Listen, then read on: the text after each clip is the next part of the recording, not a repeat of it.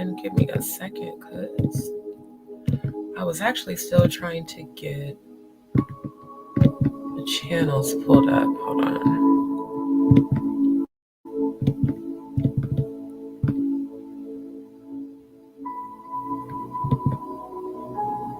Why it's not showing up correctly? That's weird.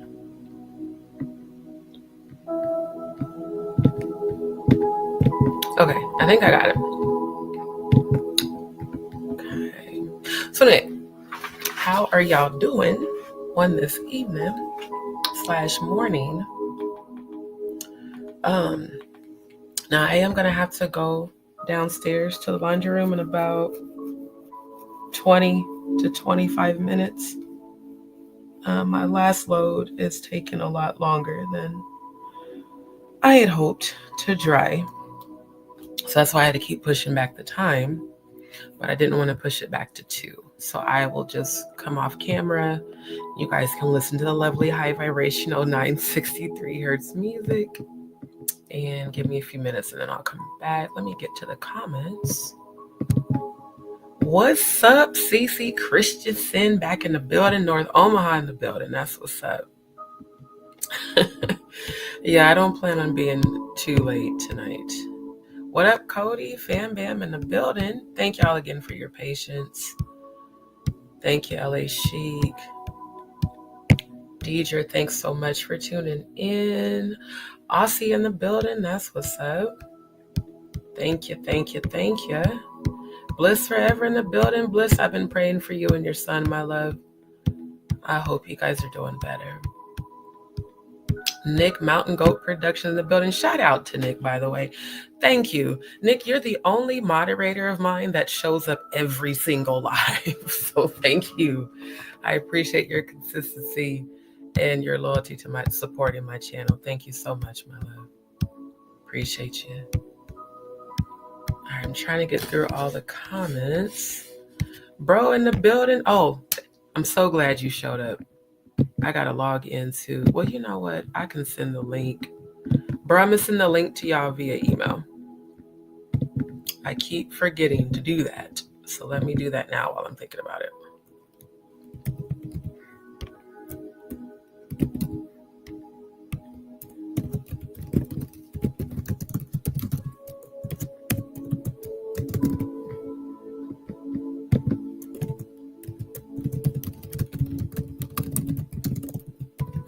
Okay, so I just sent it to both of y'all.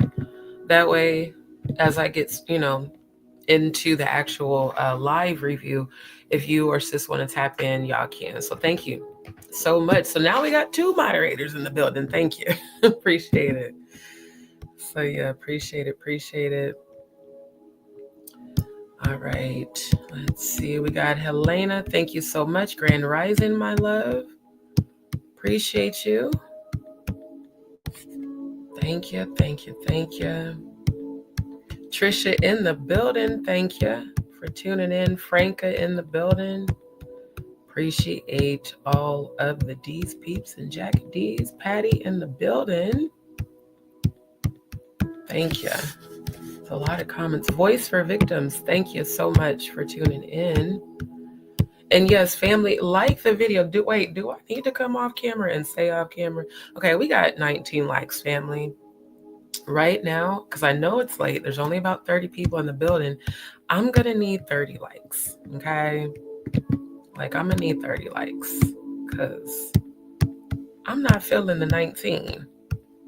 Joyce in the building. Shalom, CGK. Thank you so much, my love. All right, so we got everybody in the building. Okay, so a couple of things. Family, I'm going to come back on camera because I actually do want to show y'all something. So I was going through my old artworks. Remember I told y'all that I was enrolled in the Accelerated Technology Degree Program at Rasmussen College School of Design. And I actually did the program online. So I did my degree program online. So I found like 2 of my sketch books from when I was enrolled in school. And look what I found. I don't know if y'all can see this, but this is freehand Old English typography that I did with pencil, right? Why is it the Prince? I completely forgot this was a project for school. And so it says, "Dearly beloved, we are gathered here today to get to this thing called life," from one of my favorite songs by Sir Prince Rogers Nelson. I'm trying to make sure y'all can actually see this on the camera. Like, I could not believe I found this tonight. And this is completely freehand. Like, I didn't trace shit. I just pulled up the Old English typography. I remember this because I pulled it up on my old, not this laptop, my old laptop. I typed it out and then I copied it freehand. This is what I've always done. Like, and I found so many pictures. Like, so what I did is I took quite a few videos and I'm going to edit those and post them. Look what else I found. We had to draw freehand our first like video game character. So this is, I made her off the influence of Katana from Mortal Kombat and from Soul Calibur. There's a Katana in Soul Calibur and there's a Katana in Mortal Kombat. So she's the black version. That's why her hair is like that. Like, I completely forgot about all this shit. So yeah, these brought back like really good memories. Because my dad was still alive. And he's the one that encouraged me to enroll in that specific college because they offered their campus is based out of Fort Myers, Florida. So I did this when I was still in Nebraska.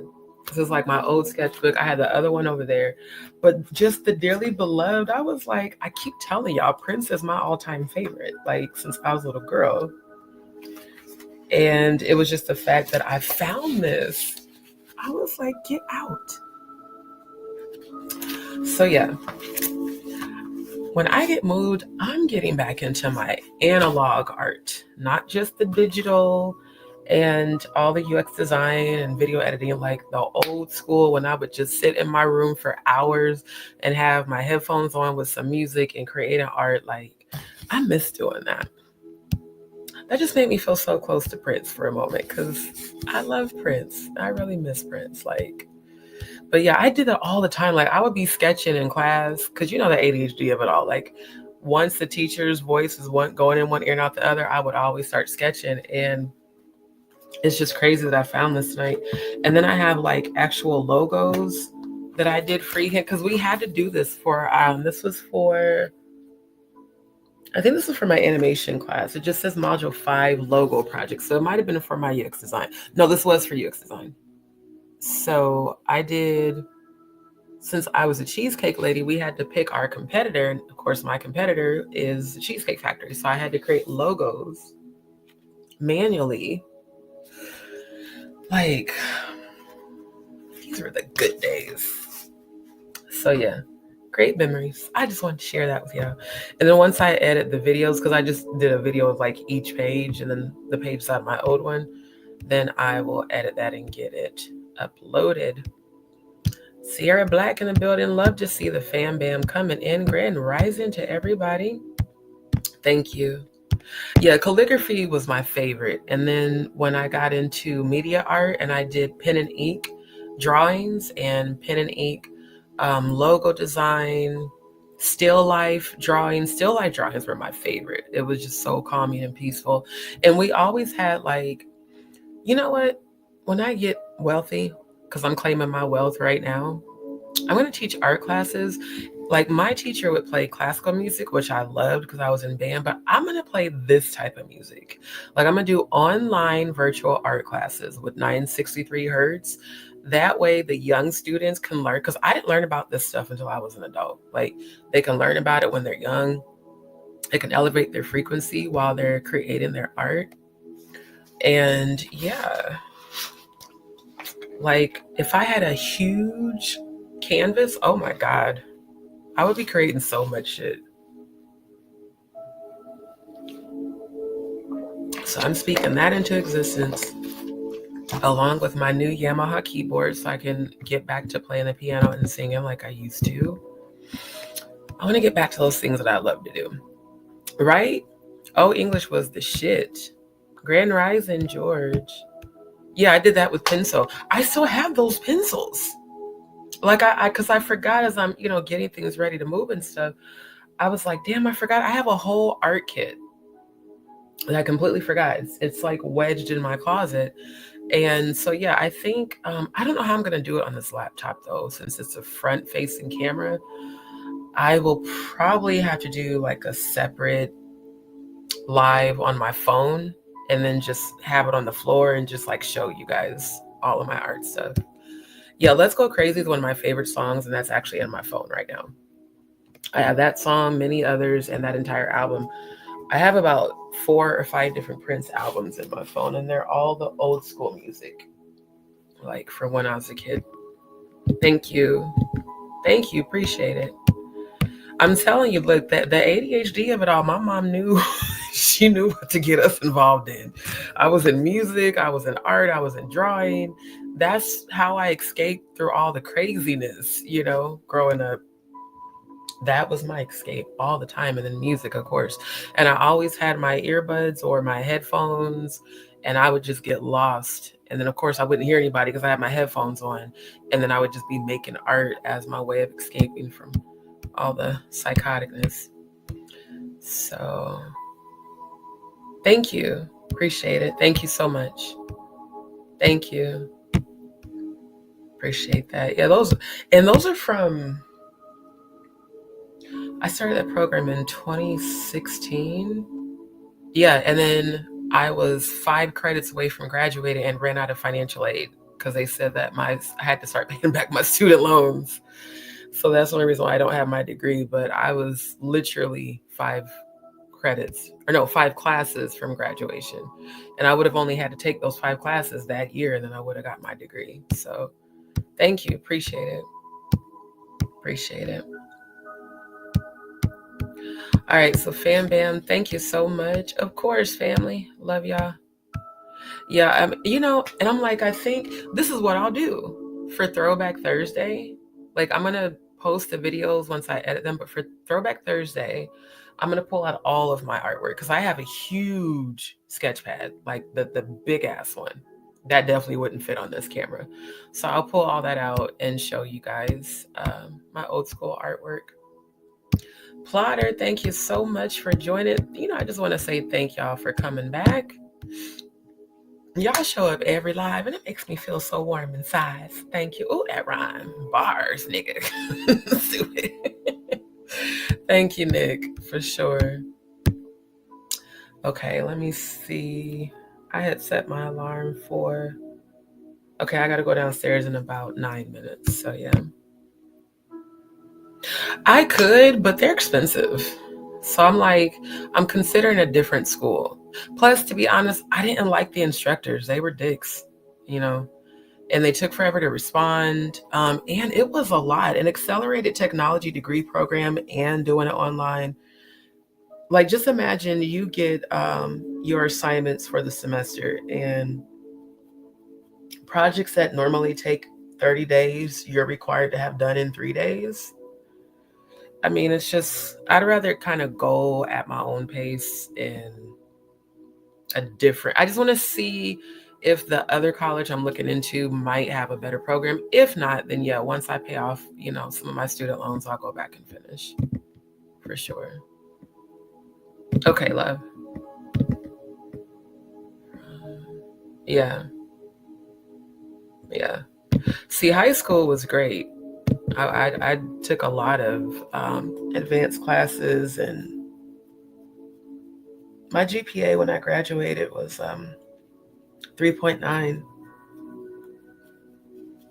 But when it comes to those classes, I mean, we had to do those because there's my other sketchbook over there. We had to do the manual projects, then we had to do the digital projects, then we had to do papers and dissertation. I mean, it was a lot. So yeah, currently right now, no. I'm good because I got enough going on, rebuilding my life and building my brands up. Yeah. And it is an actual accredited school. In fact, I'll bring it up and show you guys. And I made the dean's list too. Like, one thing about me, whatever I set my mind to, I'm gonna achieve it. I'm gonna put all my energy into it. Yeah, oh wait, it's not sharing screen. Hold on. Okay, I think, is it sharing screen now? Good. So yeah, this is the school that I attended, and my degree was the bachelor's in web and interactive design. So yeah, they do offer courses in there. You can either be like, they're based out of Fort Myers, Florida. That's actually their main campus. But again, I was still in Nebraska at the time, but this was the main campus. So yeah, I'm gonna be honest, I don't recommend the school, but I just wanted to show it. Because again, the instructors were assholes. A lot of them were assholes. And even though I was enrolled in the disability services department for the condition, Graves' disease and stuff, it was so frustrating because like the quality of my work, I always ended up getting an A or an A plus. But when I was supposed to have had because again, most of our projects, 30 days, no, you got 3 days. Like, you're not going to get a month to get this done. It's called an accelerated technology degree program for a reason. It's meant to push you to be excellent extremely quickly. But because I was enrolled in the disability services department, I was supposed to have been allowed up to a week. And a lot of times they would still hold my projects to the deadline, the regular deadline. So they would try to give me Fs because it wasn't turned in by that date. And I was like, bro, like, my account's been approved. I'm enrolled in this program. You guys are supposed to give me 7 days. And then when they would go back and adjust it, oh, you got an A plus. I know I did. Because I know how dedicated I am to what I put my mind to. Like, y'all got me fucked up. That's why I'm not recommending that school. Great program as far as, you can learn at your own pace, but not really. Now, but just them being dicks and stuff, I was like, man, y'all can kiss my ass, bro. I done sent y'all all types of, evidence and proof that I was approved for this, and y'all just keep, trying to give me Fs when damn well my work quality is an A plus. The fuck? So yeah, I liked what I learned. I don't recommend the school. That's why I'm like, I don't think I would go back there to finish the degree. I think I would just transfer my credits and finish at a better college. So yeah. Grand rising to everybody. So yeah, I just wanted to share that. I was like, oh, and then guess what else I found? The name of the convenience store. Wasn't really a gas station. Remember I told y'all me and Alyssa will walk to the gas station when we was in church, when I would go kick it at her house and stuff, and we would buy the candies for like 5 cents and then flip them hoes for 25 cents. So the name of it is Goodies. I had the name wrong. That's the name of it, and I think it's still there. And this is on the north side in Omaha. I think this is about as good as we're going to get on a photo of the inside. Of course, it did not look like this when we were kids because there definitely weren't any such thing as vapes. But yeah, we would go up in there and get them candies and stuff and then be taking them to church and flipping them. So I wanted to share that too. I was like, oh, I had to correct myself because that was actually the name of it. So yeah, Goodies was the store. See, I love that I have a person from Omaha up in my channel. Again, shout out to CC Christensen. You know about Goodies, child. Then they have them pickles too. They have them big ass pickles that you could buy for 50 cents. And then I didn't eat them, but some people would get those pickled eggs. I always just thought that was gross, quite honestly.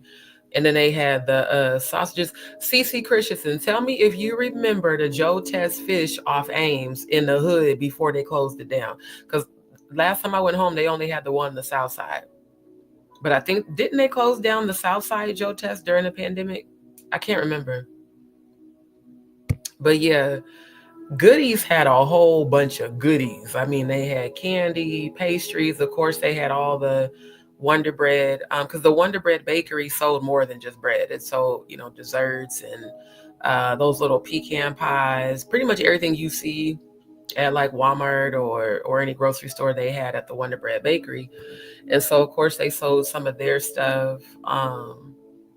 It just good memories with goodies, good memories. See, I can't do the pickled eggs. But you know what's crazy, Nick? When I went vegan a few years back, remember I told you I was vegan for 2 years?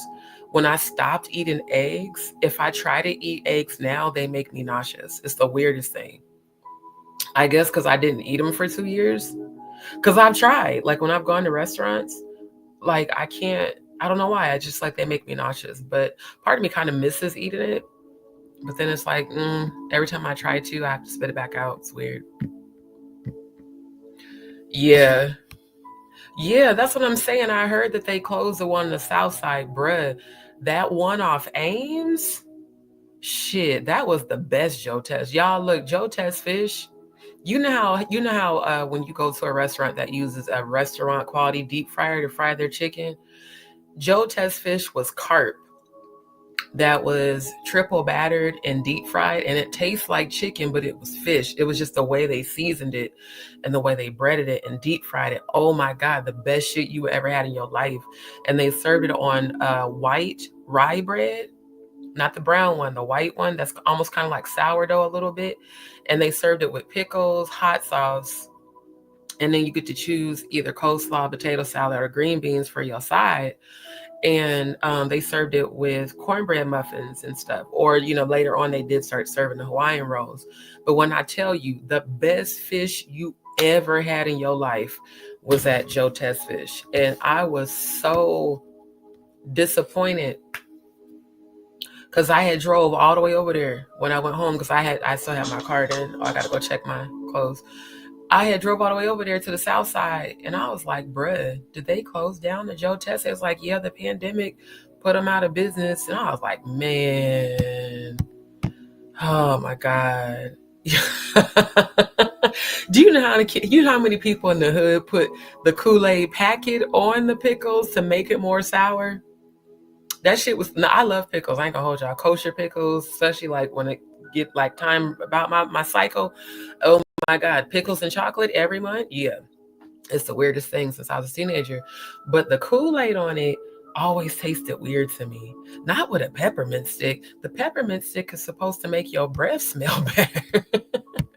Yeah, see, I can't do pickled eggs. That just spells diarrhea for me.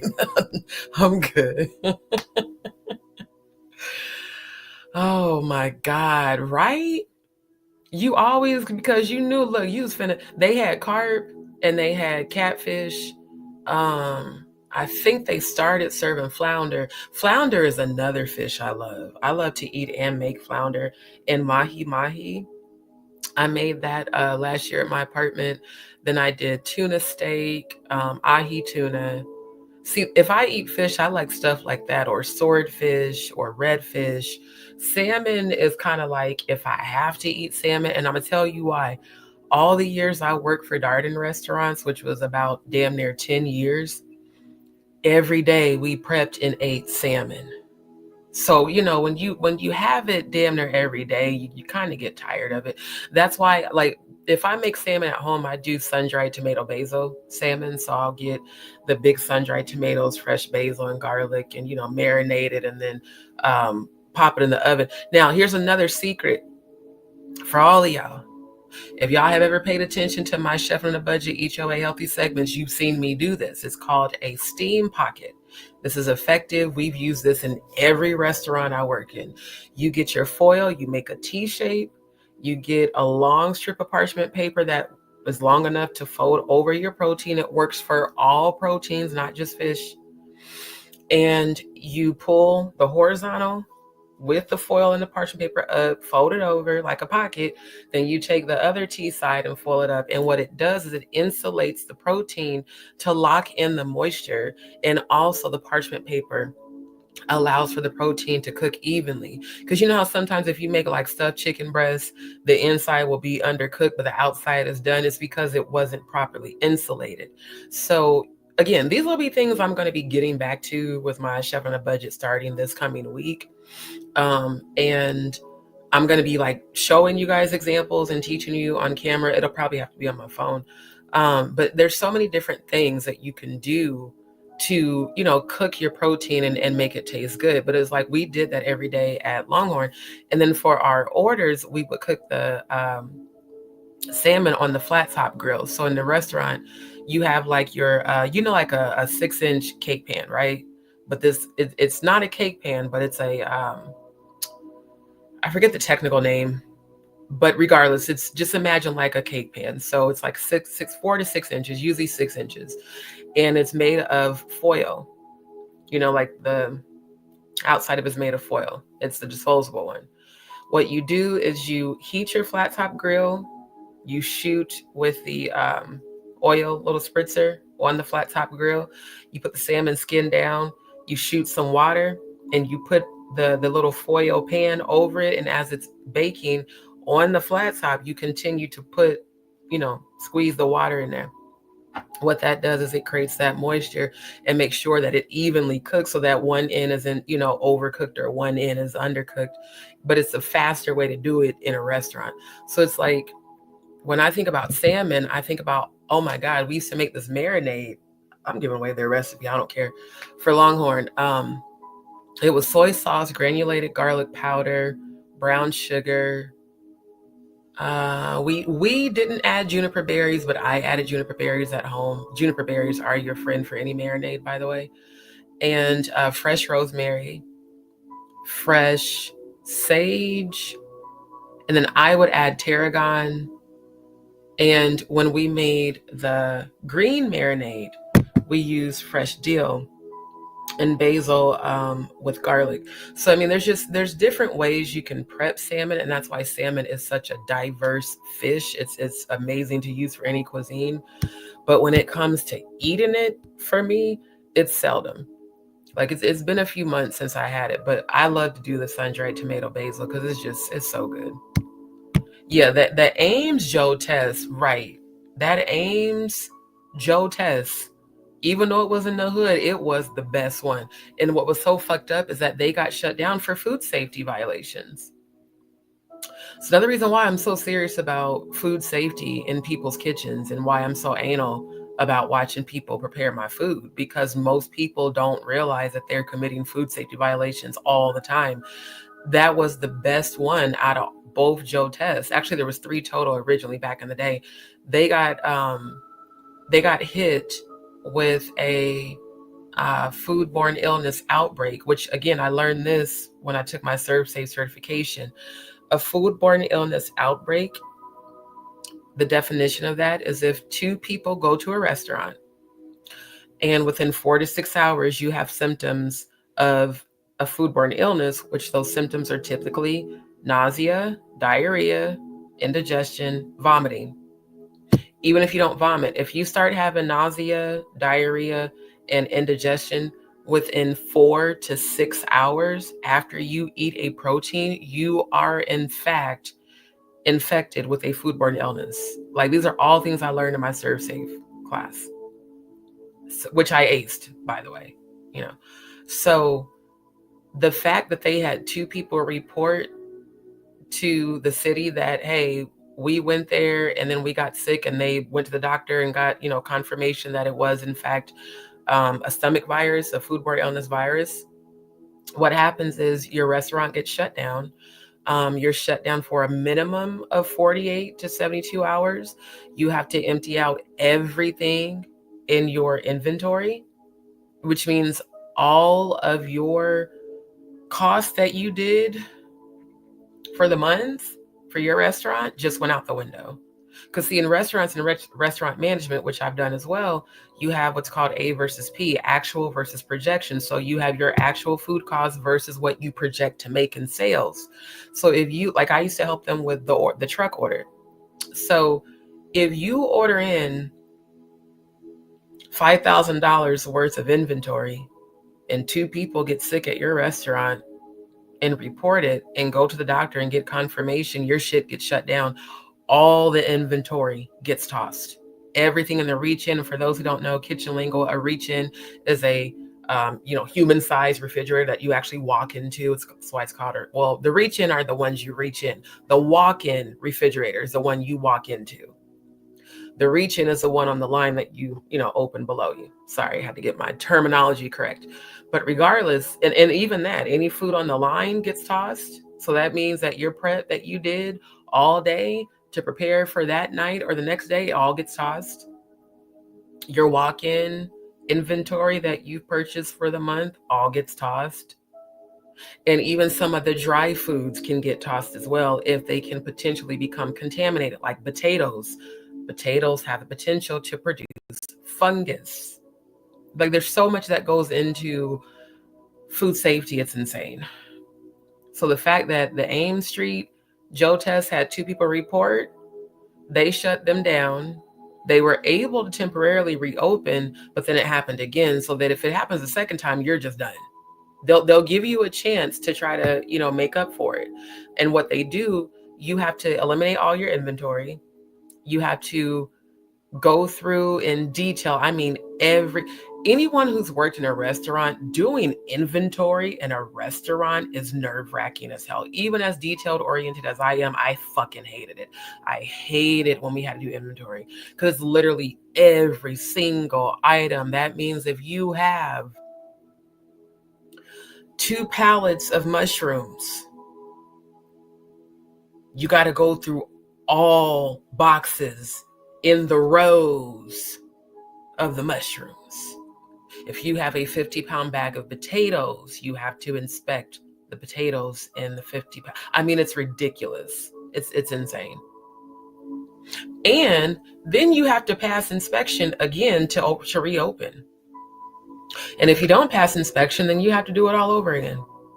It's a nightmare. That's why I don't, for me, the movie Chef is my inspiration. I'd rather have a food truck. I would never want to have a restaurant because I've done that shit my whole adult life and it's so much work. 2 people get sick, yo shit getting shut down. Unfortunately, that's what happened to the Ames Joe test. I'm trying to tell you, Grand Rising, everybody. So yeah, there's so much that goes into it. Yeah, carp, right. And that's why it was so cheap, Cody. Carp is a bottom feeder, just like tilapia and catfish. Catfish is above carp, but they're all bottom feeder fish. That's why they're so cheap. So you got to imagine, Cody, the reason they use carp, because back then you could get a Joe test plate with 3 ribs, and that was 2. You either could pick from the rib or the tail. The tail was more crispy, but of course it had a whole lot more bones. The ribs just had, the larger bones.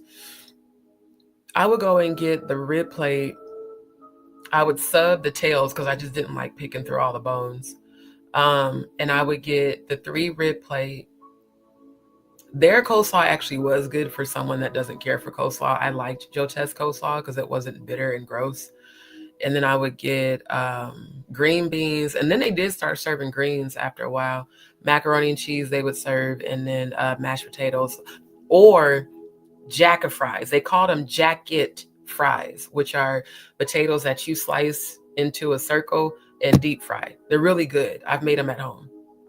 And they serve they call them fish and chips, but back home they call them jacket fries. So I don't know if that's a Nebraska thing. It might be, because everybody in Nebraska knows what jacket fries are. I mean, we make them at home, so that might just be a Nebraska thing. But they give you a big plate with the 3 ribs, a whole shit ton of jacket fries, coleslaw, a little ramekin of pickles, and then you had your hot sauce, or you could get tartar sauce, but most people ate it with the pickles and the hot sauce. That's just like a standard. Right. Yeah, and it was farm raised and fresh. That's also why it was so good, because it didn't come in frozen. Like it was really, really good. Grand Rising to all y'all. So yeah. Got you, Cece. Got you, my love. So yeah. Good memories, man. Straight up. Grand Rising, Eden, Scotland in the building. Yeah, I ain't gonna hold you. That's the only way for me to eat fried fish. But I like Texas Pete. I don't care for Louisiana hot sauce no more. It's too vinegary now. It doesn't taste how it used to. Back in the day, I would either use Red Hot. Red Hot was one of my favorites, especially for buffalo wings, or Louisiana. But of course, when I first moved to Houston back in 2012, is when I discovered Texas Pete. And now, no matter what state I'm in, hell, when I was in Florida, I would buy Texas Pete hot sauce at Publix. See, I can't, for me personally, I don't like the combination of any cheese with salmon, except for shaved Parmesan. Shaved Parmesan on salmon I can do. But the cream cheese, no. Capers and lemon butter from scratch, absolutely. I've actually made that before, for sure. Oh, and I've made Vietnamese chicken. Oh, I wish I could have found that picture. I'll find it on my Facebook. I made Vietnamese chicken thighs when I used to actually live in Greenspoint, like when we first moved here. So we moved here in 2012, and then I got my own apartment in 2013. That was also when I was exploring the lifestyle and shit. But yeah, I made a Vietnamese chicken thigh dish with vermicelli noodles and water cut celery. I did the rice paper spring rolls to go with it, with the shrimp and the bib lettuce and all the stuff we used to make at PF. Like, that's why I just want to get moves, because I want to get back in the kitchen and do what I used to do. Just get in there and innovate and bring the restaurant experience to you guys and really show you really truly how to, cook like a chef on a budget. Yeah. And the norovirus is one of the most common ones. That's the one that gives you the diarrhea and the nausea. And if it's a real bad case, a severe case, of course you'll vomit. I remember when I was back home right before my thyroid cancer surgery, and I went to the Popeyes, Cece, the Popeyes off of 90th and Maple over there, not too far down the street from Goodies, Grand Rising Robin. I went in there, and ain't nobody tell me, because again, I was living in Kansas City and stuff, so I didn't know that the 90th Street Popeyes had went bad. And bruh, I went over there and got me a 3-piece. And when I tell you that night, I was sick for 13 hours, vomiting and having diarrhea at the same time for 13 hours, every hour on the hour. It was horrible. Like, it was absolutely horrible. And my sister was like, well, should we take to the ER? And I was like, I don't even think I would make it. Because it would be like, I would go lay down and then have to run right back to the bathroom. Like when Jag was sick the other night, and she was like, I'm basically, or what was last weekend was like, I'm sleeping in the floor. Bro, it's horrible. It's the worst shit ever. And that's happened to me twice in life. Like, I've had food poisoning twice. And it's horrible. Yeah, I learned the hard way that ain't the Popeyes to go to when you go home. Now, the Mexican restaurant over there, there's a De Leon's. De Leon's is my favorite authentic Mexican restaurant back home because they make authentic Mexican food. But then the other one, what's the name of it? It's the common one that the food isn't quite authentic. It's kind of Tex-Mex. Hold on. And they're up all night too. De Leon's and that other one, they're open 24 hours, which again, that's why a lot of us went. Cause in the middle of the night, you've been smoking your shit and you got munchies and you want to go get you some good food. We would go there because they was open all night. Wait. I'm actually looking it up because now I can't remember the name of it, but I know the one I'm talking about. 90th, and that is Blondo over there. Yeah, 90th and Blondo. Alvarado's. That's the name of it. Yeah, Alvarado's. Because and it ain't gonna hold you. Alvarado's is not bad. They're just not as authentic as De Leon's. De Leon's is like, tasted like what my homegirl, her mom used to make, but they're open 24/7. And see, I told you, this is how they make the tacos for real. My homegirls that I went to high school with, They are actually from Mexico. This is how them and their moms make the tacos, except for they add papas, they add potatoes to them. But everybody goes to Alvarado's because they're open 24/7. They never close. So, you know, when you get out the club, or like I said, you might be having you a little hot boxing session and everybody hungry. So we finna go over to Alvarado's because we know they open. La Mesa is a good one too, but they're not open 24/7. De Leon's. Let me show y'all that. That's my actual favorite one. Every time I go home, I go by De Leon's. They have one in West Omaha, but I like the one on the south side off of 33rd. Is this the one? Yep. Here we go. And De Leon's is also open 24/7. So yeah, they are the best. Oh my God, these street tacos, y'all, and their salsa verde and their salsa roja is the best. Their fajitas are the shit. They serve these fish tacos, bruh. Oh my God, I don't even be liking fish tacos, but theirs are the shit. Like, Omaha do got some good food, but so does Texas. Is this the one with the, yeah. I mean, and their prices are legit too. None of their plates are over $10, you know. So yeah, just, you know, a little bit more about Omaha. Again, we'll never move back there, but when I go home to visit, I'm stopping by my favorite spots. And look, Cece, tell them about Runza.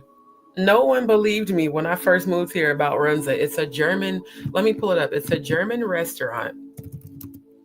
And they serve these German, they're compared to what Texas calls kolaches. And they're served with this German seasoned meat and sauerkraut. And now they have them, here we go, famous Runza sandwiches. Yeah, these are similar to what they call kolaches here. And they're a stuffed bun that's really long, and it's full of cabbage, sauerkraut, and like German seasoned food, or not food, German seasoned meat. And the one, when I used to eat like beef and stuff, this was my favorite one, the Swiss mushroom. Oh my God, so fucking good. I ain't gonna hold y'all. I never pinpointed what the meat is. I don't know if it's beef and pork. It kind of tastes like beef and pork mixed together. But we never quite knew what exactly the meat was made of. Speaking of, I gotta know now that I'm showing y'all. Hold on.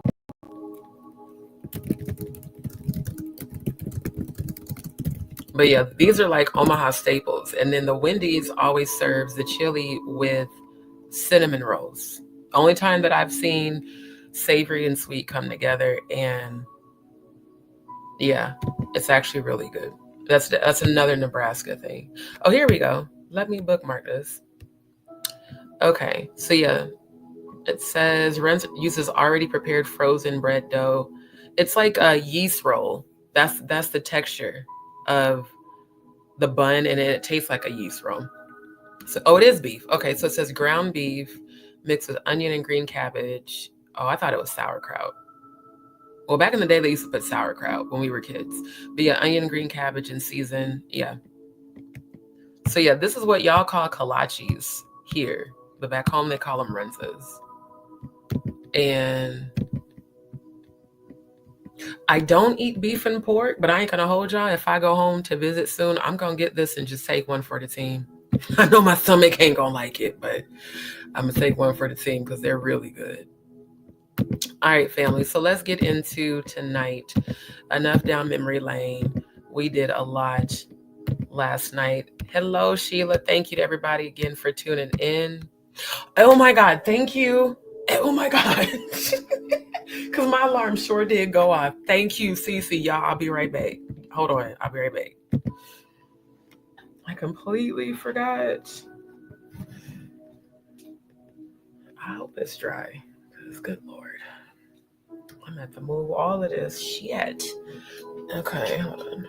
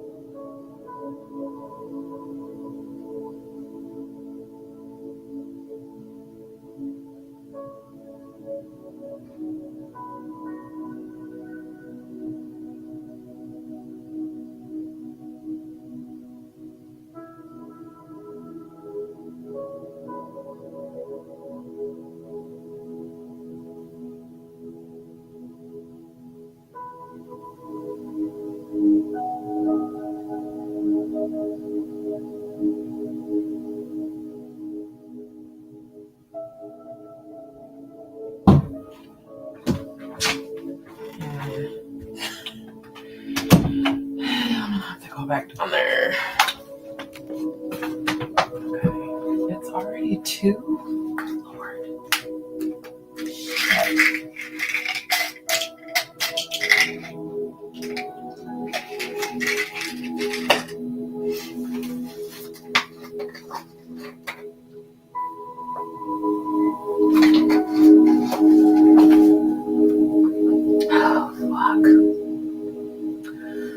Okay, it's 209. Down there at 310.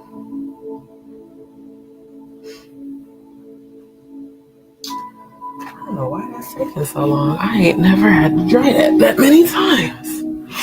That's nuts. Okay, y'all give me a second. I gotta reposition.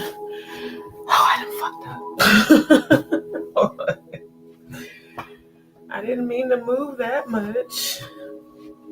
Hold on. Bring that forward. My yoga ball all way far back. And I'm trying to get back on it. Oh my God. I can't wait for the next After Dark. I swear to God, getting on this yoga ball reminds me of when my ex had he was a big dude, the one I was with from Atlanta. And that just reminds me of Mountain Hill. Shit was hard to do. Oh my God. You know, it's so funny when you get over shit and you can start laughing about it. But I think about all the times, boy, I'm telling you, mounting a big dude is not an easy feat, y'all. Okay. Let me make sure. Okay. Luckily, I got everything kind of back how it was supposed to be, I think. Hold on, y'all. I was trying to rush back up here. My comforter is still not dry, and it normally does not take that long. So I am going to have to go back down there in about an hour. Hopefully it'll be dry then. Okay. All right. Thank you, CC, for the reminder. Appreciate it. You know what, Bliss? Did you start getting sick 4 to 6 hours after you ate? Because if so, it's a virus. But it's a virus from the food. Let me know. Yeah. I mean, I had to keep, it was horrible. Like, you know how you got your little bathroom, little, trash can. I had to keep clutching the trash can on the toilet because it was coming up and out simultaneously. It was horrible. That was the worst shit ever.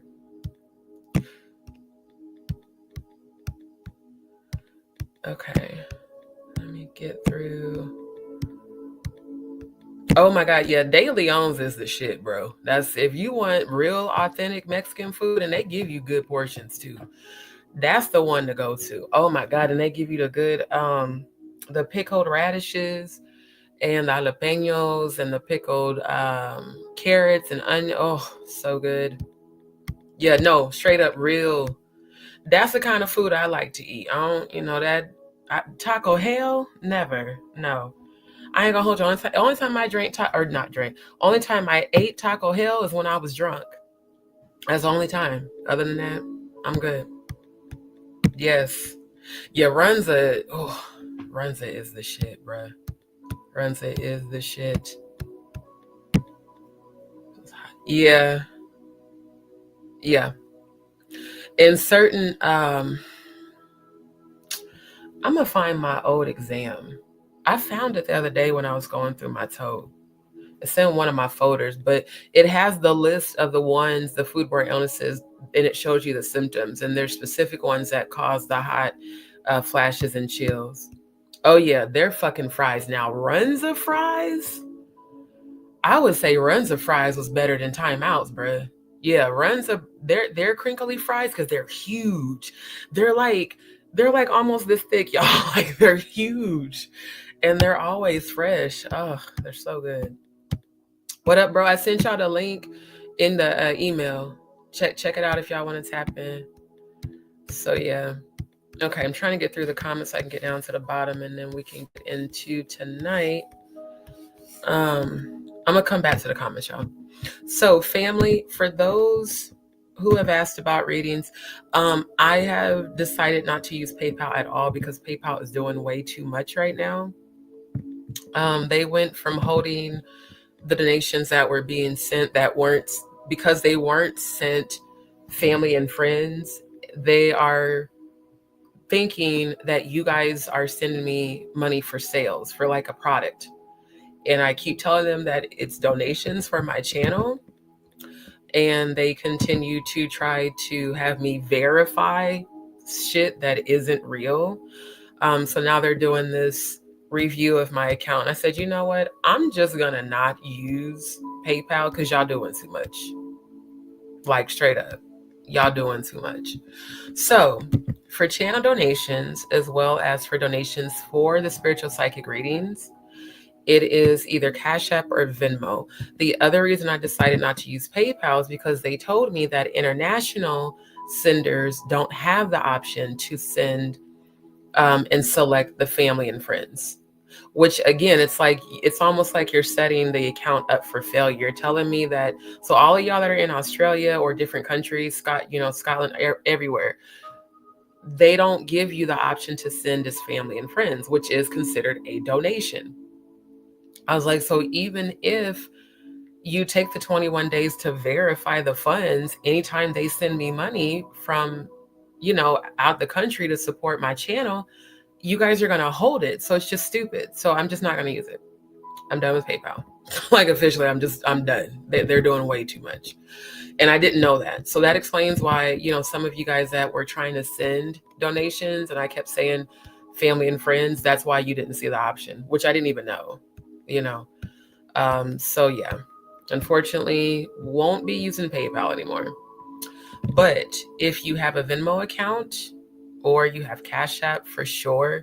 And even if you don't have a Venmo account, I do know Venmo does allow international sending, and they don't do all that. They don't do all the holding and verifying. I don't even think they take a percentage. So I'm kind of glad that happened, because PayPal takes a percentage too every time y'all send donations. So family, just going forward, for any channel donations or reading donations, send it via Cash App or Venmo.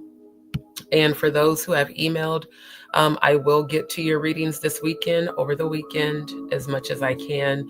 Again, you can choose from general, love and compatibility, career and business, divine purpose and past lives, spiritual protection, and zodiac psychic readings. For those who asked if you can select more than one type of reading, yes, absolutely. So wait, I just wanted to delete. You know what? I'll just leave it. It's weird how it shows up on the desktop as opposed to on my phone. But anyway, so if you wanted to if you wanted to request like a general reading, a divine purpose reading, a zodiac psychic reading, so you want to do 3 different types, then you would just, put that in your email, like, hey, I want to do, like, say for instance, you want to choose 3 different categories in 3 different times. So you decide, hey, I want a 35-minute zodiac. I want a 45-minute spiritual. I want a 20-minute general. Then you would just send the donation for that amount with the time and then put in your email. And family, you do need to send an email, because some people were sending notes attached to their donation on PayPal, and I can't get into those details and always read those messages. So make sure, family, that you follow the instructions that I put on here. Send me an email with your reading request. Make sure you put reading request in the subject line, and then send your donation to either Cash App or Venmo. If you want me to be live on video like I am right now, you're going to add $10 per reading. So even if you select more than one reading, and you want, me to be on video for all 3, you're going to add $10 to each reading. And then if you want an ancestral or psychic medium session, that's a $60 donation per hour. Virtual Reiki healing sessions are $65 donation per hour. So I reposted this because it seemed like a lot of people had questions saying that they couldn't find the information, or they didn't, where to locate it. So if you see me post this again, it's because someone has asked me to.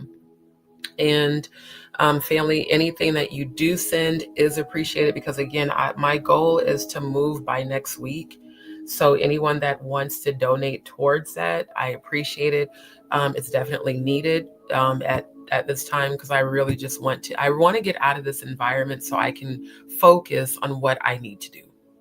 That way I don't have to deal with other people. I don't have to deal with waiting on, like, I can just be focused and get done what I need to get done. So anyone that wants to help with that, any donation is appreciated, whether you send it through Cash App or Venmo.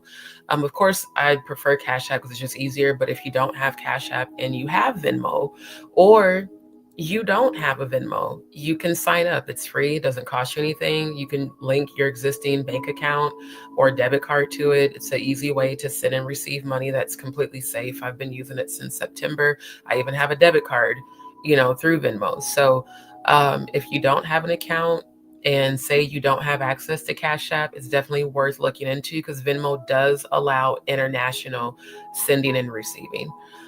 So yeah, right now, these are just the two most efficient, safest ways for me to receive the donations, because they are indeed donations. And then the other reason I want to get moved ASAP is because I did sign up and receive my certification for tax preparation. So I want to be able to help those who need assistance with getting their taxes filed. I have done my own taxes ever since I left home. So, I mean, I've been doing my own taxes for well over 20 years. And I now am certified to be a tax professional. So I will be getting all that information posted as well. But in the meantime, again, right now, my goal is to get moved, but it doesn't mean that I won't get to your readings. So I'm doing everything I can to try to balance everything. That's why I'm not available as much lately, because I'm having to make phone calls. I'm having to make plans. I'm having to do this. I'm trying to get things condensed down and, lighten up my load for when I leave. So I don't have to take so much stuff with me. So again, thank you, family, for your patience. Continue to be patient, because once I get moved, things will be a lot more, organized. Like, I'm very anal. I very much use my Google Calendar and my phone to plan and schedule everything and my little notepad and stuff. So it's just because, the transition that I'm going through right now. And even though it's been challenging, I know that everything's working out in my favor, because I deserve it. And that's, in my moments of frustration today, because a lot happened today that I'm not even going to get into, but it was like one thing after the other. I said, you know what, ancestors, if y'all don't give me what I've been calling in, because I deserve it, all this shit I done went through, all the people that done fucked me over that I've done right by, oh no, y'all gonna give me what I've been calling in. Because that's all I've been focused on, is my manifestations, not all the fucked up shit. So, because if I focus on the fucked up shit, I won't be in a high vibration. So I understand that everything that aligns, and it's 222 on the clock, everything that aligns in our life, all things work together for the good. Everything, even the fucked up shit, it's working out for your good. And the song I was gonna sing, I'm gonna sing tomorrow, because I am tired. But it's applicable to what's going on in my life right now. And once I move, then I'll give my full testimony. Because right now, as I'm in the thick of it, I want to get through it and be on the other side of it, so I can tell you guys more about it. Since 222 came up on the clock. Really hate the drop down that you guys coded on this website. They should just eliminate that, for real. So one of the first things you need to understand about the angel number 222 is its numerology meaning. This number is a combination of the energies and attributes of the number 2 repeated 3 times, amplifying its influences. Number 2 resonates with balance, harmony, adaptability, diplomacy, and cooperation. All things I'm being challenged with at this current time. This is why, again, my full testimony is going to be given after I move, because there's so many things that have been going on that I'm just going to wait to speak on. But the balance has been, I've had to really work on balancing my energy and situations and time and, everything. Harmony in the midst of bullshit, adaptability in the midst of bullshit, diplomacy when people keep attacking you, cooperation when people keep fucking with you. Every day. Every day. And you got to still maintain a high vibration and be grounded and centered. Again, test immunity. Some of these tests we don't like. And the angel said, well, you did sign up for this. I said, you know what? I know I did, but fuck y'all. This is too much. Shit. I talk to my angels and ancestors just like they people. Because I know where I've been focused. And I ain't been focused on no sort of lack. But what I realize is it's the frequencies in the environment. Again, when you're an empath, you pick up on their frequencies. These are not my feelings. These are not my thoughts. These are not my frequencies. These are theirs. That's why I just want to go now. I don't want to feel this shit anymore. Yes, I have dominion over it. I'm tired of feeling it. That's also why I'm so fucking exhausted. Like when you're an empath, clairvoyant, psychic, you feel, see, and hear everybody else's shit and yours. So it's funny that 222 just showed up, especially after the day that I've had, really the whole week that I've had, And still, that's why I like to reminisce on things that make me happy. That's why I like music, roasting people, the funny, the levity of it all raises your vibration, So again, my full testimony will be given once I move. But when the numbers show up, I want to show y'all what the numbers mean. So you understand the angel numbers. That if you're seeing a repetition of a particular number, there's a message in that frequency. That's the universe and your angels and ancestors and spirit guides trying to get a message to you. If you see 111, 1111, 1212, 1010, 999, 666, 777, 555, 333, 444. I've seen 333 and 444 every day this week. So I already know, okay, it's some positive manifestations that's about to come into fruition. But there's also, the bullshit you got to go through to get there, which is annoying, but you still got to go through it, So yeah, it says number 2 is often associated with relationships, partnerships, and collaborations. Interesting, especially given the readings that I've gotten lately. Therefore, angel number 222 represents a balance in your life and a reminder that you are not alone. Thank you, ancestors, angels, and spirit guides, because I ain't gonna hold y'all. I've been feeling alone a lot going through all of this bullshit.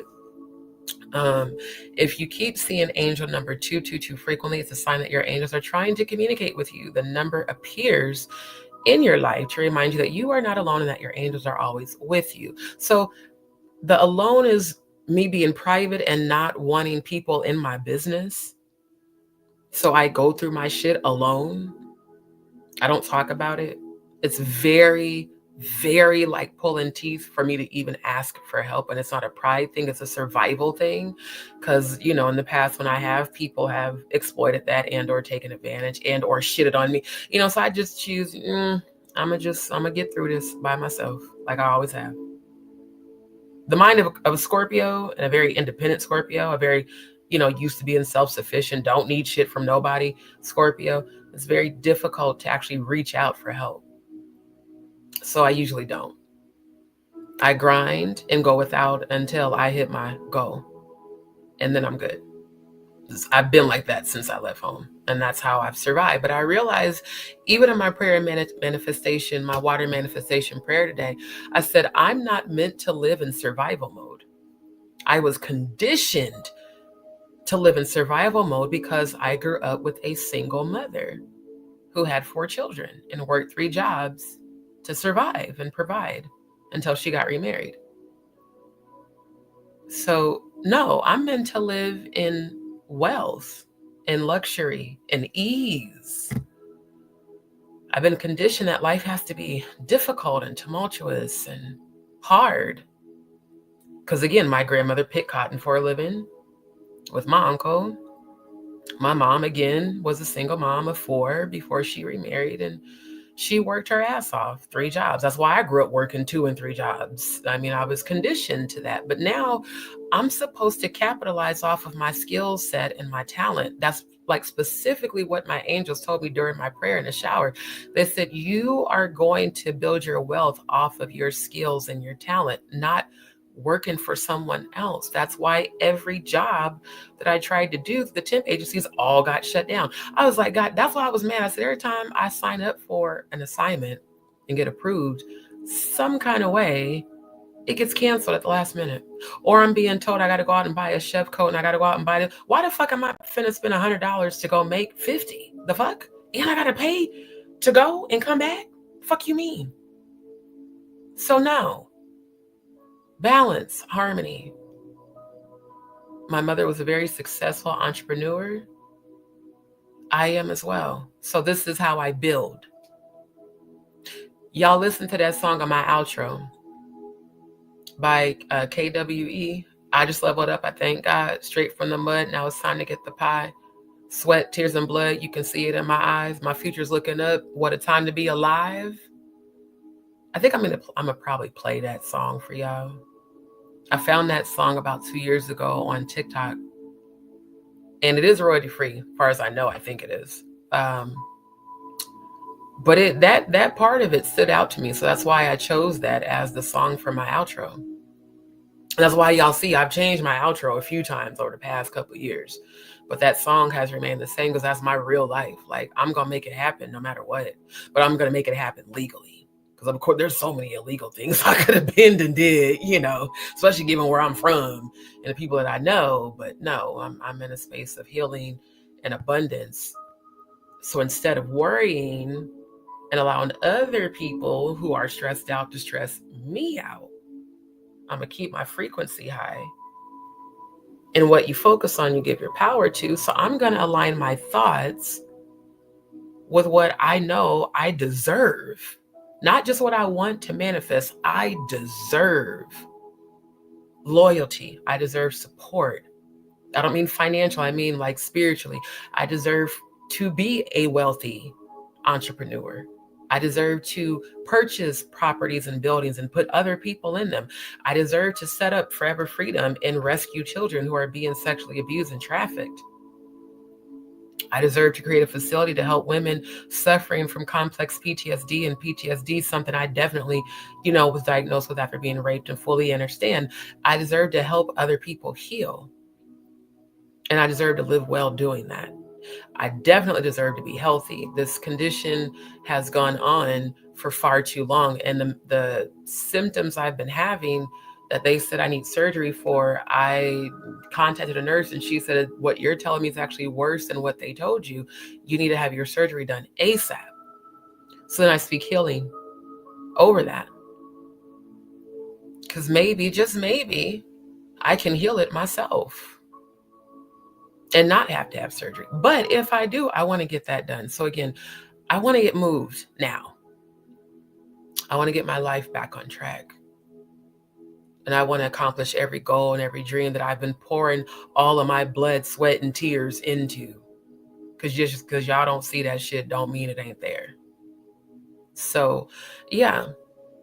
I love that this popped up. And I was allowed to see that. It says, it's a call to focus on your intentions. See, I tell y'all about intentions all the time. I've been setting my intentions, especially during the full moons, to manifest. I've called in my divine masculine every full moon. I've called in my divine feminine every full moon. I've called in my soul tribe, my soul family, my soul sisters, because that's what matters to me more than anything. The people that are going to be there, the people that understand what's going on in this world, that we can spiritually come together and prepare for the transition off grid, that we can prepare for what's to come and not live in fear, but just prepare. But the right people. That's why a lot of tower moments had to happen in 2024. A lot of people exposed themselves and got removed from all of our lives. Because only the real chosen, like the real ones who know spiritually what's really going on, we're the only ones that need to be together right now. All the fakes, there's a reason people are exposing themselves, y'all. That's why I don't trip over the trolls no more. Thank you for exposing yourself. Now get the fuck on. Because you're just a distraction. And why should I give my energy to that? Speaking of that, though, I am going to speak on Mr. Uncle Ben's rice in just a second. Your angels are telling you that you have the power. You have the power. You have the power. One more again. You have the power to make your dreams a reality. That's why I talked to my ancestor today the way that I did. I already know that. So y'all gonna give me what I've been manifesting. Sometimes you have to command a manifestation, y'all. Now, this is something I would teach you normally in a reading, but I'm giving this for free. You have to command your manifestation when you know you've been putting in all the work. When you know you have not had negative thoughts. When you know you've maintained a positive mindset in the midst of bullshit and helped other people when you ain't had nobody there to help you. So yeah, I know I have the power to manifest my dreams. And my angels, ancestors, spirit guides, y'all are going to assist me. Because I've been keeping up my part of the bargain. Now look, come on. And every time I say that, then I just release it, shit starts to manifest in real time. Literally.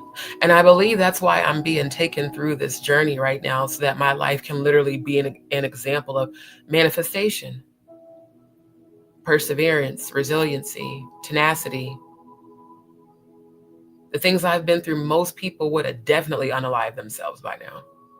But I keep going because I fucking deserve it. It's like I have all these premonitions that I know are coming true. So I can't give up because I see what's coming. I've held my baby girl. I've held my son. I've seen me and my husband be married. You know, and not just that, but I've seen myself producing and showcasing my movie. I've seen myself dreams accomplished. So if I stop because of the bullshit, then guess what? I'm not going to accomplish that shit. And then it does mean that all the people that came against me won. I'll be damned, and I ain't going to ever be damned. I wish I would give up. Because a motherfucker hater, a motherfucking fan in denial. I went through too much. I lost too much. So now it's time for me to gain. But it ain't always easy, y'all. You know, you human and divine. That human side be tired. Everybody's talking about Job. Job was not with the shits. I don't know why y'all keep lying on Job. If you've read any of the Apocryphas, hell, even the book of Enoch, Job was not okay with all the shit that kept happening to him. They be like, Job was persecuted. Y'all full of shit. Job was like, bro, what the fuck? But he chose to keep going. Like, you know,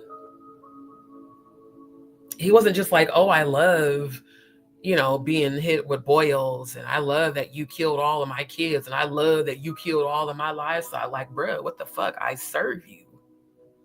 I represent you. Why are you letting all this shit happen? Strength, tenacity, resiliency, perseverance, examples of that.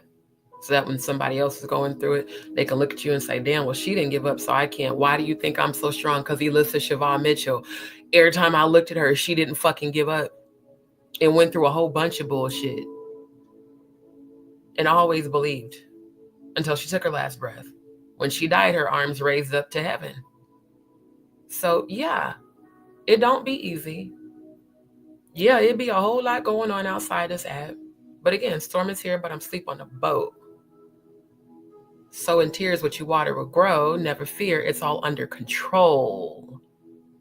The storm is here, but I'm asleep on the boat. Try to pull me down, but I see the mark, so I press. Christ brought me out so many times. Why stress? Stress is a choice. I chose not to stress today. Even though there was one situation after the other, I said, you know what? What I know angels and ancestors and spirit guide and the most high God within me is that I'm fulfilling my soul contract that y'all gave me. So guess what? Everything y'all showed me about to manifest in real time. Because I said it, because I commanded, because I demanded. Oh, I demand my manifestations. Yeah. I kept up my end of the bargain. Okay. It's not gonna go through all this shit and not receive my blessings. Ain't no way. That would make God infallible, and God cannot be infallible. So it's all about your choice, where you choose to align your frequency and your thoughts. I am not giving my frequency currency to bullshit. I'm not gonna do it. I got way too much shit going on in real life. Motherfucking trolls be wanting energy because they're getting starved of it. Bitch, starve and die for all I give a good goddamn. Why do you think I starve people of my energy? Because pretty soon you gonna die off. Not you physically, your energy is going to die off. Because you're gonna realize I don't give no fucks. You're not gonna get a reaction out of me. You're not gonna get my inner G. My inner G, my inner God. You're not gonna get that. But what you will get is education and, divine revelation. Hence my album, Revelation of D, coming soon in 2025. Stay tuned for all of those songs. Everything I'm going through right now, I'm writing about it. I channel all my frequency into lyrics, melodies, beats. Yeah, it's going to be a very powerful album. Very. Spiritual meaning of number 222 from a spiritual perspective. Angel number 222 signifies the presence of your angels and spirit guides in your life. This number is a reminder that you are connected to the divine and that you are being spiritually guided. Your angels are supporting you on your spiritual journey and encouraging you to trust in your intuition and inner wisdom. This number is a message of hope and encouragement during times of spiritual growth and transformation, i.e. my life. Spiritual growth and transformation. I told you guys about the Tower card. I will be as I continue to research and learn about tarot, I will start offering tarot readings. A Tower moment is an ending. Some Tower moments are very intense. If you have an intense Tower moment where you lose people or things, it's for your highest good. When it feels fucked up, when it feels unfair, when a person you genuinely loved and trusted betrays you, when people you've been there for shit on you, when people who know your circumstances don't help but gossip and talk shit about you, count it all joy. You know why? The right people expose themselves to get removed, so God could bring the right people to replace them. We're actually not meant to walk this earth alone. But again, survival mode makes you think, like me, I'm all I got. Because honestly, since I left home, that's how it's been. When I left home, my mom said, if you walk out the door, you can't never come back. You're not my daughter. I will never help you. You're on your own. Harsh, yeah, but it made me strong. And I left home 6 days after I graduated high school. And I had my first apartment by myself at 19. Working 3 jobs through temp agencies. Because again, I was conditioned. We had, our catering business. We had our church and I was in school. I was used to that shit. It ain't nothing to me. I'm just saying, a lot of us is going through a lot of shit that seems fucked up. Like, Lord, why are you allowing this to happen? For your highest good, count it all joy. That ending needed to happen for your beginning to start over better. Jaguar Wright said to me in my life, October 20th of 2024, God will strip you to give you better. She don't even understand how powerful just those words were in that moment and still are today. Because every part of my journey that's been fucked up, it has also gotten progressively better after the fucked up shit. From one fucked up situation, it got a little better. Then when it was time for me to exit whatever situation or environment or person, God allowed a Tower moment. Hey, this person is no longer meant for you on your journey. We got to make a separation, because where you're going, they can't go. Their frequency doesn't match yours. You've given to the wrong people. See, empaths always attract narcissists. So yeah, it might be fucked up. You might lose some people along the way. You might lose some things along the way. It's going to be replaced with better. Shout out to my good sis for that. That's why I got the love I got for Jaguar. Like, dead ass for real. She says the most profound things at the right moment.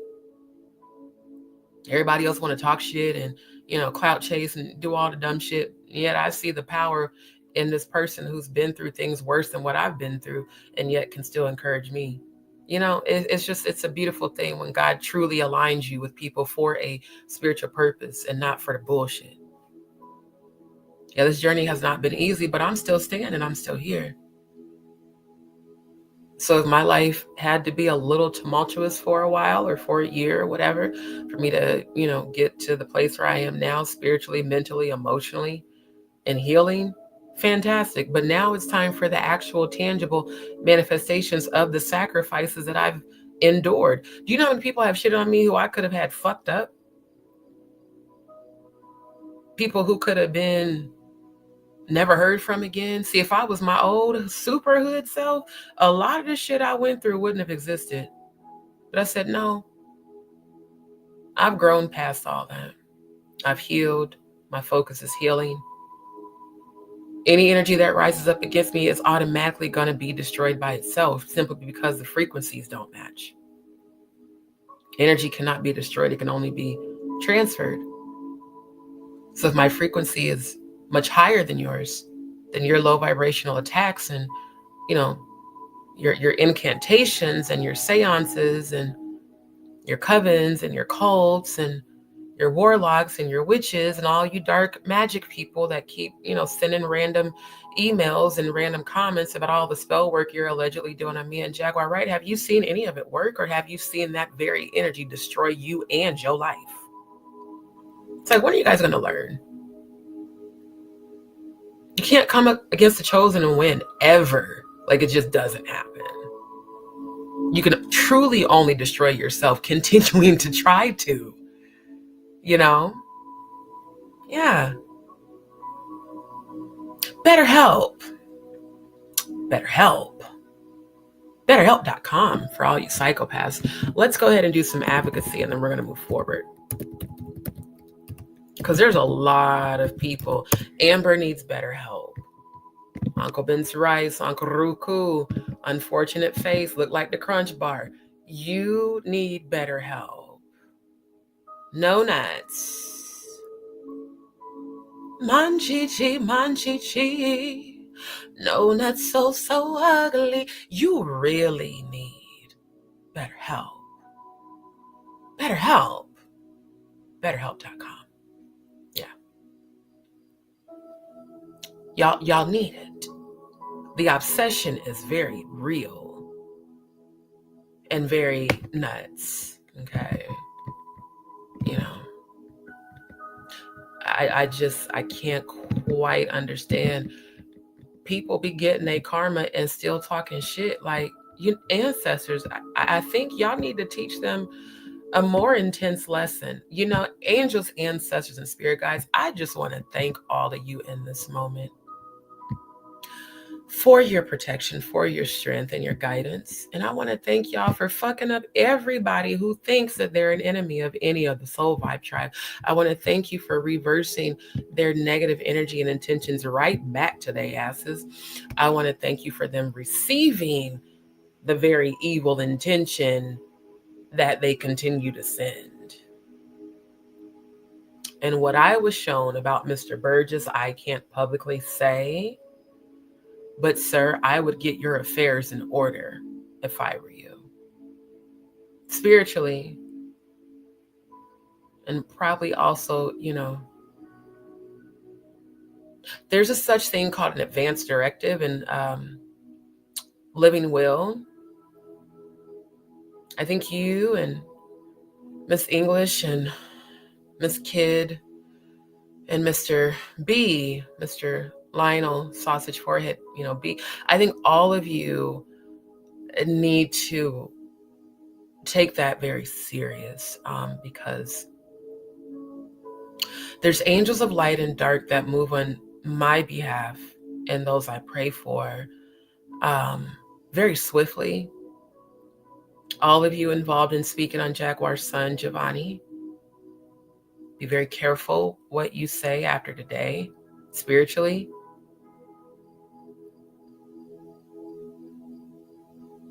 Angel of death is coming to collect, spiritually. I heard February specifically for certain people who continue to speak. Now, one thing I know, since I was 8 years old, I would have premonitions of people's funerals and then they would die.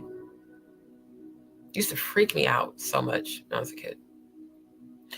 Until later, I learned that that was a gift. They call it a gift. I didn't. I've seen a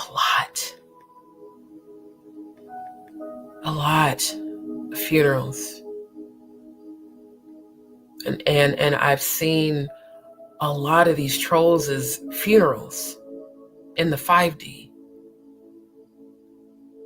That's why I'm also not giving it so much energy, because some of y'all are going to be detoxed from planet Earth by the angel of death and vengeance and the ancestors. They're coming to collect very soon and very swiftly. And every time you speak against us, Soul Vibe Tribe, those of us who are the true chosen, not the called, well, then the dark angels and the ancestors who are, in vengeance,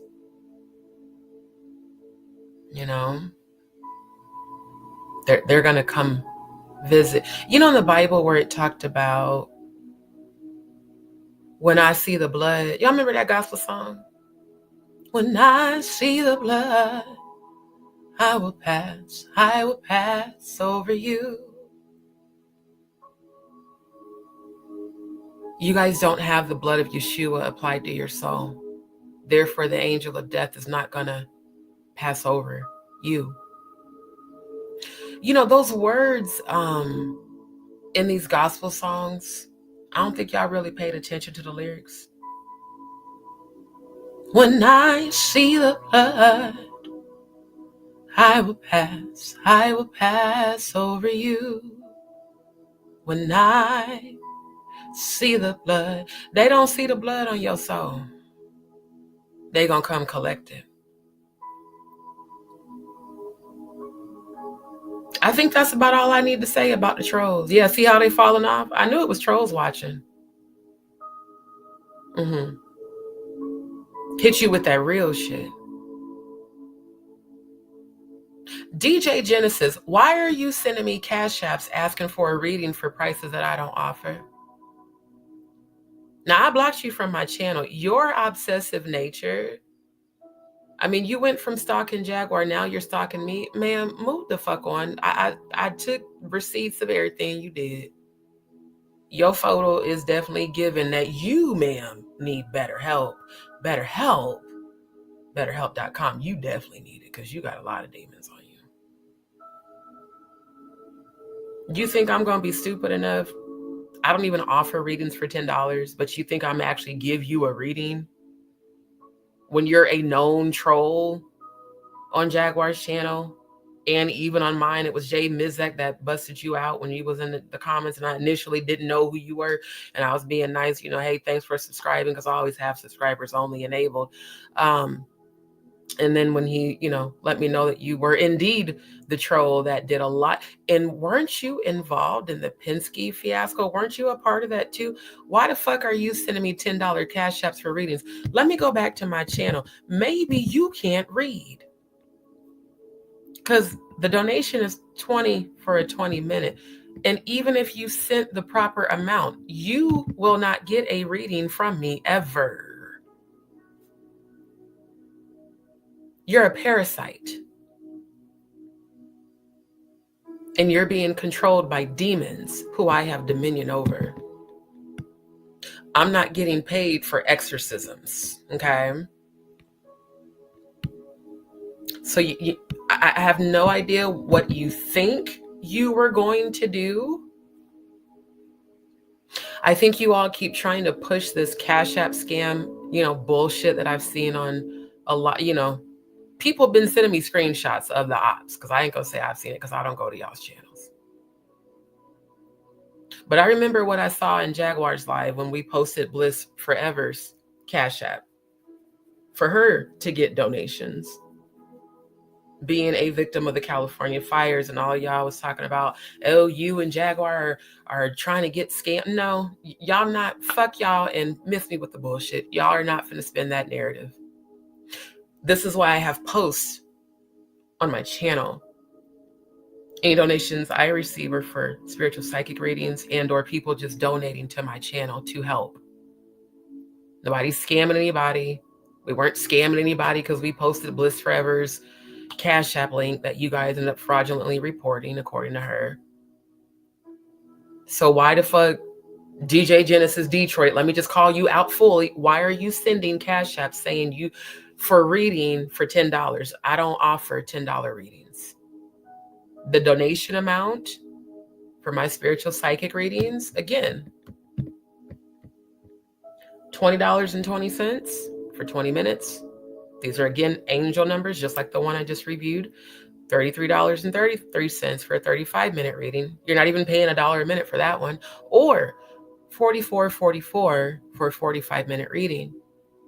But if I know you're an op who I've blocked and you send a Cash App requesting a reading, I'm going to keep your donation. You won't get a reading because I know the only reason why you're asking for a reading is because you want the link for the StreamYard so you can try to track information. I'm not stupid. I'm highly intelligent. I'm just very quiet and observant. I see all the shit y'all do. I'm a fucking psychic. You really think you can come to me with deceptive energy and I'm not gonna peep game? The fuck out of here. Ain't nobody fucking with you. We don't like you. I don't fuck with you. Move the fuck on. Okay? Just like that. Thank you for the $10 donation, though. And thank you for exposing yourself once again. See, I can't even be mad because, again, I just said that. The tower moments and people exposing themselves. You're mad because don't nobody fuck with you. It's because you had the nerve to call Jaguar toxic and crazy. What your behavior is, ma'am. BetterHelp. BetterHelp. BetterHelp.com. Yeah. BetterHelp. BetterHelp. Yeah. BetterHelp.com. It's going to help you understand. Click on advice. Click on read more. Wait, there's more. There's categories.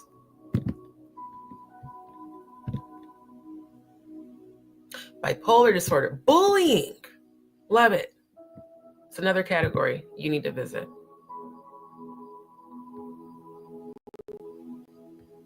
Loneliness.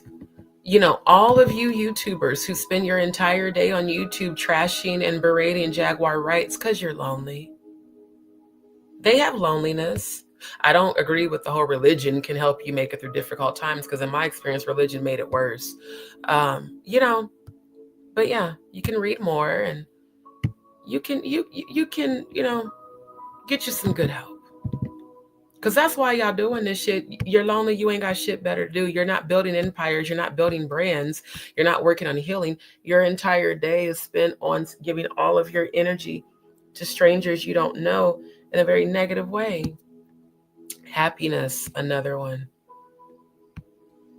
Menopause. Maybe some of y'all old bitches are going through menopause and that's why y'all are acting crazy. Neuroticism. There's so many good categories on here. Pessimism. When you're a pessimist. Pessimism. Let me make sure I'm pronouncing it correctly. Psychosis. Oh, psycho. You know, here we go. We hit the nail on the head. Psychiatry, psychologist, psychopathy, psychosis, psychotherapy. You need them all. Okay? Again, BetterHelp, BetterHelp.com. Therapist Tools Therapy. This is where I want all of you psychos to go. Again, BetterHelp.com. Let me post the link. Again, you know, I will roast and laugh, but I'm so serious when I say I'm going to be y'all advocate because y'all need it. Go to BetterHelp.com. Again, let's go to the home. Let me give y'all the instructions one more again. BetterHelp.com, advice. And this isn't just for jokes. I really want anyone suffering with any sort of mental illness or, mental health issues to seek therapy. Now, I might be saying it in a comical way, but like I'm dead ass serious. Yeah. Anger, anxiety, bipolar, bullying, counseling, defense mechanisms. Also something I'm seeing. Amber for sure did that fucking gaslighting bullshit. I wish they had narcissistic personality disorder listed on here. That needs to be evaluated, expeditiously. But most definitely the psychiatry, let me highlight it because it might be small on y'all's screens.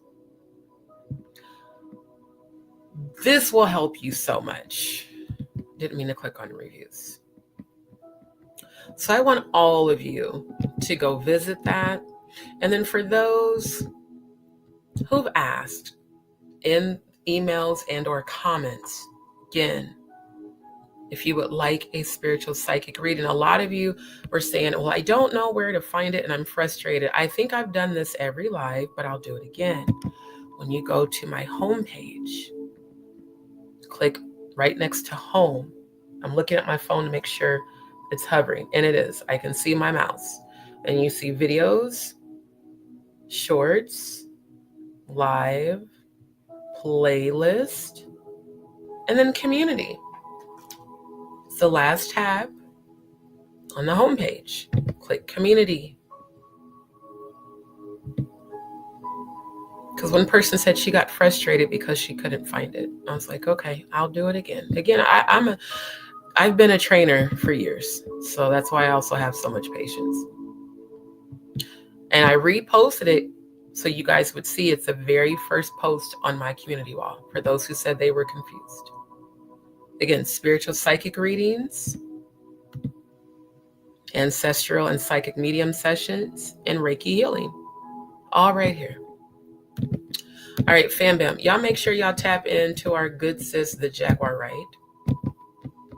Make sure that you like, share, and subscribe to her YouTube channel. Check out the content. For those also, y'all been putting a whole lot of comments under my lives asking about how do I get a membership to Jaguar's channel. I'm going to show you one more again. So you go to her channel, right? Home, videos, shorts, live, community, membership. Now, it says membership here for me because I'm an actual member.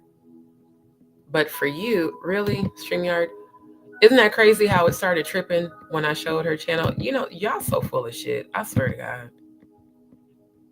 I don't believe this shit's a conspiracy. I really think StreamYard that Leor Cohen has some sort of ownership in that. Because ain't no reason for this to all of a sudden start glitching. It's weird. The whole time I've been on StreamYard ain't nan page glitch. But now all of a sudden y'all want to glitch pages. Fuck y'all. Straight up. Like I said, after the community tab, for those who are not members, it will say join right here. Now, a lot of you that have been in her lives when I've been moderating that have, tagged me, y'all keep saying on your phone, you don't see the join button. if your phone device compatibility, or if your phone device is compatible with joining the membership, it will show, because it showed on my phone. And that's how I joined her membership. But some phones, some devices don't, for whatever reason, they don't have the option to actually see the join button. So for those of y'all that kept tagging me in her lives, you're going to log in on a laptop or a computer, log into YouTube, and then go to her YouTube link, which is still up on the screen. And after you see the community tab, you will see join. And that's how you can join her membership. So again, it gets a little frustrating repeating it, but when I continue to get feedback that you guys don't know where to go, I'm going to just keep showing you. And hopefully you guys see this live and, you see how to join. Shout out to my good sis. And y'all got to make sure that y'all get over here and get your subscription to the Jaguar Wright Show, the most poppin' show on YouTube and globally that will be on every platform, coming to your TV and phone screen soon. Shout out to the 1.58K subscribers. Thank y'all for supporting the family. Support, let me put that in the chat. We are in support of cruelty-free artistry. Everyone should be allowed to practice and produce their art without fear of sexual abuse, exploitation, or trafficking.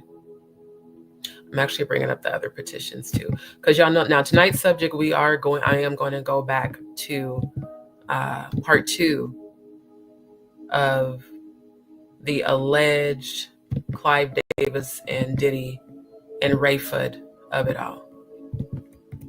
And any videos that I review tonight are for the purposes of fair use, entertainment, criticism, commentary, and investigative research. All right, so let me post the link for the petition too. Give me 1 second. There we go. So y'all make sure that you like, share, and subscribe to the Jaguar Wright YouTube channel. Make sure you stop by and get the merch. Now, for those who want to know how to find it, that link is right here. Literally. When you go to, hold on. Oh, PayPal has completed their review. Good, but I'm still not going to use y'all because y'all on that bullshit. When you go to the Jaguar Wright Show YouTube channel, I have the link highlighted. I'm looking on my phone. I can see it highlighted on my phone. Oh, there's a conversation. Oh, you're scared of D. Well, you should be. You should be. Because my skill set in the ranks of spiritual warfare is undefeated. Okay. Yeah, you should be. And calling me a voodoo witch doesn't offend me. In fact, I welcome you calling me that. Thank you. You know why? It lets me know that you see the power of the Most High God within me. So thank you for that acknowledgement. No nuts is having a whole conversation right now. Fucking idiot. I can hear your whole conversation. I am a psychic. I do read souls and minds, but okay. Again, catch the merch on the Jaguar Wright Show store. And then y'all got to make sure y'all stop by my good brother's YouTube channel. Shout out to old DZ Wolf, the gang, set in the West. Y'all make sure y'all like, share, and subscribe. And he offers membership as well. As y'all can see, I'm a member on his channel. Again, we support the family here. Okay? We support one another. And we're not doing all the bullshit and the back and forth. Okay. Shout out to DJ Sweet Tea in the building. I'm so glad you tuned in, my love. Thank you. Thank you. Appreciate it. Oh, DJ Sweet Tea, if you remember, it was sometime last month. Oh yeah, DJ Genesis came by after I busted Mr. and Mrs. Daniel for impersonating Jaguar's YouTube channel and coming in the chat. That was after that. She's the one that came under the name of DJ Genesis. I think it's Report. I don't fucking know. Something like that. Oh, Detroit. No, DJ Genesis Detroit. And she was saying so many positive things, and all of a sudden she started talking shit about Jaguar out of nowhere, and was like, well, because I was speaking well of my good sis. She's like, oh no, she's toxic, she's this. I said, oh, you must be a troll. And then Jay dropped down in the chat, was like, yeah, that's the troll that's been on Jaguar's channel. And I do believe she had something to do with that Penske situation as well. So yeah, she sent me a Cash App for $10 and put a note attached, said reading, when again, I don't offer $10 readings. So she just wanted attention. And this right now is about as much attention you're going to get. You keep stalking me, you will be served with a lawsuit. Okay. So yes, Grand Rising to DJ Sweetie. Again, let me get back down to the channel link. Hold on. Okay, no, that's for sis channel. Where's the one for bros channel? I got to scroll back down. There we go. So yeah, y'all make sure you like, share, and subscribe, and make sure that you catch the merch. Again, I love how people are using technology to their advantage. You can embed, that's for the dryer, you can embed links in your YouTube channel for merch or for other services that you offer. Shout out to the 8.15K subscribers. Look at bro's channel growing. See, they hate us so much. They can't do this. They can't create organic growth. They have to purchase bot packages to make it look like their channel's growing, because they don't have real content, which he and all of us do. So shout out to my good brother, Jaguar's King, and our Soul Vibe tribe, Set in the West. Stop by the store, Set in the West, and grab your merch. Grab your If You're Sitting with Vlad, You're Doing Bad shirt. Make sure we support the Soul Vibe tribe. All right, let me scroll down. I will come back to the comments in a second here. And then family, make sure you stop by and grab your carrot with the Nerd Herd, also known as Natanya Rubin, the other walking miracle. Make sure y'all tune in and go ahead, review the content. Natanya has a lot of great content on her channel. So let's support the Fam Bam and the Soul Vibe tribe. And then for those who don't know, my other good sis, Jaguar's head mod, Ayasha, also known as the Natural One, has a channel as well. So y'all make sure y'all like, share, and subscribe, and check out, oh shit, it moved the tab from, can you move that back? Thank you. Make sure you check out her latest live. She gave a lot of good content and information. Shout out to Ayasha. And y'all know y'all got to get back over to Maggie's channel. Now, just because Maggie is doing lives on Jag's channel doesn't mean we're not still going to promote the channel, family, because she'll be back. She'll be back. So y'all make sure y'all check out the content. Make sure you check out her video clips. See, I love when I see us consistently supporting our good sis. See the difference between our channels and the psychos? It's not a whole bunch of, posts dragging our good sis. It's posts supporting our good sis. Shout out to Maggie the Black Owl, Natanya Rubin, the dopest nerd, Ayasha, also known as Natural One, our good brother, and our good sis, Jaguar Wright. Now, Fam Bam, also make sure that you shout out to the 639 signatures. Shout out to all of y'all. Make sure, let me pull that up. Of course, y'all stop the audio before I played any sort of audio. StreamYard, y'all can really just, when I tell you, y'all can eat a dick. Like, y'all doing too much. All right, and that's metaphorically and satire. Make sure that you guys do support sharing the petition so we can get to our minimum goal of 15,000 signatures. Stop YouTube global cyberbullying and gang stalking. The trolls coming to all of our channels literally just for the purpose of trolling and causing chaos and confusion is considered gang stalking.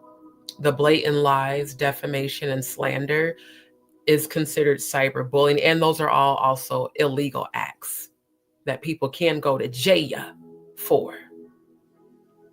So the very people that continue to do these things, get your affairs in order, because when I tell you you're going to get hit with all them damn lawsuits, you ain't going to be prepared. I can tell you that right now. Shout out to the 385 signatures on Whitney's petition. Love to see it. Love to see it, because this is the subject for tonight. Okay, are you not going to post the link? Like, post the link. Okay, thank you. So yes, here is the link to sign up to help bring forth the justice for Whitney. And the stories and the information that I've been hearing and researching and investigating, Whitney, in my opinion, was definitely a sacrifice. In my opinion. I really do believe that. And that's why I'm going to continue to support the story. And as well, let me put the link in the chat for Kim Porter. And again, these petitions I got from the live that our good sis Jag did with Paperwork TV and Whitney's nephew, Shayne Brown. So let's make sure we are supporting, signing, and sharing both of these petitions, family, the one for Whitney and the one for Kim Porter. And you know, y'all, when I went back and watched the replay on the first video where I was talking about Whitney, I don't know if it's because I was so tired. I don't know why the fuck I kept calling her Wendy. I was like, why the fuck did I keep saying Wendy? When I get sleepy, my thoughts get foggy because of the graves. And yeah, I never meant to say Wendy. But because Wendy kept coming out of my mouth, now that I think about it, I'm sending prayers to Wendy Williams. Maybe that's why Wendy kept coming out. Yeah, I'm sending healing.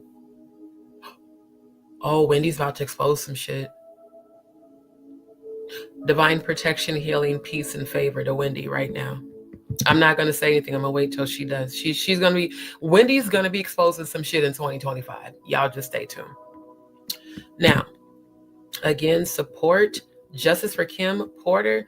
And she's a main subject because of these, the fake books and then the real books.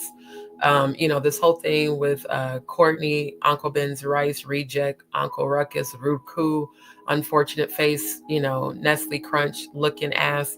Yeah, he has had a lot to say about Kim. And a lot of shit that definitely sounds like fucking lies, So yes, Justice for Kim Porter. Family, sign the petition and share it, please. Because neither one of these women deserved what happened to them just because they knew the truth and more than likely was getting ready to expose it. So yeah.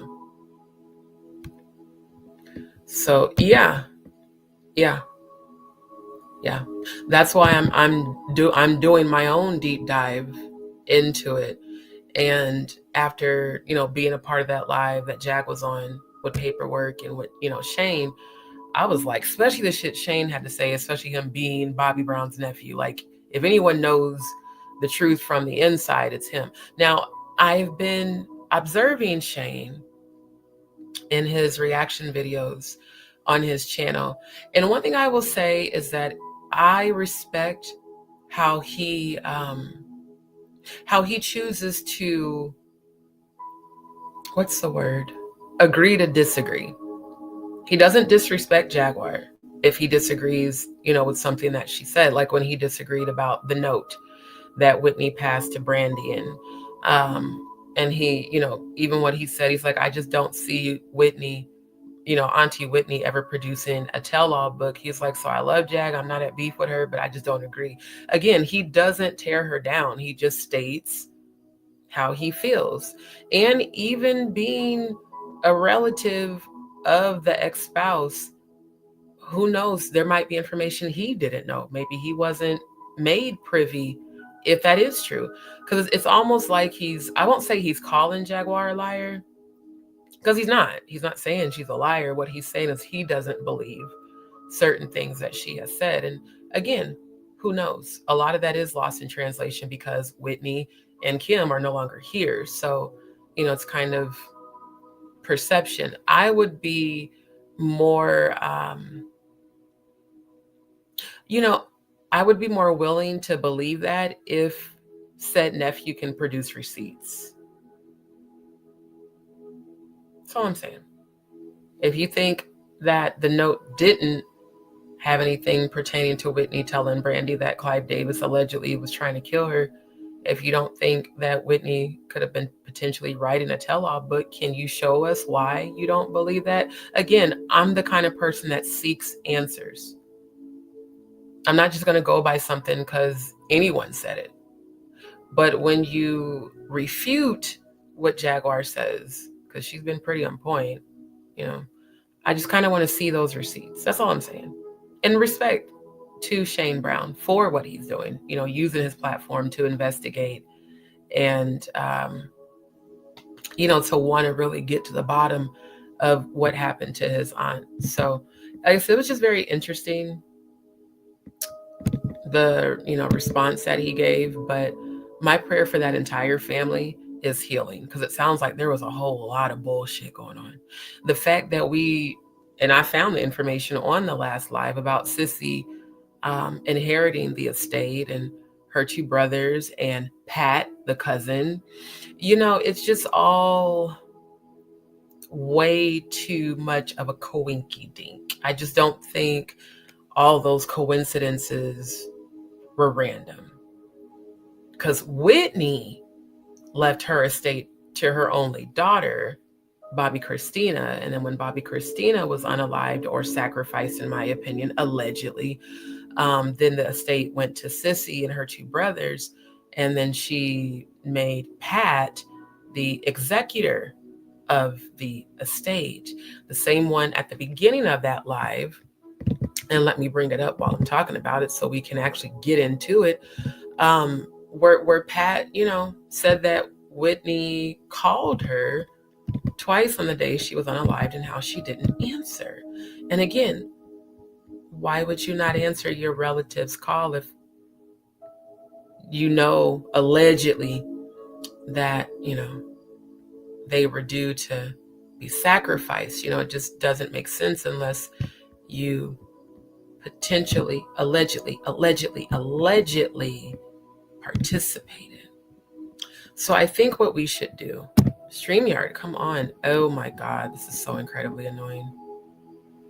The freezing up, I don't want to, oh my God, what's with the pop-ups? Like, what the fuck?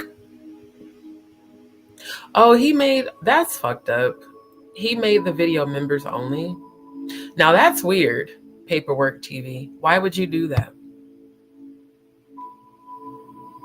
Because I ain't gonna hold you. I'm not paying for no membership to view that. Oh, I forgot I wasn't sharing screen. Hold on. Yeah. See, this is where it gets tricky for me to believe people's intentions. Why would you make this a members only video if y'all don't have any issue with Jaguar? Because we just were reviewing this 2 days ago. And now you want people to pay to finish viewing it? We won't. Like, I'm so serious. I really will not. But I do find it ironic that he did this. Let me go to Shayne's channel. Y'all know how I investigate shit. Because, see, I don't join people's channels. Like, I don't. I join sis and bros, but I don't join random people's channels. Especially people who, they don't interact or show support. Hold on. I'm going through my subscriptions to find what's her name's channel.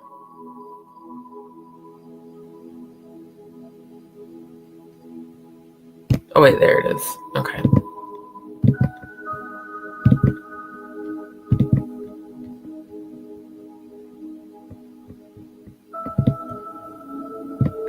Okay, let me get the date. January 19th.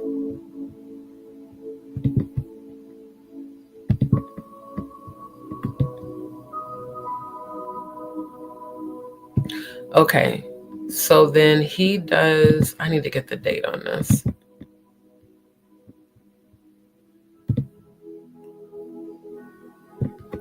So then he does, wait, damn it, go back down.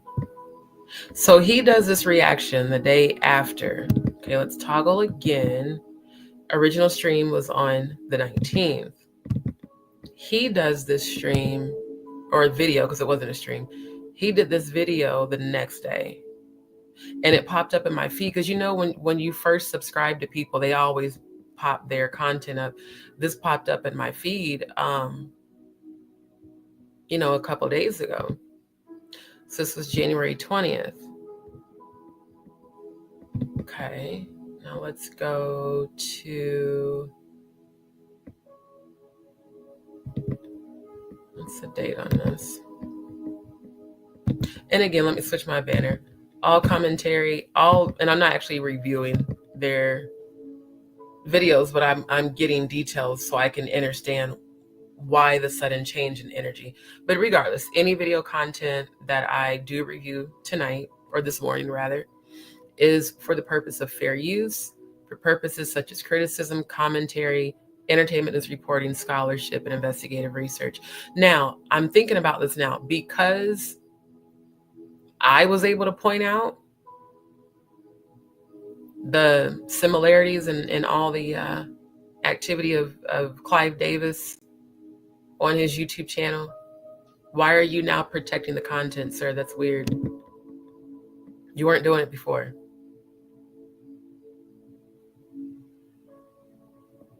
Like, for real.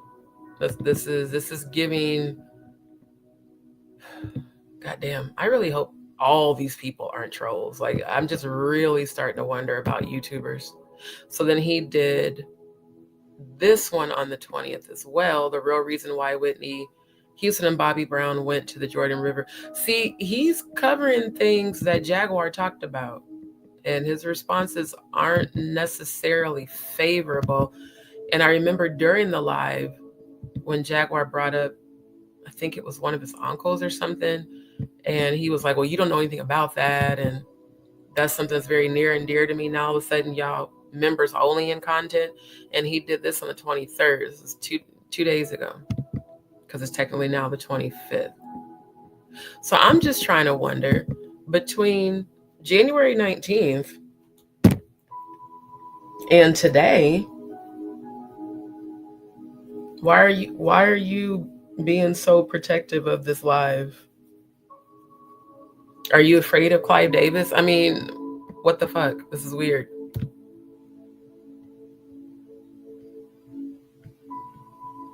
And he turned the comments off. Yeah, I think somebody got to him. The comments are not on for this video. Even the video that, not unless the comments aren't showing because it's members only. Regardless, this shit is weird.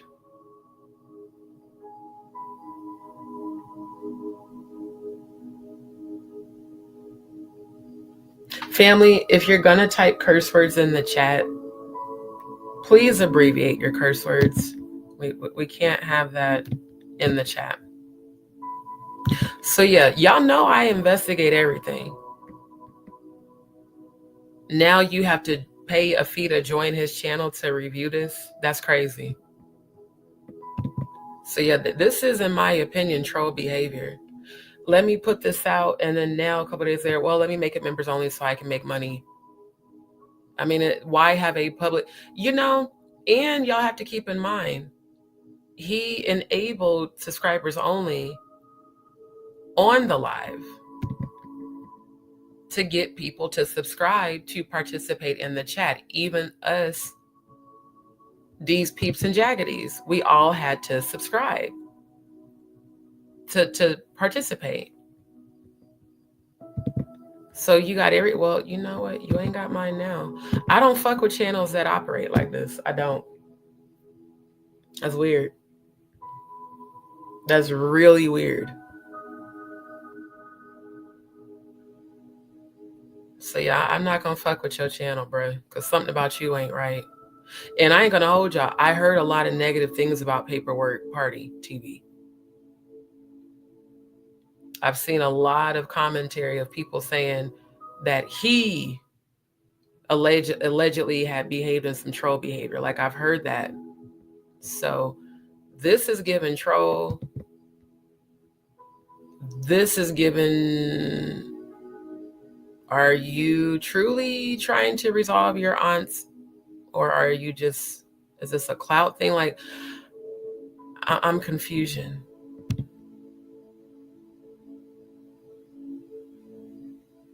Beverly Hilton has footage of Whitney. Bobby Brown and wife ruined my relationship with certain fam. Wow. Then this one,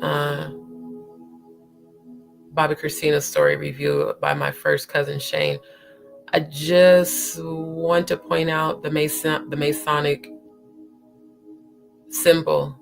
Do y'all see this Masonic symbol on his thumbnail? If y'all can see the Masonic symbol on this thumbnail, put a Y in the chat. And I gotta go grab my laundry out the dryer.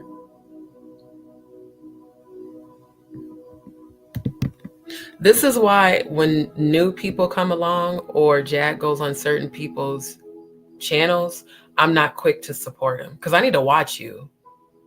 I need to observe your behavior. And I'm going to always observe the way you react and respond to her. Because he was very, he was respectful on the live. But I can definitely tell and feel that he wasn't fully believing a lot of stuff Jaguar was saying. Because like I say, even when she brought up the one uncle and she talked about how the Illuminati had been on that person for so many years, and he was like, no, this is fucked up, and this is something that really I would only know about, and that's very near to dear. He was very defensive. I don't know what trauma he went through with that relative. I do hope he heals. But sir, I only know about you because Jaguar was on this man's channel with you. Now, I'm trying to think. Let me go back to my channel. Let me go back. Because, yeah, I did. Let me go to this video. Hold on. Okay. I did this live on the 23rd. Got it. Let me go back up to Shayne's channel and reconfirm that date. Because I could have sworn it said the 23rd.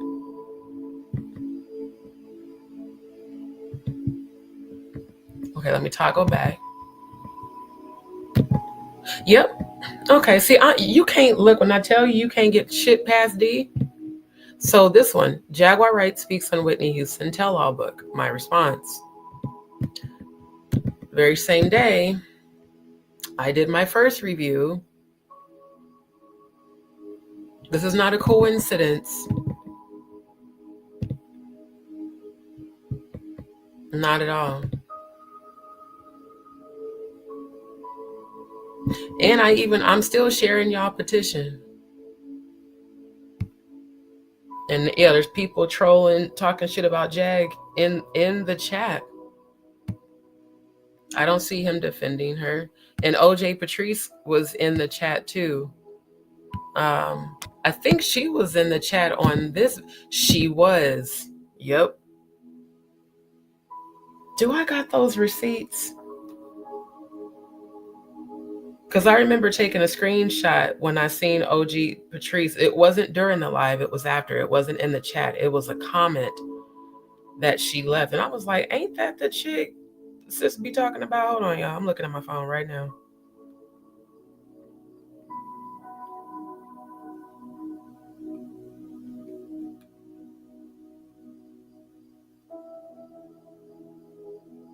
Okay, hold on.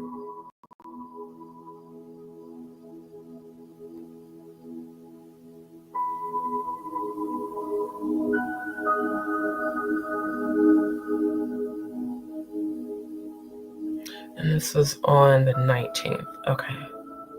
I need to go back to the 19th then.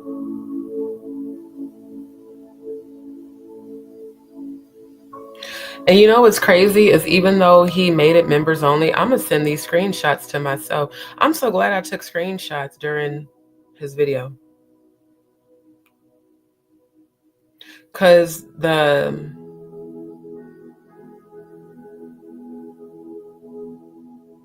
I'm going to send all of these to my email. That way I can show y'all. And then I can just look for the content myself that he was presenting. Because I'm just trying to think that was probably the only other reason why he did that.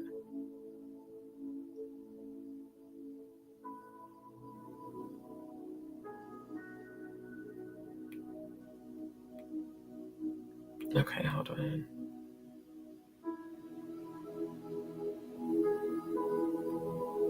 So that would have been the day after. Hold on, y'all.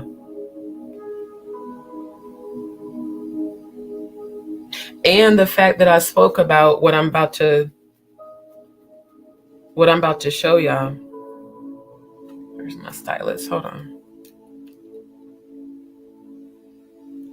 It's like, bruh, people are supporting you and sharing your content. That's fair use. And then all of a sudden, when I do a live talking about Clive Davis, showing you attention, I wonder, is Paperwork Party TV a troll? That's what I'm wondering. Did he just bring Jaguar on to get more views? I mean, I'm just, it's weird.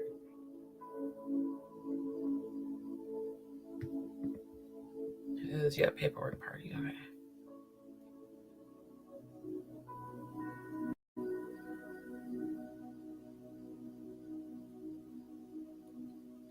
And then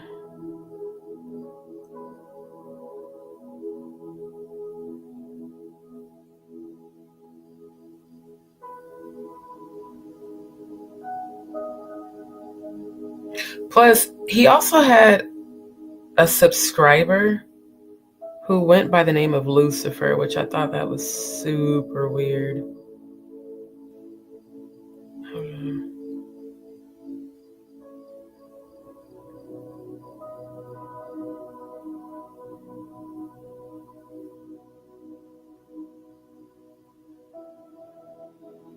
Damn, I gotta go through all these screenshots. Hold on, y'all. There it is. Oh, she looked like that gremlin. Here it is. Okay, found it. She was the main one talking shit in the comments, and again, I didn't see anyone stop and or correct her. Just like how when Temper came in here after Cody told me what he told me, I didn't just not say shit. I defended him because that's what you do when you care about people. So yeah, I think it's safe to say him having Jaguar on his channel, clout. It's insane the people that continue to do this. It's like,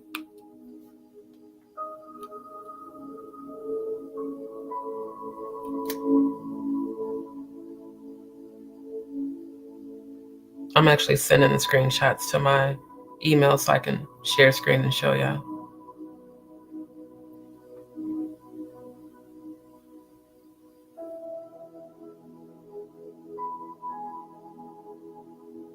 Because again, sir, if you didn't want the information to be available publicly, why did you share the video publicly? It's real weird. It's really weird.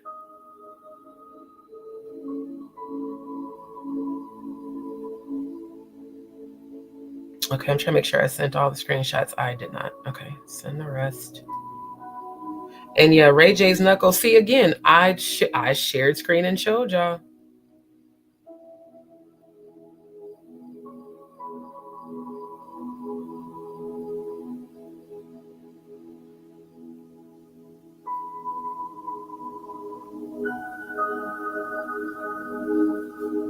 And technically, it's the 25th right now because it's after midnight here. But technically, the 23rd was just yesterday, if you consider it being before midnight. So in a matter of one day, I just don't think it's a coinkydink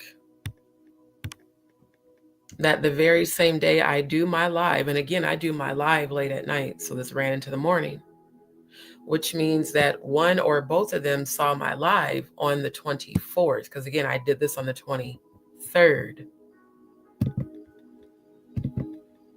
And then a day later, it's members only. Make it make sense, Paperwork TV, if you not no troll. Especially if you watching right now.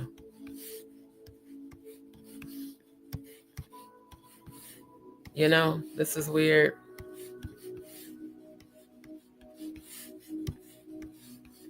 Yeah, I just did.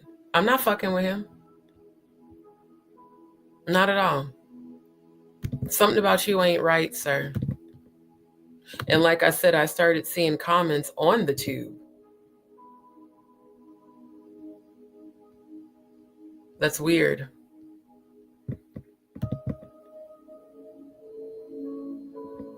So tell you what. Since this is shit y'all on, let's go ahead and unsubscribe. Yep. Because like I said, they're talking shit in this chat, or not in this chat, in the comments here, when Jaguar wasn't even the subject. He's given his response. Since, you know what? Yeah, fair use. Let's review this so y'all can actually hear it. That way, people can't say, I made up some shit. Yeah, let's review. And I've got my my copyright disclaimer on the bottom. Thank you. You hit the nail on the head, Cody. Clearly, it's crazy. I don't be looking for information, but yet it always finds me. Clearly. How many views did this have? Does it show that?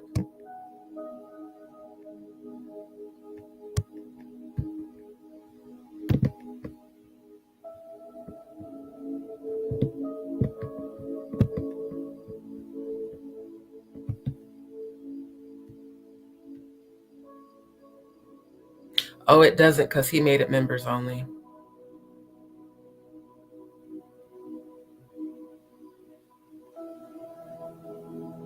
So he made it members only, so it wouldn't even show up.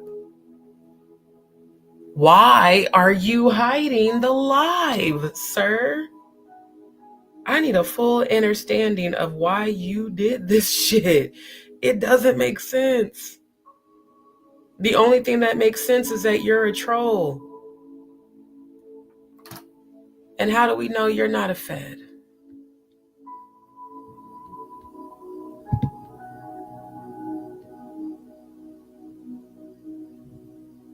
Yeah, this is mad weird, bruh. This shit ain't adding up. Okay, can you... Why? Yeah, stop trying to play it. I'm just going to the channel. And it's...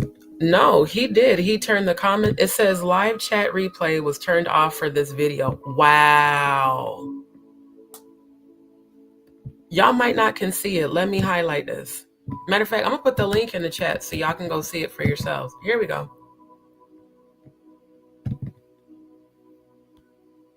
Who has a Tasha K? Who has a Trasha K interview? Are you talking about Shots of Brown or Paperwork TV? That's crazy. Grand Rising Edition with the T. I'm trying to tell you, I don't. When my intuition starts kicking in, it's because it's right. I'm going to go get it. I'm going to go get it. Wow. That's what I heard, real as it gets. I've been hearing that in these YouTube streets. I forget, it was somebody's video I was watching. Oh, fuck. I don't remember what video it was, but they put in the comments, wait. Okay, regardless, I do believe it was one of these videos, and they were commenting saying, y'all need to be careful listening to Paperwork TV. It was like one of those hater comments. He's just the biggest scammer, as they keep alleging Jaguar's a scammer, which I don't believe. He's just as big of a scammer as Jaguar. Y'all can't believe it. Must have been this video. That must have been why he turned the comments off. Because I was like, they going in on him. So all I did was just, peeped it. Wow. Oh, wait. No, go back. That's not what I was trying. God damn it. I really hate that StreamYard does that. It just keeps loading it like 11 times. Oh my God. Fuck off. I'm trying to see. I mean, I saw this in the background. So I'm like, let me go under videos. The bait and switch. Let me bait you in with the story and then let me make it members only so you have to pay me. Yeah, because see, his videos are just clips.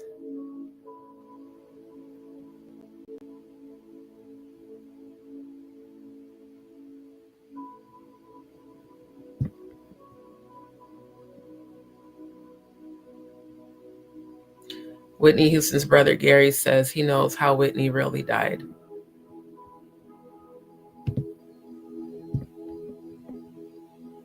And then his lives. Yeah, it doesn't look like all of them are members only, though.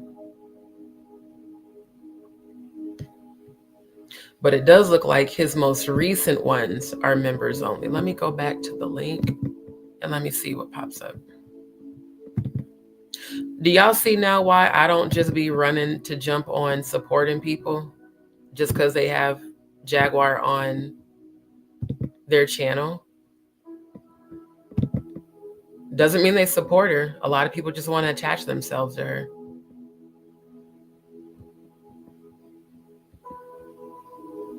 Yeah, to unlock this video and more, choose a level that's at least $9.99 a month. Wow. See, Jag has her tiered levels, but not where you're. And here's the thing. Some people will fall for this and they'll be like, well, yeah, I want to get this exclusive content, when in reality, if you just do your own research, you can find it yourself. But this is literally YouTube bait and switch troll move. Forgot the timer went off on the TV. Let me take a screenshot of that. This is wild. But again, it's funny how I was just talking about people revealing themselves and then boom. Oh, angels, ancestors, and spirit guys. I love when y'all be showing up.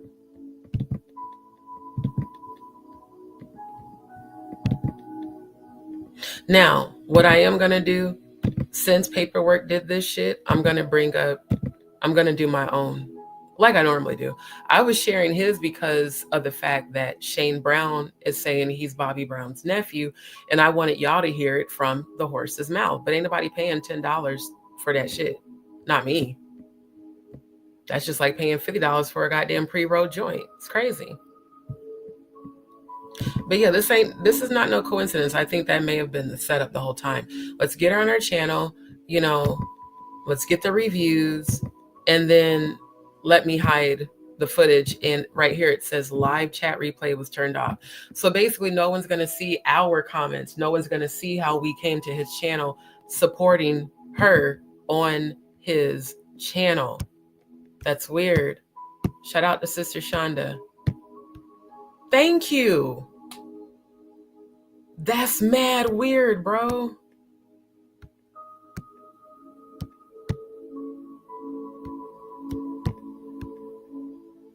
Yeah, right? We were just on the live. Day before yesterday. Or not day before yesterday. It was the 19th. But I just was reviewing on my own live. I was just oh, you know what? Y'all are really getting on my nerves. Hold on. Now the StreamYard shit is being extra done.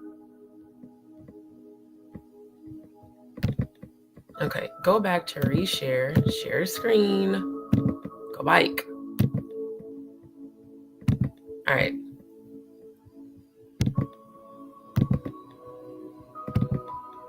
I'm trying to pull it up and for whatever reason it keeps freezing. Hold on.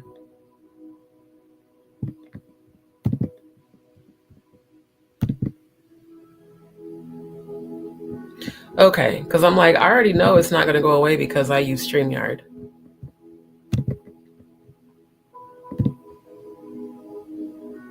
Here we go.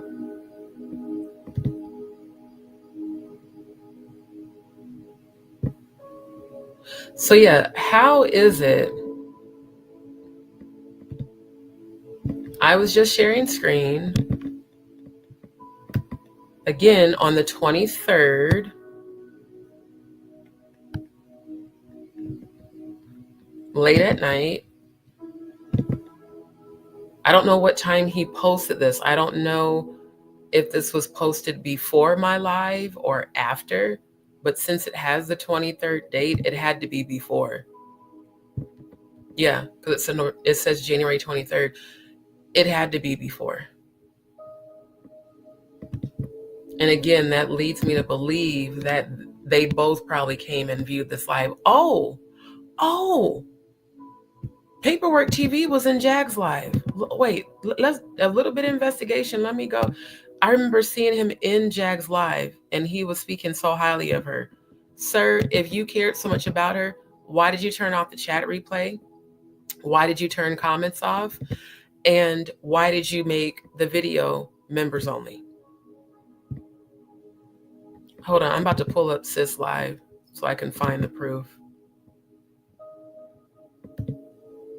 Really, Ayasha really did a damn good job on Jaguar's braids. Like, for sure. Very cute. Hold on. I'm trying to bring it up before I click share screen. Oh, here it is. Share screen. Okay. I love it. Okay, here we go. This was her live also on the 23rd. Matter of fact, this is the live she did after mine ended. So it's saying the 23rd because I was live past 12 a.m. Got it. Because we joined his live on the 19th. I started my live on the 22nd and it carried over to the 23rd because of the morning time. But do y'all see this Paperwork TV $100 super chat? And he misspelled Jaguar. He spelled it with an E. Jaguar is a legend. Enough said. Good morning from Paperwork Party and the paper clips. If clout chasing was a person, now shout out to him for, for the donation. But can y'all, if y'all can see the fakeness of the troll behavior, please put a T in the chat. You're in her chat and sending super chats of $100. But then you go and hide the very live that she had just did with you.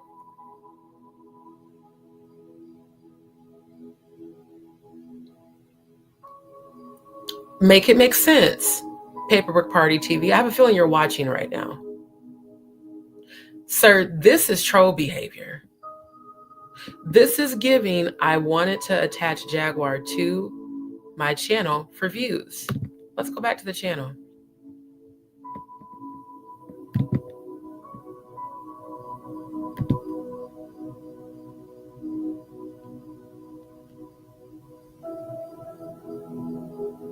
Okay, so 6 months ago, it's showing a video. Pulls up the Paperwork Party and Gene Deal show. Oh yeah, because he interviewed Gene Deal. Oh, I think we definitely got a fucking troll on our hands. And that was a posted video that he edited and uploaded. All these other lives, it's crazy. They start from 8 months ago. The only recent one he has is this Whitney Houston shit. And here I am believing y'all actually give a shit, and all the while it's definitely giving clout. It's definitely giving clout, sir. Of course you guys stopped the audio. Of course. Diddy? Now that's interesting. Wow, that might explain why you're making all the content members only. Because that's the other reason why I'm not offering memberships, because I was told that a lot of people's accounts were getting hacked through memberships. Again, I seen Just Saying gift memberships earlier this morning. I fell asleep on that live, but before I fell asleep, I did see that. I've been told that people can hack through the memberships. He lives in Texas and Mexico. Wow.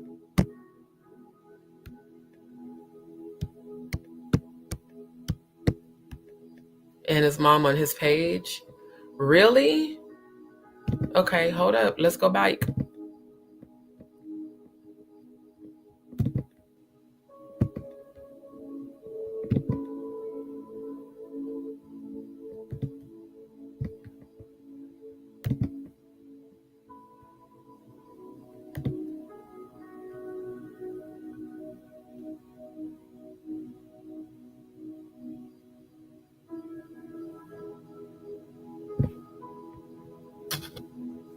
I'm gonna have to use the mouse because I know the touchscreen gonna be doing dumb shit. Wow. Bliss, how did you know that? How did you know that he did this interview with Tasha K?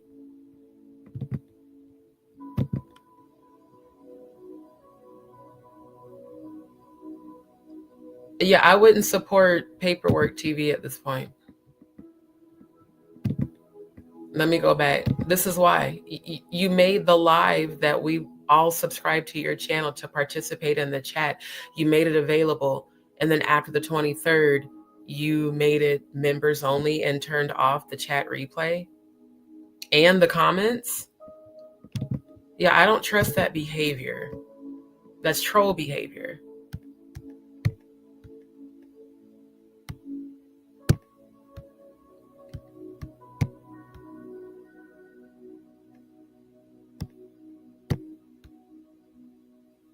Right.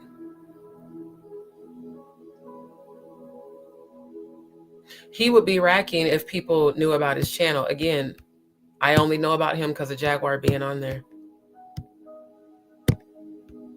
Gene does lives with him.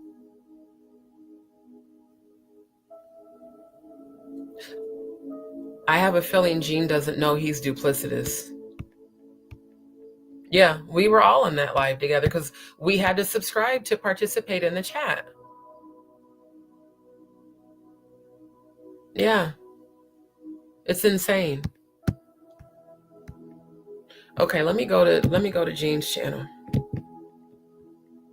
I hope Gene's not a troll. I just find that really hard to believe.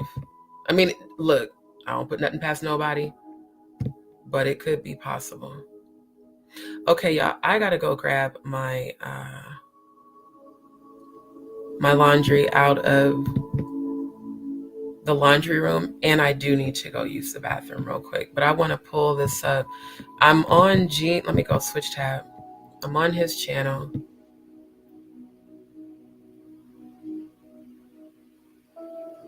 I could have been Puff's stepdaddy. Oh, I need to check that out.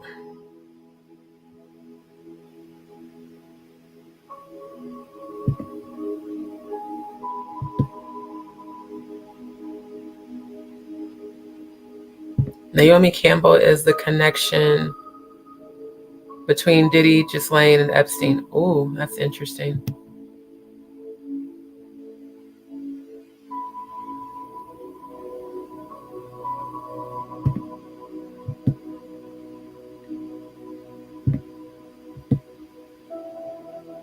Gene's done a lot of lives. Wow.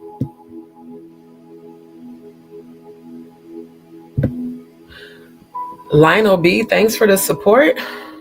What?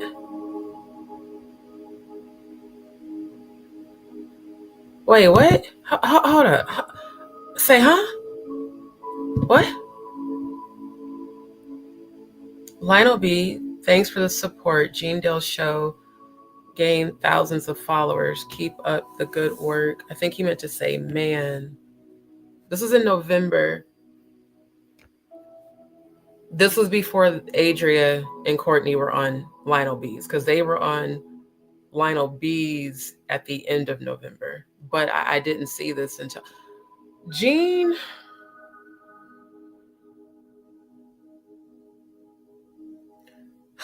Gene, I hope you not finna pull another Stormisha Bussy Alizé Jenkins fiasco.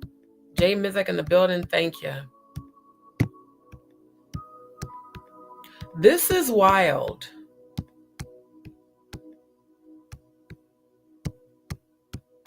This is wild. Gotcha. Okay.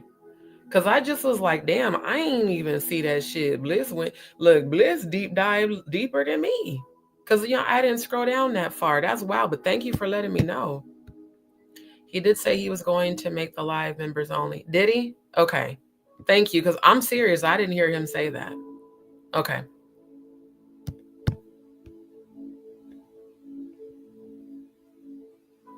OG Patrice is wait a minute. Hold up. Hold the fuck up.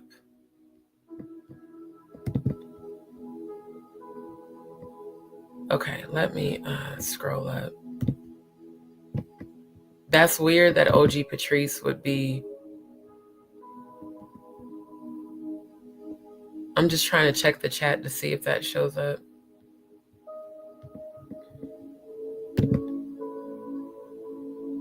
Okay, pause. I see Crystal Evans. She's a supporter on both me and Jaguar's channel. I'm trying to see if I can see his mods.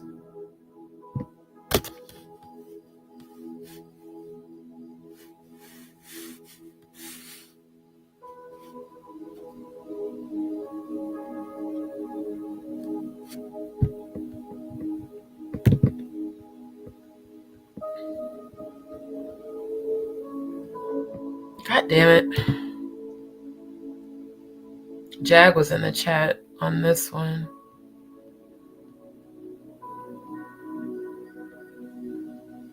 I don't see OG Patrice. I just really hope and pray that Gene is an ally and not an op. That would really suck.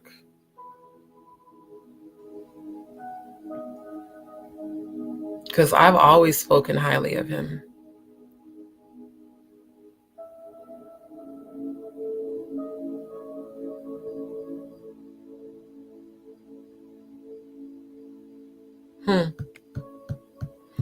Well, all I know is that I'm not paying for no membership to watch that content.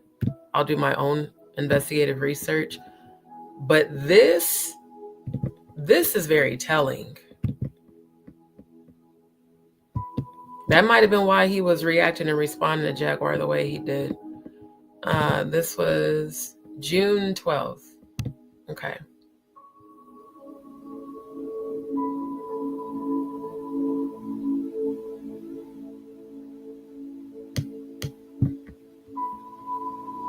So he did this reaction video on June the 12th.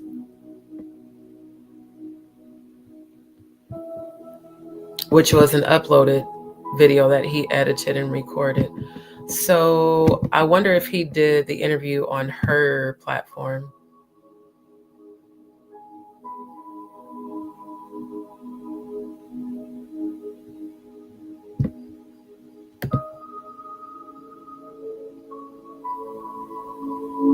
It had to be on her platform.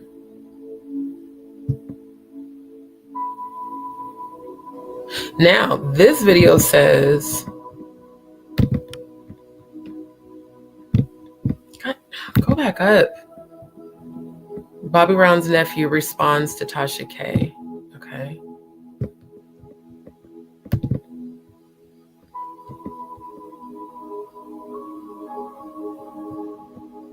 Interesting. Okay, what the fuck is going on? Or were there no comments? Okay, looks like there weren't any comments. Oh.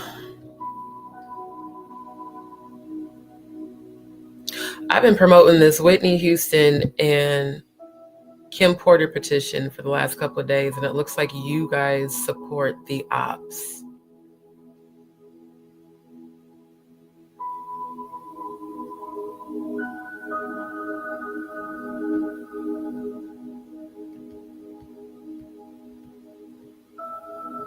Hold on, go back up.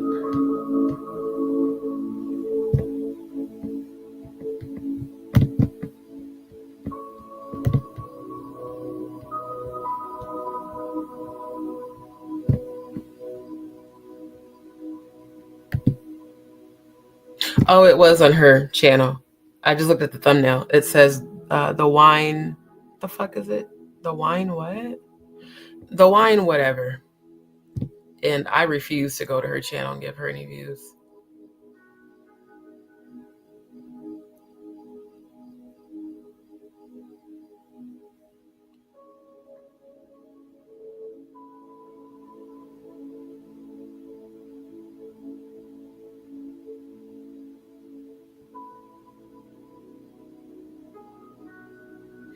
Well, unfortunately,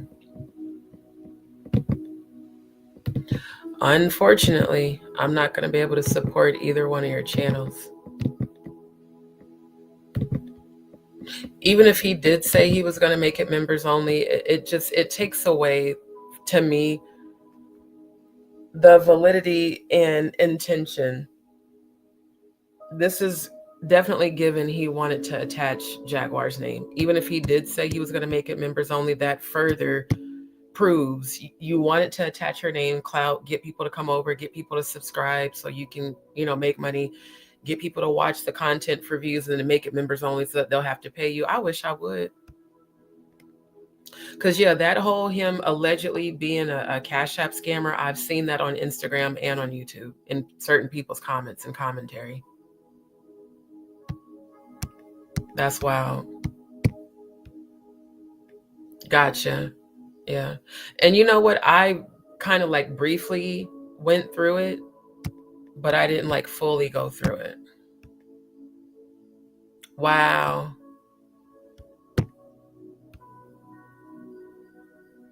Who got into it? Are you talking about the Trasha K interview? Y'all gotta stop typing the full. I gotta delete this now. Y'all can't keep typing the full curse words. You need to abbreviate.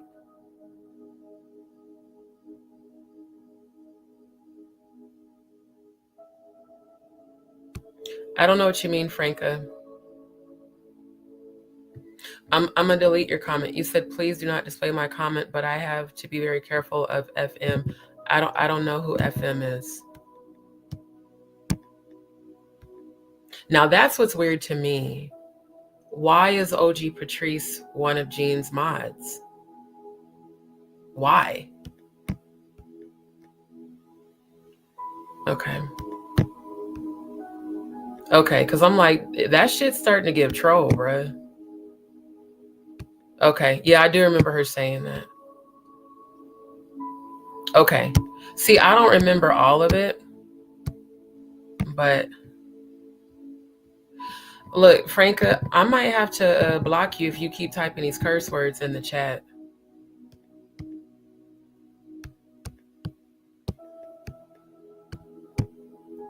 Got it. Okay.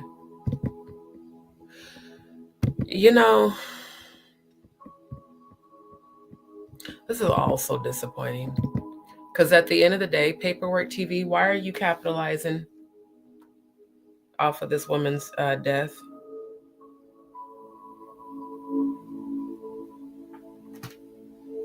Why are you making people pay for content that if you really do care about her, you wouldn't be charging people to see that?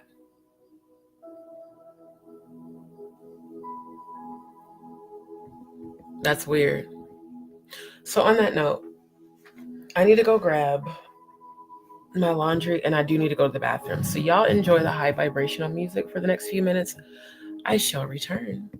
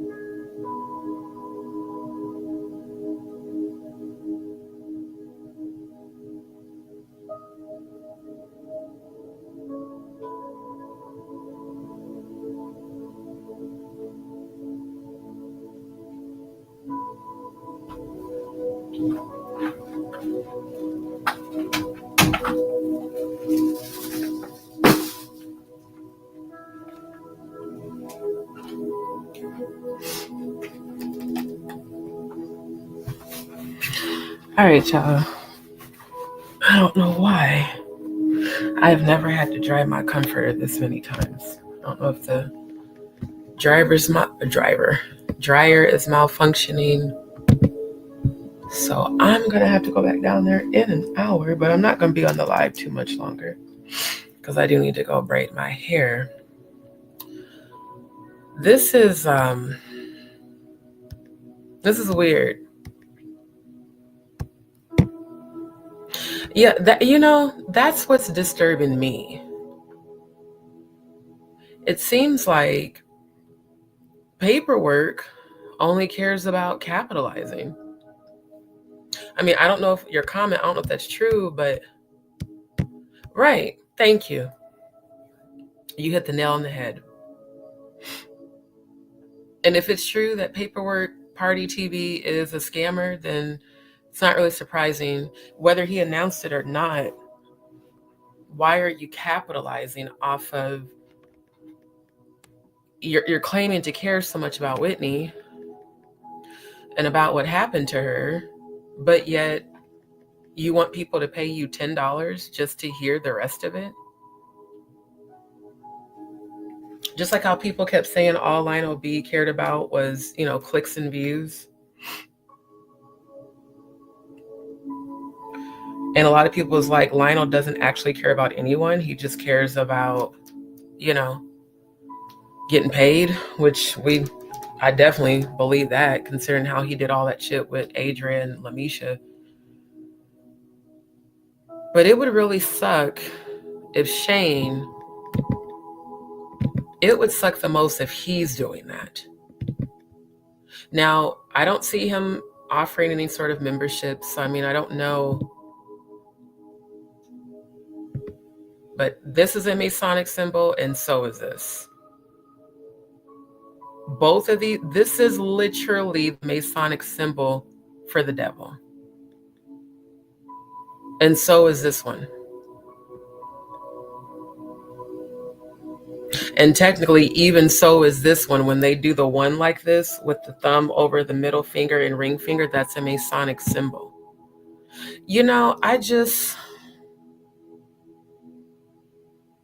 Wow. And he has 7.62. So these are smaller platforms. It's just weird. Yeah. Good. No problem. I had to go pee so bad, and then, like I said, my comforter still isn't dry, so I'm going to go back down there in an hour. Yeah, clearly, again, this is not my house. This is, this low vibrational, always focused on lack mentality motherfucker. Hell, the washer didn't work for like 5 days when I first got here. It's very weird, y'all, like for real. I mean, it's, in my opinion, it's giving, because the justice for Whitney, let me scroll down. I want to see the issue.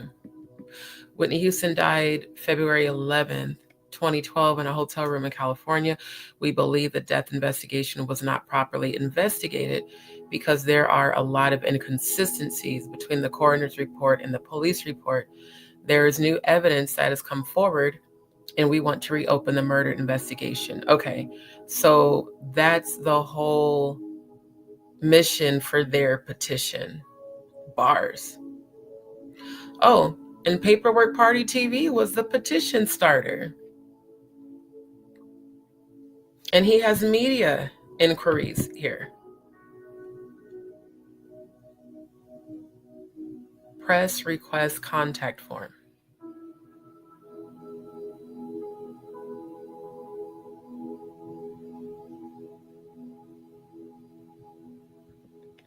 Interesting.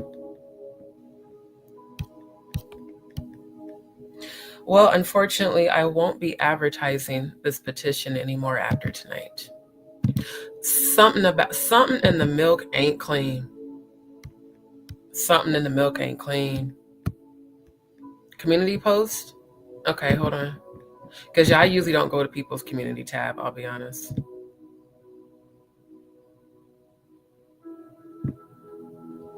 So this is from 3 days ago. The Justice for Whitney Houston petition is finally here. As we all know, she was on a live and we're seeking justice. Link is in my bio on Instagram.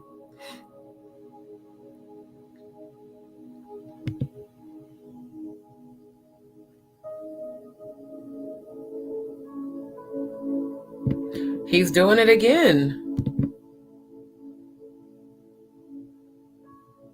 He's doing it again. The Masonic symbol. He looks short too.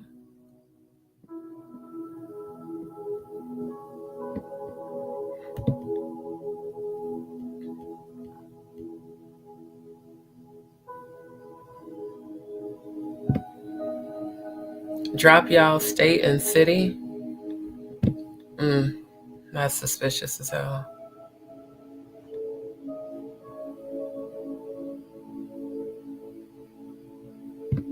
Sissy look evil as a motherfucker. And I definitely see the Baphomet. Oh my God, I see the Baphomet clear as day. But I see divine frequency on Bobby Christina's third eye, and on Whitney's I actually see the star. And not the upside down one. I thoroughly believe that this woman had everything to do with Whitney's sacrifice. Again, I showed y'all on my last live about this, how, let me pull it back up. Because I know some people are on this one that wasn't on that one.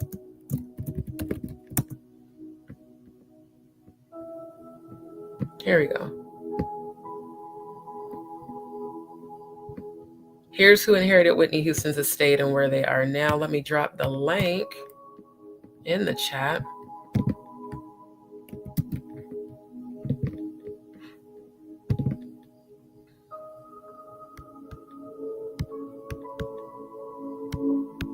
Okay, my love. Get some rest. Yeah, I don't blame you, child. Okay, let me post a link for this website.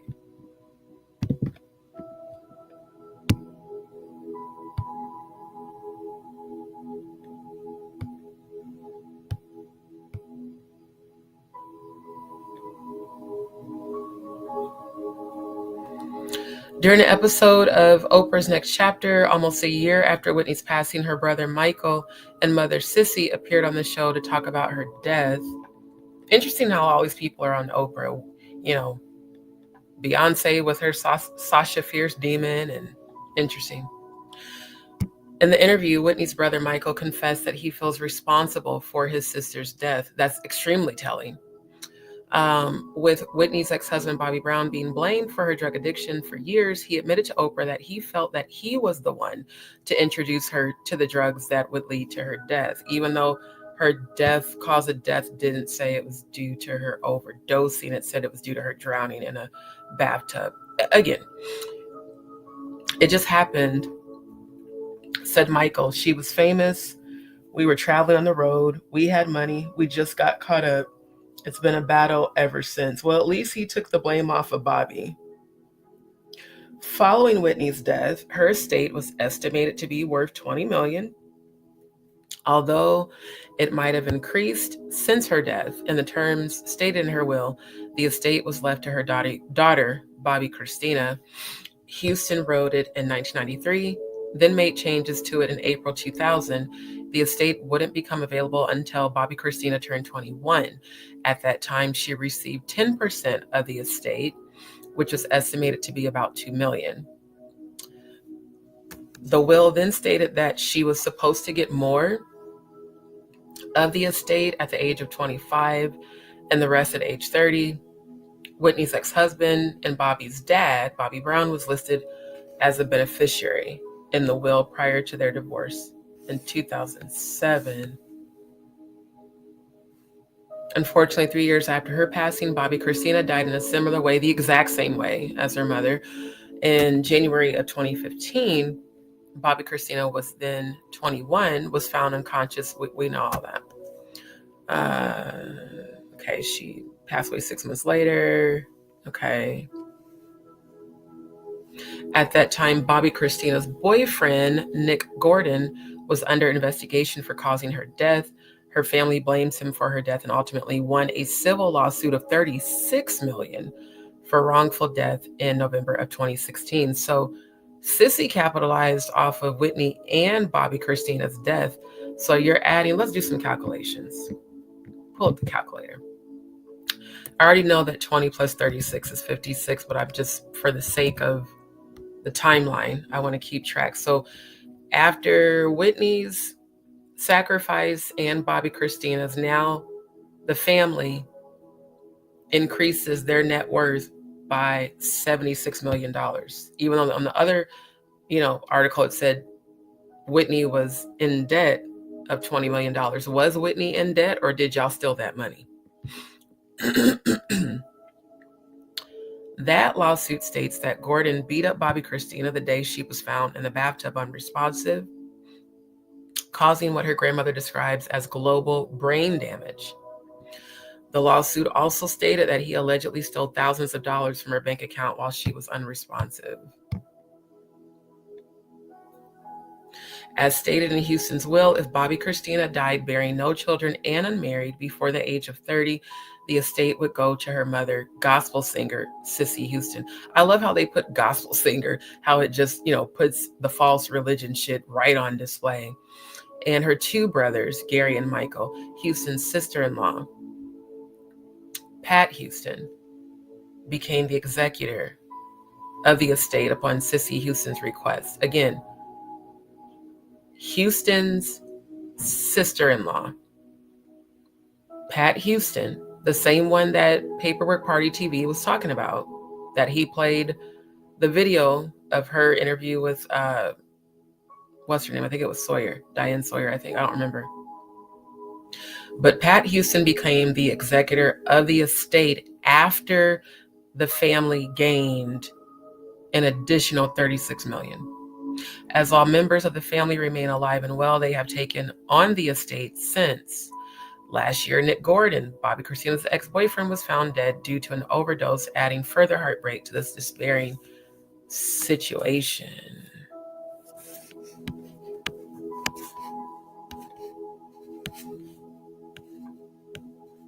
Yeah, this shit is crazy, bro. This shit is like real crazy.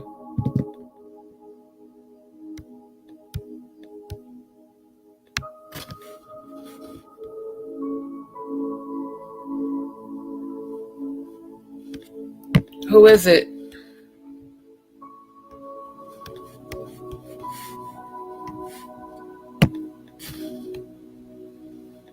I got you, Cody. I'll definitely hit you up, my love. Because I'm not sure. I'm not sure if it's going to be tomorrow or Sunday, but I'll definitely let you know, my love, and get some rest.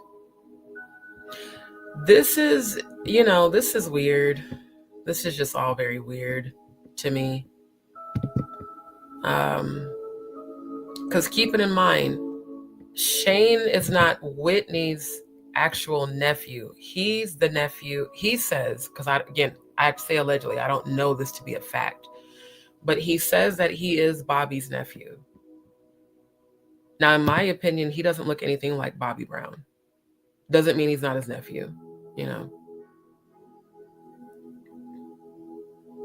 But yeah, this together again is weird, especially if you really believe, you both are saying y'all believe that Cissy allegedly had something to do with Whitney's sacrifice. So if that's the case, why are you posting about her? It's just weird.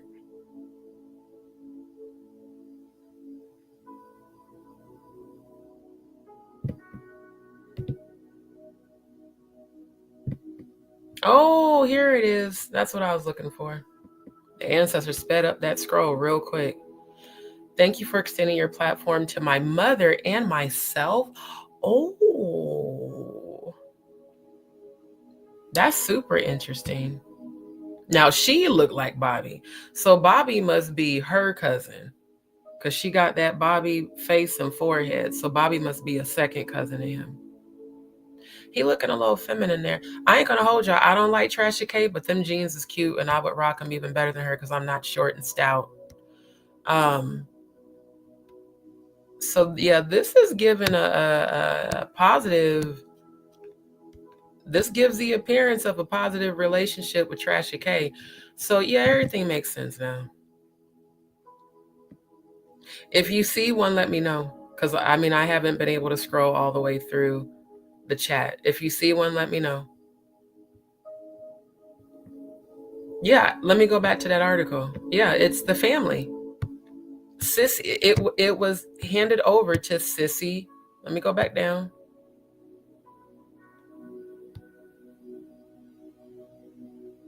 Hold on. Here we go. Who gets the estate after Bobby? Christina. It went to Sissy and her two brothers, Gary and Michael. And Pat Houston became the executor of the estate. So I can see why Sissy would make Pat the executor in case something happened to her or in the event she died. Because what Paperwork Party TV was saying was that he believed Pat and Sissy were in on it together. And I even remember Jag saying that. I can't remember what Shayne's response was, though. I can't remember if Shayne said he agreed or not. But what I do remember seeing is that video that Pat Houston did on that live where she said that the day Whitney was sacrificed, that Whitney had tried to call her a couple of times. And I didn't feel any sort of remorse energy. So what that means is that Gary and Michael are the ones who currently hold possession of the estate, while Pat is the executor of the estate. So it's safe to assume that Pat, Gary, and Michael have inherited all that money. And keeping in mind, let me pull that up, the $100 million contract that Whitney had with Sony Music.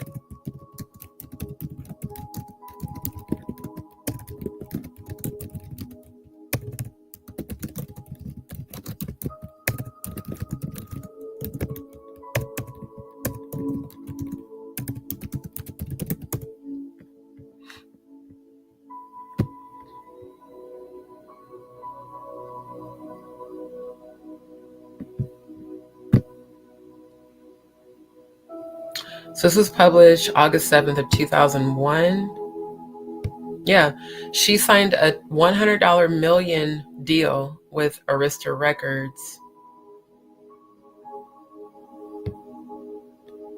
Wait. It says, which is believed to be the biggest recording deal in the history of the music business. Houston had been rumored to be leaving Arista, which has been her home for 18 years, to follow her mentor, Arista founder CLIVE Davis. Let's put the link for this in the chat. I think it's safe to say this is why CLIVE has been all in Paperwork's stories on Instagram, watching his every move. Again, Houston had been rumored to be leaving Arista, which has been her home for 18 years, to follow her mentor. So she left her home to follow CLIVE Davis to his new label, J Records. Wonder what the J stands for. Wonder if it stands for Jigga Man. Who knows?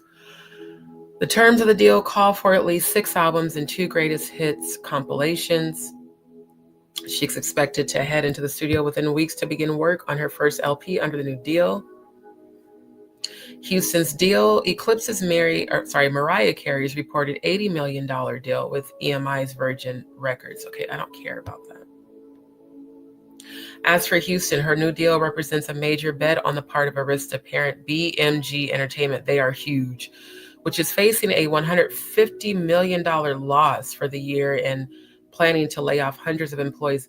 Interesting how she gets the deal as BMG Entertainment was going out of business and had a $150 million loss. Houston is one of the biggest selling solo artists of all time, moving more than 140 million albums, singles, and videos.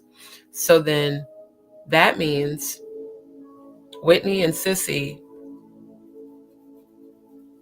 stood to gain a lot from this $100 million deal. Interesting.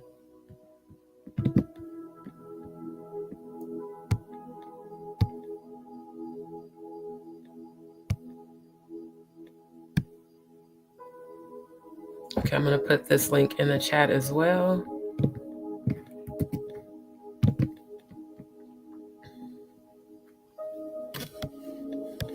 Extremely.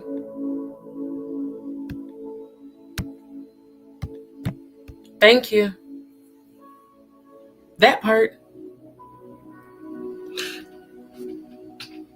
And we don't even have this dynamic. But if Jag contacted me and said, hey, someone's trying to unalive me, why wouldn't you answer? And then why would you publicly admit to not answering? It's weird. It's real weird. Grand Rising RC17. Yeah. Grand Rising Lily Plays. Yeah, this is weird, bro. Doing fantastic, my love. Doing good. Since y'all just tuned in, I was planning, and y'all make sure y'all catch the replay. I was planning to complete reviewing the live that Jag was on the 19th with Shayne Brown, also known as Shots of Brown, and Paperwork Party TV.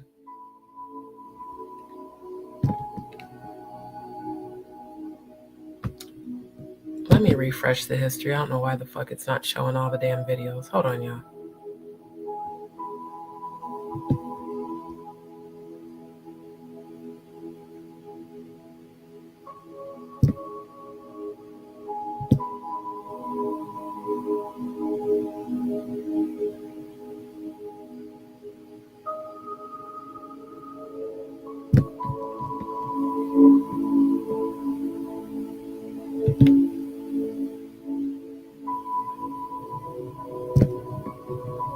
Yeah, here it is.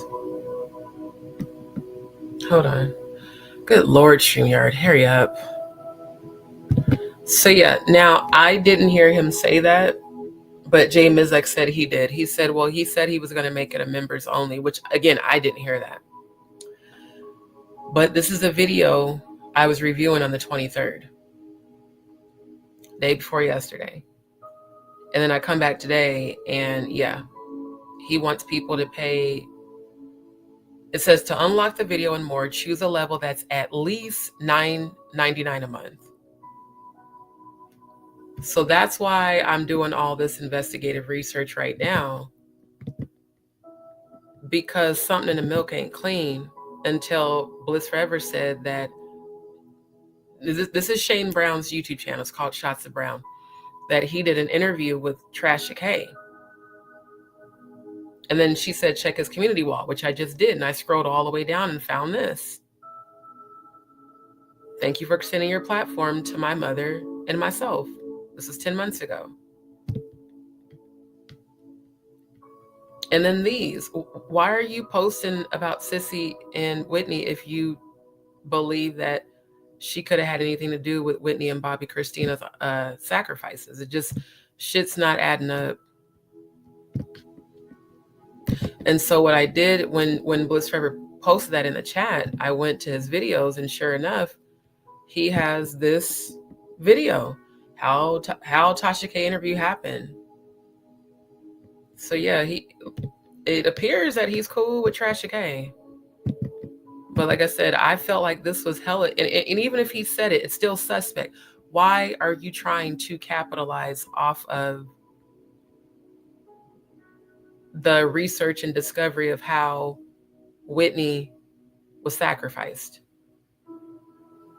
Why would you make it members only? And why did you turn the live chat replay off? It's weird. So let me pull up the screenshots for y'all, and then I'm gonna end the live because I need a snack. I need to go braid my hair and then make sure that my comforter is dry.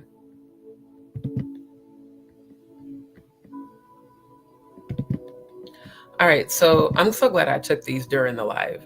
This is what I was wanting to go dig deeper into. It's the abrasions, because remember, those of y'all that was with me in that live on Paperwork Party TV's live that he did with Jag and Shayne. I don't know how he came across this, but he did. And I will be doing more research myself. Like, I want to actually find this myself online and present it, because it was showing all the abrasions. Yeah, this guy, Lucifer. That's why I screenshotted that. I said, I know that don't say Lucifer. Yeah.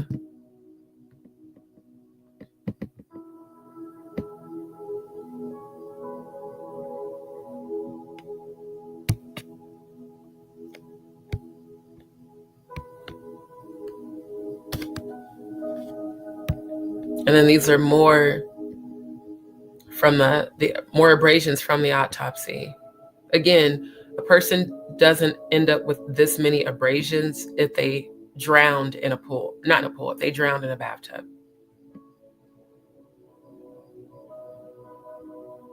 This is the part I want to get. And then this one, I'm going to find this video. Like I said, since he did his member only, I'm going to just do my own and get these deeds and present it. Because again, look at Ray J's fucking knuckles. He has on sunglasses inside of a building at night with a hoodie on. He's clearly hiding his face. And look at his goddamn knuckles on both hands. And look at Brandy's face. Not sad at all.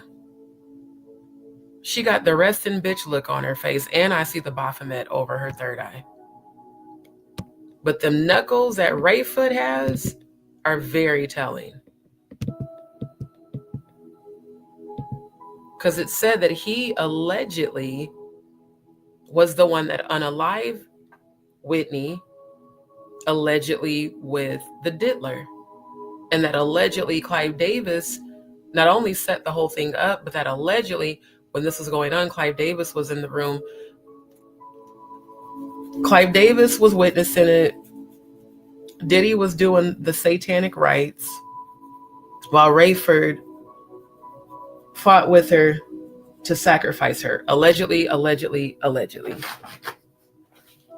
But them knuckles is speaking real loud.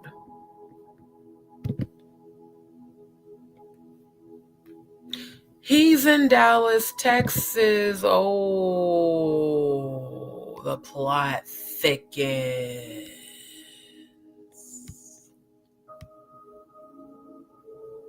Wow.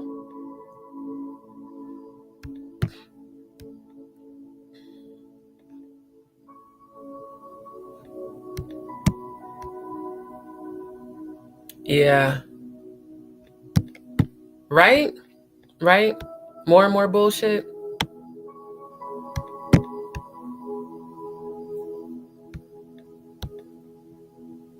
Yeah, you definitely got to catch the replay, my love.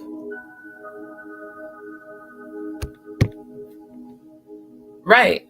That's why I went to his channel. Let me go back.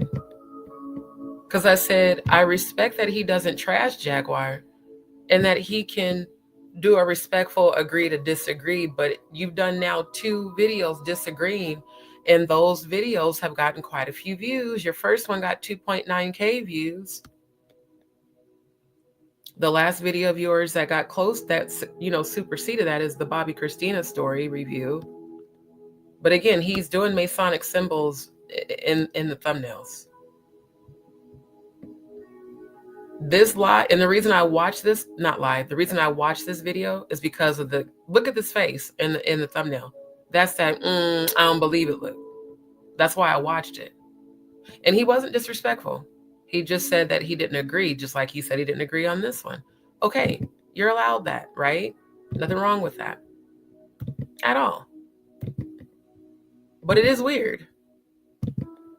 It is. And it's even more weird that I'm just now realizing that Paperwork TV was streaming live from Dallas, where all the other weirdos and trolls are at. I didn't even notice that on the screenshot till I zoomed in just now to enlarge this photo. That's weird. I'm gonna stop sharing so I can go to the other email.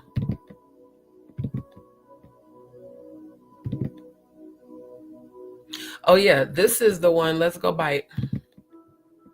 Here we go. Here's the receipts. Now this was before he made it members only. And oh wait, no, god damn it. That's the wrong, I sent the wrong screenshot to myself. Hold on, y'all. Yeah.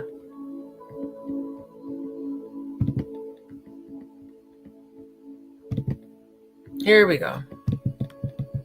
Now this is on Shayne Brown's channel. I'm gonna show you the video. It's this video.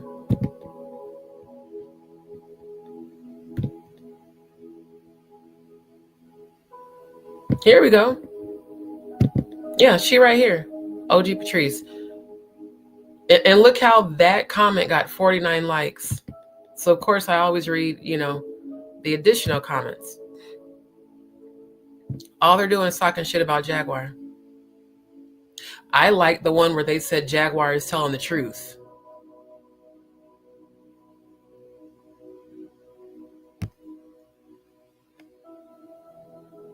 Here we go. He may be doing it for more exposure since he knows she gets views. Where is this live at that they did?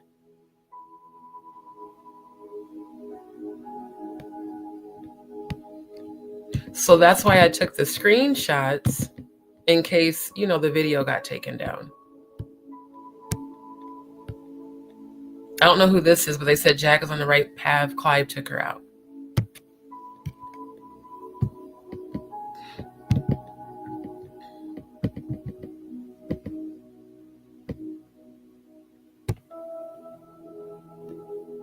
He may be doing it for more exposure since he knows she gets views. Now, this is the one OG Patrice wrote, because I know it's hard to see that on the share screen under the video. Yeah. Why is she constantly bringing up Jaguar for relevancy? Jag was a former friend of mine, and I don't fuck with her anymore because she's a pathological liar. Please don't believe or trust her. Also, I've had email communication with your auntie Leola Brown, and she's cool people. You both keep bringing your family Whitney story to light. Why did Jaguar need to be a part of your conversation, ma'am? I went to OG Patrice's channel just to see what she looked like. She don't look nothing like this photo at all. And her attempts to sing are wow. And whoever this is. So see, when I see shit like this, and I see a lot of people liking that shit, and them not checking it, yeah. This is when I went to go check out her channel to get her channel link to block her from mine. So yeah, this shit is weird, bro. Like, y'all are weird. Straight up, y'all are fucking weird, man.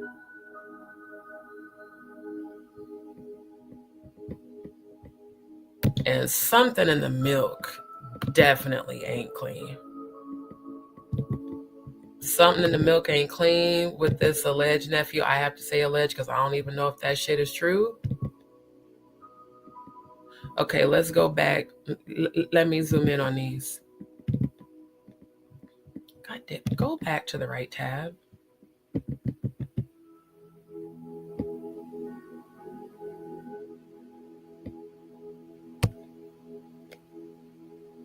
That's why I did the screenshot, because this AFBM said Sissy Houston ain't never loved Whitney, and you can see it in her eyes.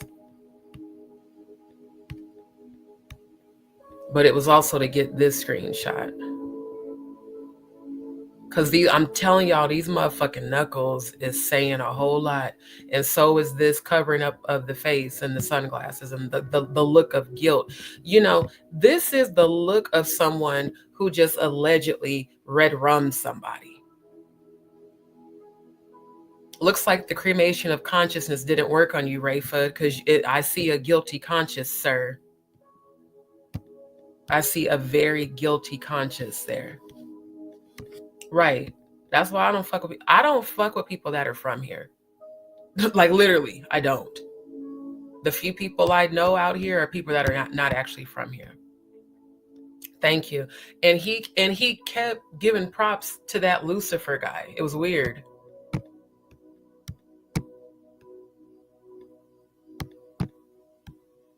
Right. It's crazy.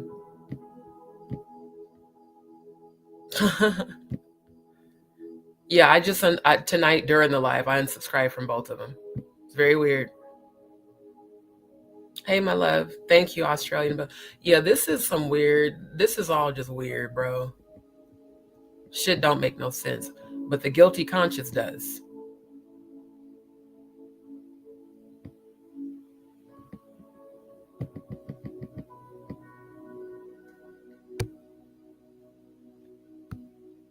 Yeah, that's why I made it big. Let me go back.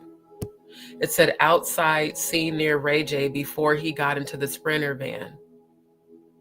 Now, I don't know. Again, what's with the no Jag? The fact that there were people trolling Jaguar, and I'm just now seeing that on the end of that. What caught my eye was this person saying outside scene near Ray J before he got into a Sprinter van. And yeah, he's always around when something's happening. Right.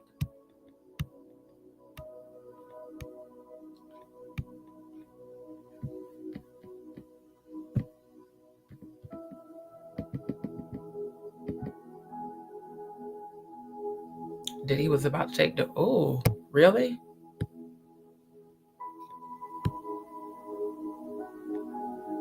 Clive Davis was disrespectful when he spoke at Whitney's funeral. Well, that's not really surprising.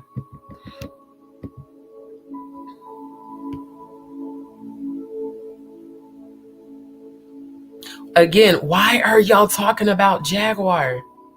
This is weird.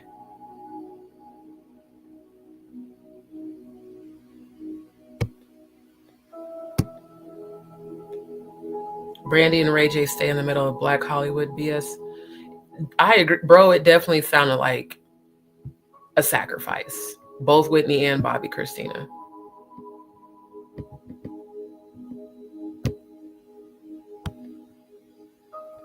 Yeah, I'm going to be researching this coroner report.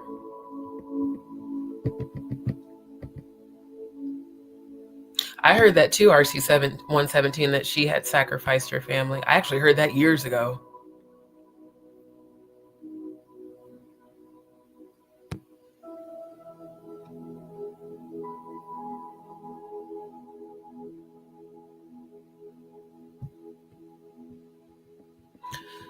You know, it makes it so hard for me to even want to support YouTubers the more bullshit that I see. Like straight up. Because he's supposed to be Bobby Brown's nephew. But yet you got Trasha K all on your community wall. You've done interviews with her. You're showing Masonic symbolism here, and here, and even in the community wall post. It's sketch as hell. It's very sketchy. Yeah. Yep. Yeah. Exactly. Exactly. Two separate. Wow. Okay. Thank you, Patty. Appreciate you, my love. I will definitely be researching that. So yeah. Shouts out to Whitney Houston. I really do hope that they find out everything, but not for the purposes of financial gain and exploitation. Now this says Houston's sudden passing left her estate in a bit of turmoil. Most of the trouble stemmed from the nature of her $100 million artist contract that she last signed with Sony Arista. So let's see. Relationship between Sony Music. Because the other article I found on the last live mentioned Sony Music, not Arista Records. Here we go. Okay, got it. They're a division of Sony Music. Got it. I just, for my own sake, I had to confirm that. Okay. Celebrity Net Worth reveals that ultimately Houston only earned $40 million out of the $100 million that her record company owed her. See, this is a different story. It's not talking about her being in debt. It says that her record company owed her. So why were the other articles saying she was in debt? It's weird. It's important to note that record companies don't pay out the full value of the contract upon signing, Drew. And in Houston's case, she was in debt to Sony Arista. Oh, okay, gotcha. At the time of her $100 million signing, which made the accounting even more complicated. An artist is paid in stages, and each payment is essentially a loan based on the success of future albums. Whitney only ever earned $40 million of her $100 million contract, but unfortunately her records did not sell well. Therefore, she ended up actually owing the record label nearly $20 million. So if she only received 40, that means they gained they gained 60 and an additional 20. So they gained 80 and she only got 40. But then again, that article I found in the last live on part 1 about the estate, it showed that the family inherited that. Things, however, have turned around. Hold on, some mucus is trying to come out. Hold on, y'all.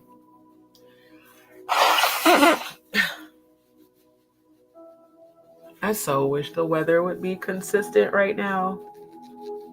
My immune system will thank you. Okay. Things, however, have turned around for the I Will Always Love You singer since Sony Arista owned the rights to Houston's back catalog, whose royalties began skyrocketing after Houston passed away. They were able to recoup some of the losses that Houston incurred during her lifetime. And thanks to additional smart business moves in the decade since her passing, the estate continues to generate money. In the estate, the executor is Pat, the cousin, and the brothers. Got it. So she had NFTs, primary wave deal. I mean, so, the family had a whole lot to gain from her and Bobby Christina's sacrifices. The only way that Sissy and the brothers could have ended up with the estate was if Bobby Christina died.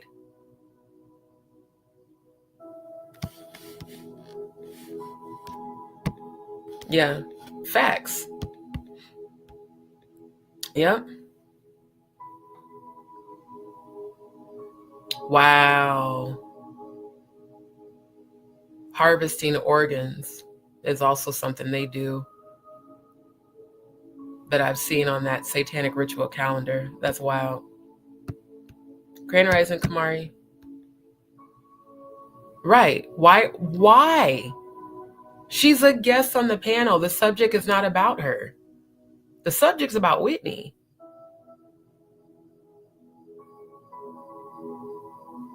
Right. Right.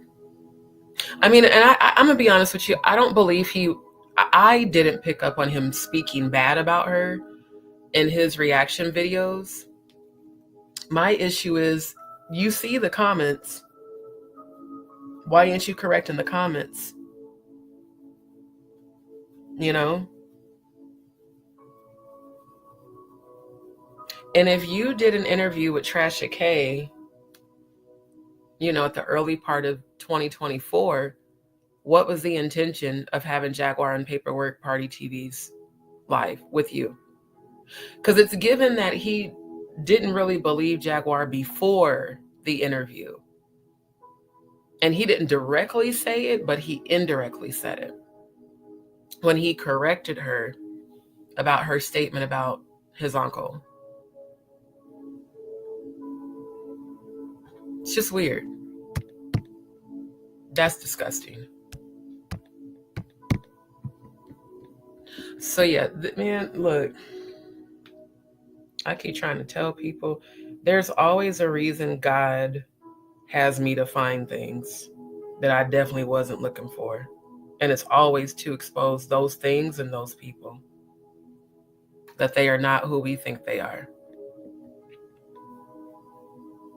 So yeah, new people's channels, I don't care if sis is on them. I'm not subscribing to their shit. I'm not. Because that's all y'all want. You want to get your subscriber count up so you can capitalize on the AdSense. You want to get your AdSense deposits increased, so you offer content for a couple of days, then you make it members only. Come on. If you really gave a fuck about getting to the truth, you're not trying to exploit said truth financially. You're just getting to the bottom of it. Hell, even on my channel, I'll have this disclaimer going across the bottom of the screen. I don't offer memberships. I'm not up here like, oh, let's review this one day, and then 2 days later, well, now you got to pay for it. And y'all want to say that Jaguar is a scammer? Because she posts her Cash App tag just like I do, but yet this man clear. I mean, a lot of people been saying Paperwork Party TV is a scammer. It's starting to look like it. It's definitely starting to look like it. It's definitely starting to look at it. Grand Rising, Antilia.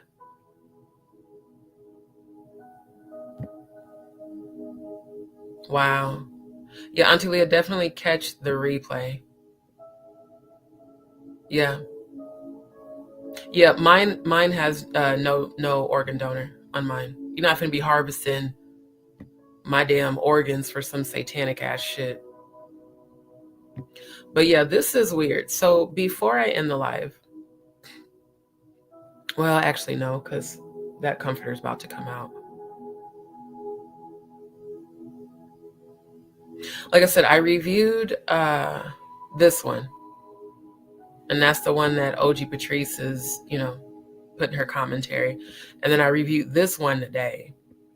He doesn't disrespect her. He doesn't speak bad about her. He just says he didn't agree with Jaguar saying that Whitney was coming out with a tell-all book. That's what this one's about. And then this one is him disagreeing with Jaguar saying that, Whitney Houston's note to Brandy said that Clive was allegedly trying to kill her and she was needing help. He's like, I just don't see Auntie Whitney doing that, because how can Brandy help her? Well, I mean, that I can agree with him on, only because look at her face. Hold on, let me go back to that picture in my email. Okay.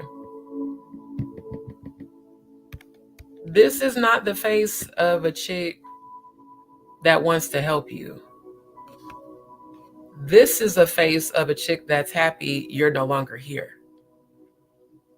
And it's not a coincidence that her career did skyrocket after said of it.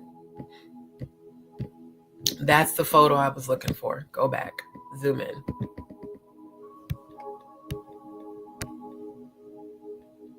Why is Ray J going to such great lengths to cover his face while his ashy knuckles that look like he just got done boxing something are showing? Why is Brandy smirking? What did Brandy know? Again, that video of Whitney, can I find that video? Let me see.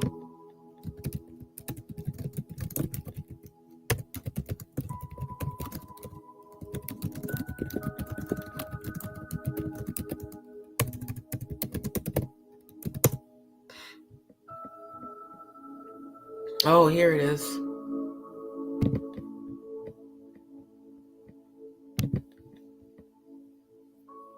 Okay, I'm gonna switch the disclaimer to the copyright. And again, all of my content, any videos I'm reviewing is for educational purposes, educational entertainment. Let me switch my tab. Switch the banner. Again, for the purposes of fair use, for purposes of criticism, commentary, entertainment news reporting, scholarship, and investigative research. Okay, hold on.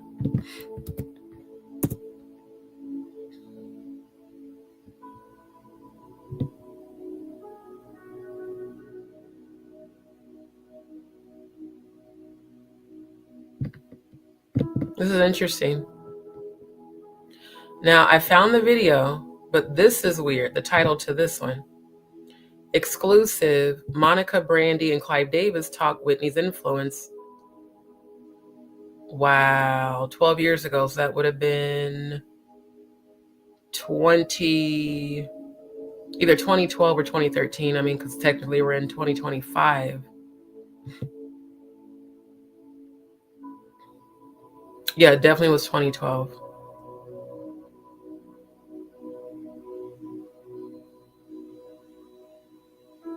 They met in 95.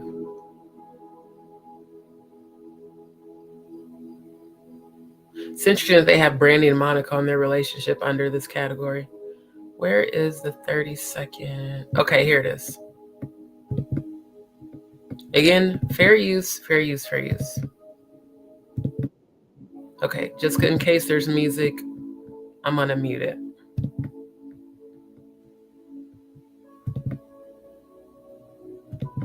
Okay, so Whitney leans in to, let's run that bite. Wait, run it back. She walks in pointing to Monica, and keep in mind the camera person made sure to not show her face. Most videographers would have come around the other side to show Whitney's face. The first person she goes to is Clive. What's on the back of her fucking skirt? What the hell is that? Is that embroidery or what is that? What the fuck is that? Hold up. What the hell is that? Is that embroidery on her ass? The fuck? She quickly kisses him. Oh, I need to go get my comforter. Then she immediately goes to Monica. Then she's talking to Monica. Here's a note. Let me go back to Monica. Notice, do y'all see Clive looking at the note? If you see Clive looking down at the note, put the word down in the chat. Y'all know I'm gonna break it down, especially as an editor.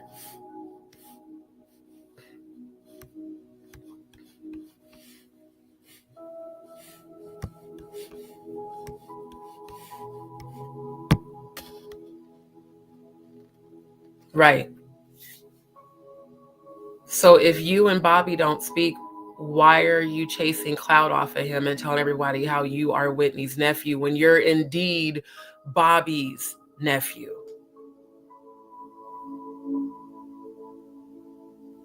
Because when we went over to Paperwork Party TV's live, he was introduced to us on the platform as Whitney Houston's nephew, not as Bobby's. He later said, well, yeah, I'm Bobby's nephew. Yeah, that's that I got you, bitch face. Right. Right. Right. Right. Yep. Yep. Right. Right. Right. You don't speak to Bobby, but you're doing interviews with Trasha K, aka TK Opioid. I'm trying to tell you, look, it's so, because again, I'm an editor. My editor eye is so precise. I see every subtle change. Let me run a bite. Then I need to go grab my comfort out the dryer. Okay, run it back again. She goes to Clive. She intentionally didn't go to Brandy first. She went to Clive first. I want y'all to pay attention to Clive's face this entire time. Now, notice when she's walking up, she's pointing. It looks like she's pointing to Clive, and he has a smile on his face. Monica's on the left, Brandy's on the right. They're all in director chairs. She goes to Clive. Monica looks so interested and intrigued. Clive is smiling. She turns to the left, hands it to Brandy. She noticed she doesn't stop and kiss and hug Brandy. She just turns and hands her the note. Pay attention to Clive's face right now. Look at Brandy's look of surprise. She looks down like, what is this? And then she looks off nervously. Just, again, body language. Pay attention. She looks down at the note. Clive looks down at the note. Whitney stays engaged with Monica. Clive can we get this frozen on screen? Clive is still looking at the note. Look at the nervous look on Brandy's face. If y'all see the nervous look on Brandy's face, type the word Brandy in the chat. Clive is still looking at the note. Like, what the fuck is this shit? Notice how Whitney played this. I'm giving all of my focus and energy to Monica. Meanwhile, I'm gonna hand you a note. Clive looks over. What the fuck is this? Brandy's like, what the fuck is this? Look, Brandy, look, she shifted shifty eyes. She shifted, looked about 3 times.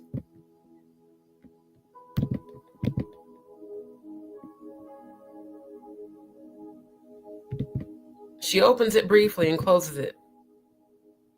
Then she puts it down.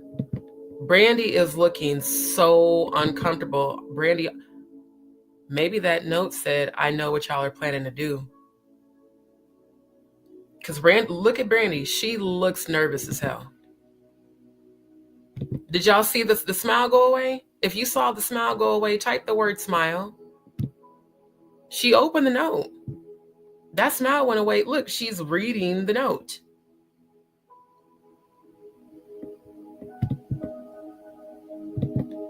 And then the smile went away. Here's the serious face.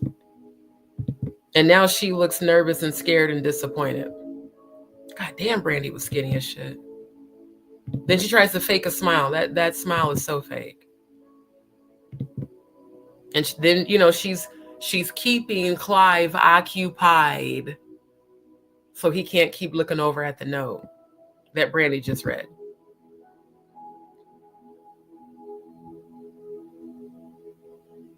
Notice she never directly acknowledges Brandy. She doesn't conversate with Brandy. She doesn't hug Brandy. So this part I can agree with Shayne on. It's like whatever sistery camaraderie they had was gone. All I keep hearing is, I know what you did last summer. I feel like, boy, when I'm telling you, I think that note had some information about some dirt on Brandy, because I've heard some evil things about Brandy in this industry. And it's awkward. She's kissing on Clive and holding his face. She's hugging and gave Monica a kiss, but it's dry as fuck with Brandy. She looks over at Brandy and smiles, but she doesn't touch her. She doesn't hug her. She doesn't speak to her. She doesn't really acknowledge her. So let me turn the sound on. I don't think there's music. I want to hear what was said. Let's run it back.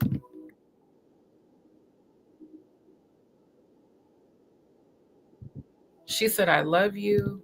Hold on. I'm going to mute the high vibrational so we can really hear what's being said. Is there captions? Not available. Okay.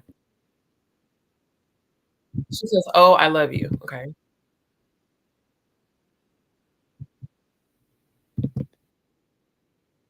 See, did you see that? She's so loving and empathetic with Monica.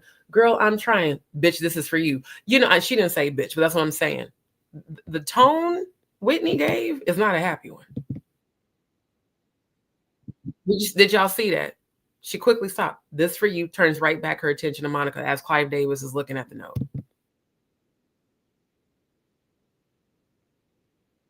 As soon as Brandy read that note, she looked nervous as hell. As soon as she read that note, she looked nervous as hell. That shit is crazy. That shit is crazy. Right. Monica's happy, Brandy's nervous. I'm telling you. And how did Shayne Brown know that the note didn't say Clive Davis is trying to unalive me? How did he know that? Has he ever dissected this video? And this is a 30-second video, by the way. Has he ever dissected a video like this? Yeah, she looks nervous as fuck and shook. She looks shooketh. Yep. Yep. Right. Exactly. So if the note said Clive Davis is trying to unalive me, first of all, why was Clive looking at the note to see if he could see what it said? I can agree. I don't think she would have wrote that and handed that to Brandy in front of Clive. I think that note might have had some dirt about Brandy on it. And how do we know? How do we know how involved Brandy's, let's see. What's her parents' relationship with Clive?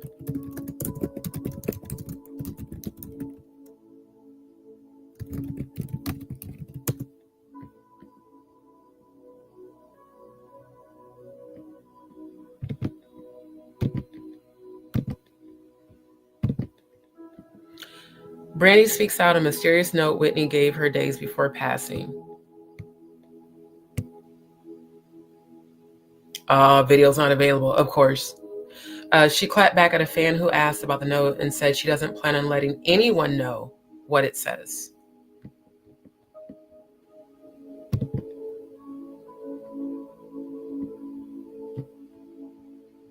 Bobby Christina Brown, singer on Brandy, mysterious note Whitney Houston gave her days before her death.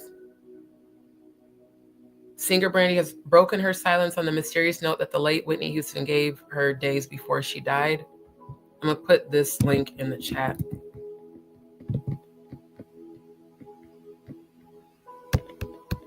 Trying to scroll down to the bottom. Always, y'all know I'm going to dig and get the receipts. I'm not believing shit nobody said. Grand Rising. Yep, she sure did. Right. Yeah, that's what I'm saying, Jay. That's what I'm feeling. Especially the tone and the look on Whitney. I believe Whitney was definitely a thug. Because that's that I know what the fuck you did last summer. That shit is crazy. Oh, I don't have one blue, my love. I hope it doesn't look like blue. I know my lighting is off. Right. If you don't want people to know, it's because of what the fuck was in that shit. Okay, let me post the link for this article. That way y'all can research this shit too. It started when Brandy posted a photo of her in Houston, who was her godmother. The two also starred in Roger Hammerstein's video or version of Cinderella. Okay, we know about that.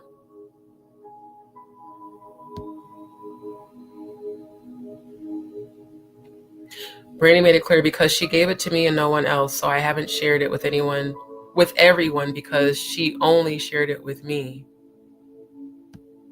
Brandy's comments come as authorities in the Atlanta area still try to figure out what happened to Houston's only child, Bobby Christina Brown, who also passed away over the summer after being found unresponsive in her bathtub almost a year ago today. It looks like we'll never know what was written on that note. But one person who said they do know is Brown's aunt, Leola Brown. Interesting.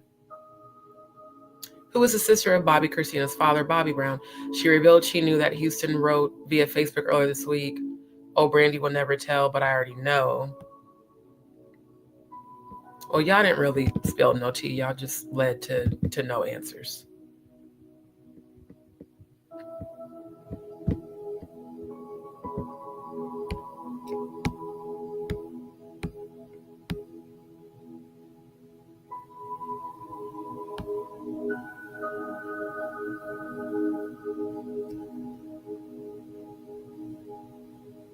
It says a post on RyanSeacrest.com says Houston crashed the interview, then goes on to say Whitney seemed a bit manic as she told Monica about swimming 2 hours a day and conspicuously handed a note to Brandy before hugging Davis. When E later asked Brandy directly what the note said, she replied, "I'm going to just not say what it was and just keep it to myself for my own personal reasons. Whitney meant everything to me. She's the reason that I sing." Interesting.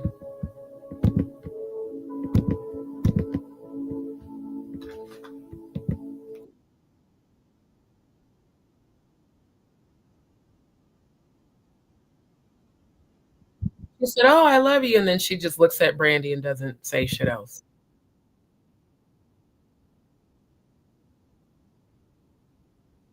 Wait, do y'all see Brandy trying to pass the note off?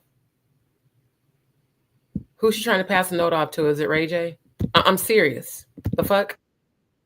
So as she's walking away, she's looking at someone and nodding. Let me run that back. Yeah. And then she looks towards the camera. So it looks like she's communicating with more than one person. Who's she handing the note to?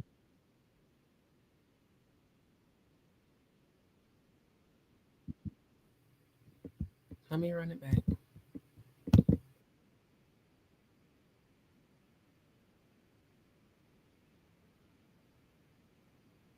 And not only that, notice how the cameraman intentionally didn't zoom in on that. Also, family, Whitney's hair is wet. Did anybody, if you notice that Whitney's hair is wet, will you put a W in the chat? If someone attempted to drown her, that might explain why she sounds manic. Yeah, might explain why. Also might explain why the tone is what it is.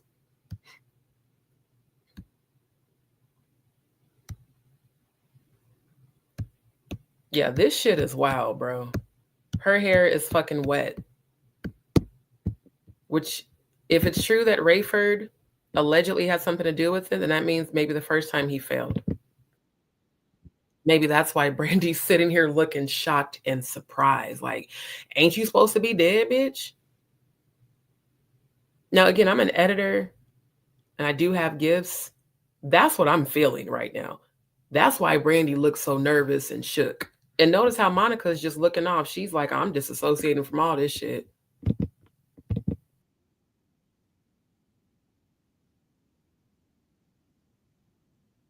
Again, who is Brandy trying to hand the note to?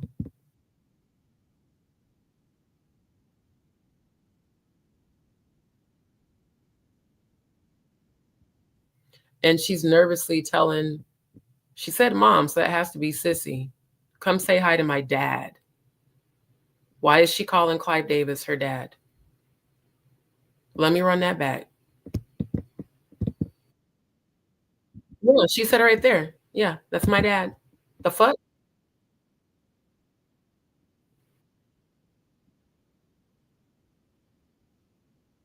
Yeah, she says it right there. Yes, my dad, I love you. She says, I'll see you later. I'm going up. Keep in mind, she was 2 floors above Clive's party. Her hair is already wet. Black women don't wash their hair in the shower. And that very much so looks like a wig. No, it's not. Wait, hold on. Let me look at the date on this video. Because I do think this was the day she was unalived. Now, this was posted in 2015. So no, the day this was posted is not the day she was unalive. I don't know. Let me look it up. Clive, let me turn back on the music while I'm doing this. Clive Davis Brandy and Monica interview.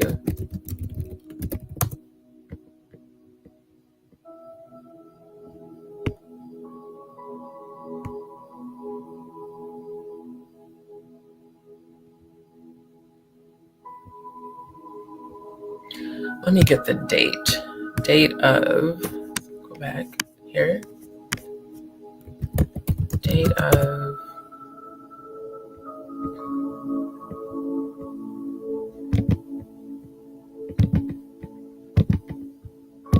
now, according to Daily Mail, it says Whitney Houston surprises Clive Davis in his last interview, went swimming 2 days before death. Okay, so this interview of them sitting there was 2 days before her death.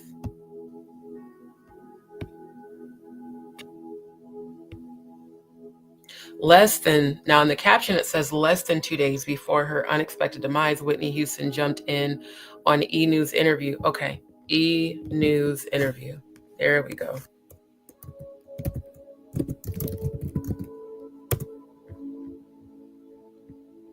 The fuck? I did not click on eBay. The hell are you doing?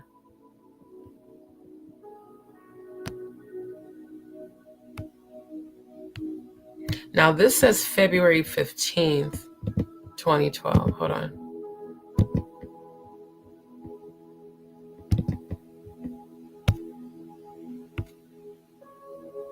February 9th. So on February 9th was the interview.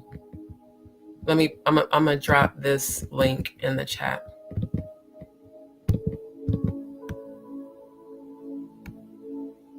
Oh, it's because they stopped audio. Hold on. I have to stop sharing and then reshare. Hold on, y'all.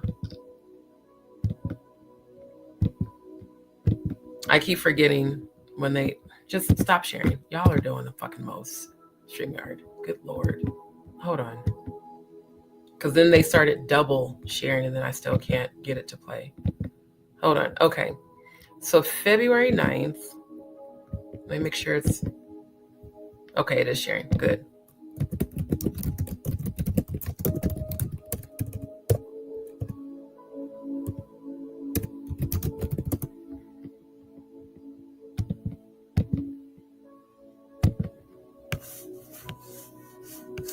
The fuck? Man, stop this touchscreen shit. Stop.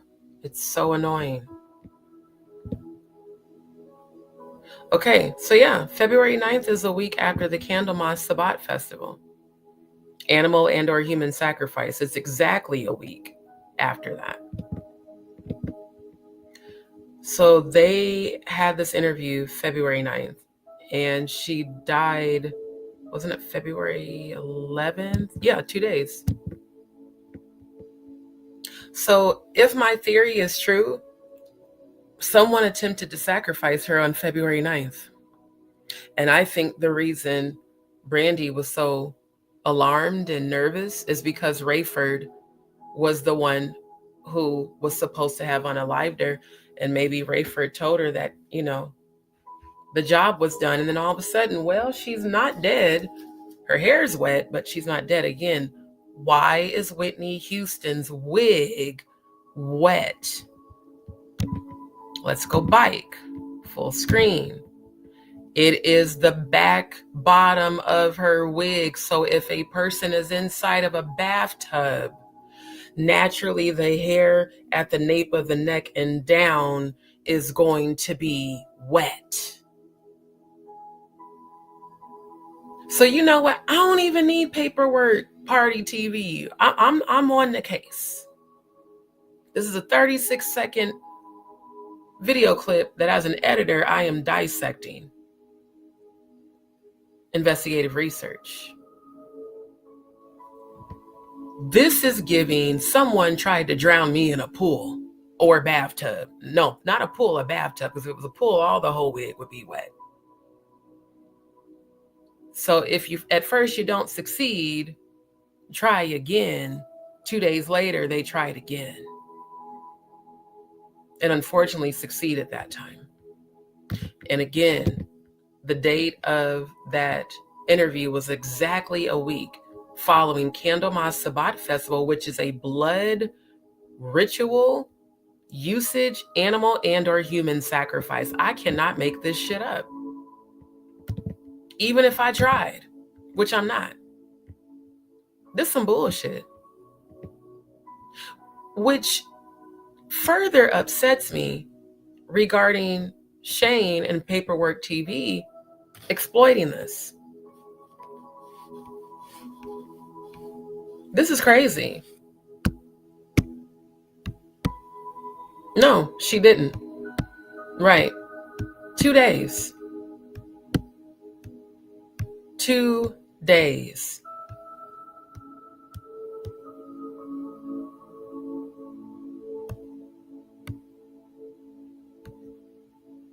Wait, let me see what Nick.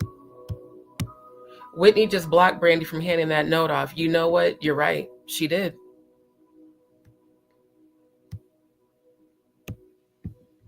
But I'm tripping off the fact that now that I've stopped the video, this is giving bathtub.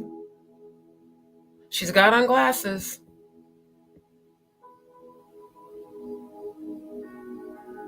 She's very frail. I wouldn't be surprised if someone injected her with a substance and she fought back and escaped. Because keep in mind, Jag and everybody else says she was a fighter. Why do you think? Let me go back to that picture of Rafa.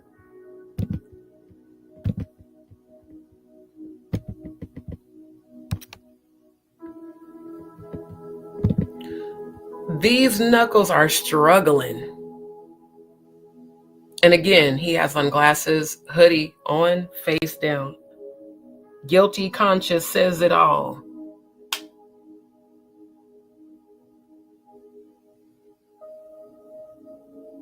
While she got the resting bitch face.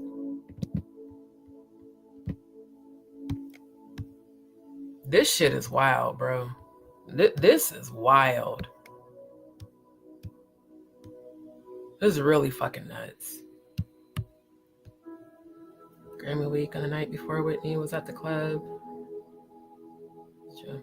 Wow. Right. Thank you. Thank you. Let's go back. Y'all let me know if y'all can hear the audio. I'm going to mute the high vibrational. Let me know if you can hear the audio when I start playing it. Put a Y. If you can hear it, put a Y. If you can't, put it in.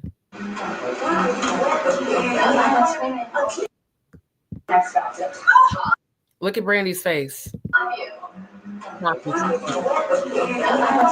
And you're right. Brandy reached her hand out. I wish I'm going to need to screen record this so I can slow it down and show it in slow mode. She reaches her hand out to Whitney and doesn't grab her arm. Let me check the comments to see if y'all can hear it. Yeah, right, Kamari? They always say drugs were involved in that. She OD'd, right? It's always what they say. Oh, they were just high as shit. Yep, most definitely. Right. Soaking wet. It's for you. And she's very coldly says, "This is for you." I have a feeling what that note said is that your brother just tried to kill me. That's what I'm feeling as an empath. Clairvoyant.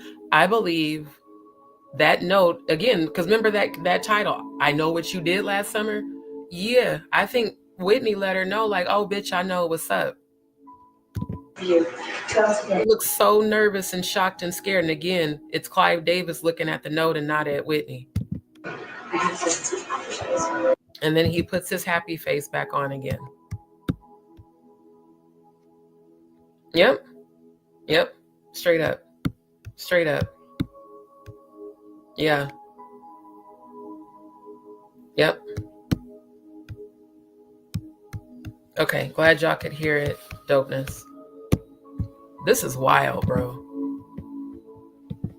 I'm just saying love it because I love it. She reads the note. Wait. Yep. She opens it. First, she reaches for her as if she's trying to stop her and doesn't grab her arm, and then she reads the note. Look at the pause, goddammit. Let's go back. Let's look at Brandy's facial expression. This is a face of someone who's like, what the fuck is she doing here and why is she here? Again, it's not a pull because it's only at the nape of her neck where it's wet. Just like everybody knows, if you get in the bathtub and lay back, the nape of your neck hair down is getting wet. Reads the note. Smile goes away. She looks up looking scared and disgusted and nervous. She tries to fake a smile as she looks off to the right.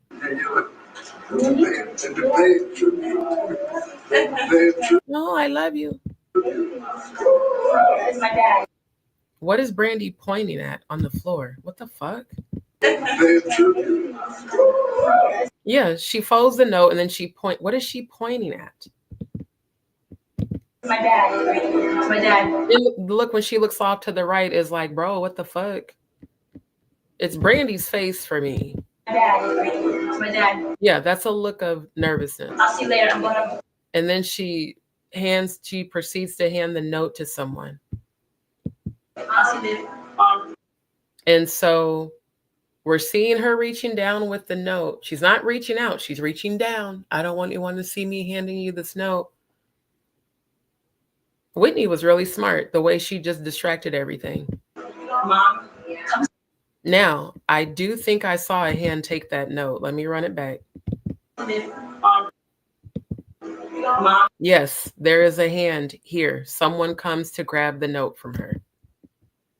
So if you were the only one that saw it, who did you hand it off to? And why is the cameraman intentionally not showing the hand of the person? My dad. I'll see you later. I'll see you later. So again, as an editor, I'm paying attention to her looking at Whitney while holding the note down to hand to someone. Mom. Then do y'all see this shadow of a hand come up? If y'all see this shadow of a hand come up, put an S in the chat. I'll see this. Mom. Y'all saw that? Did y'all see that? Let me check. Let me tab back over and look at the comments.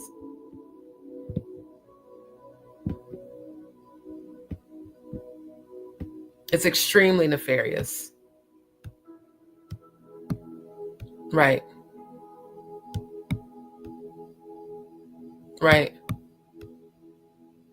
Right. Right. Right. Absolutely. Yep. Yep. It's crazy. But this is what I do as an editor. I review content just like this. Yeah. I'm trying to tell y'all, look, this is the stuff people who aren't editors would never catch. She hands the note. Come see her. And then as she pulls her hand back, there is no longer a note. So ma'am, how you been lying all these years saying, I'm not telling anyone because she gave me the note and it was only for me. Meanwhile, you didn't, slid the note over to somebody the cameraman intentionally didn't show. Come say hi. Come say hi to your dad. Okay. Come say hi to your dad. No, come say hi. Come say hi. And then she finally leans in to kiss Brandy and she holds her chin as she's whispering something in her ear. Notice how Monica leans forward past Clive and Sissy and smiles, and Monica's a Scorpio, leans forward to see what's going on.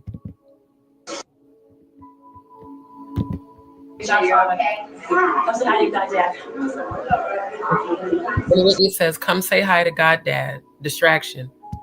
Monica leans forward.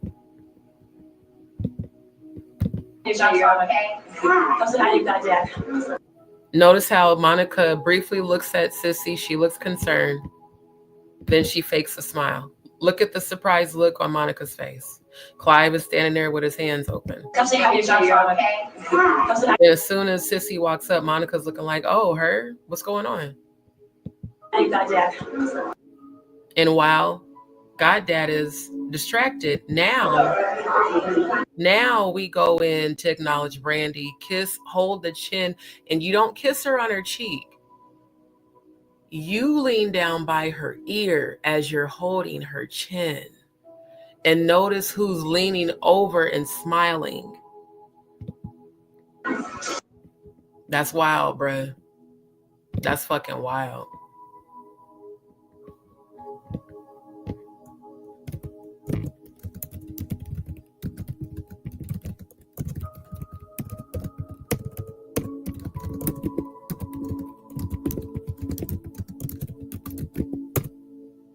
Oh my God. I wonder if this is one that might have a little bit longer. All time and just okay. See? We all did. No, that I believe that was Sissy, because she said, Mom, come say hi to Dad.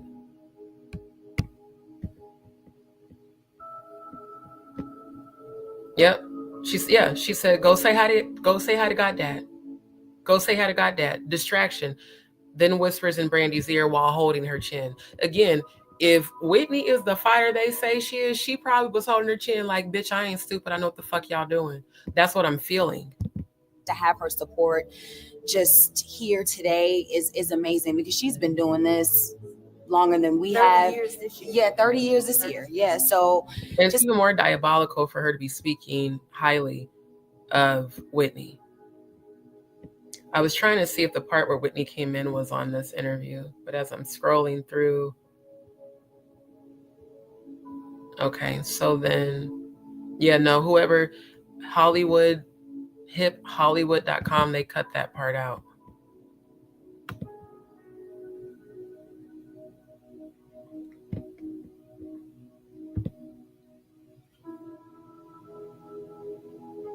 Okay, let me see what this one has. You know, what we did with the boy's mind, it was very special. I like about the song. This is the way it is. Working with Rico Love, Shayne tends to always be the same. And New Life is just the same thing. Big thing. I'm an open book now. I wonder why why the major platforms aren't showing that.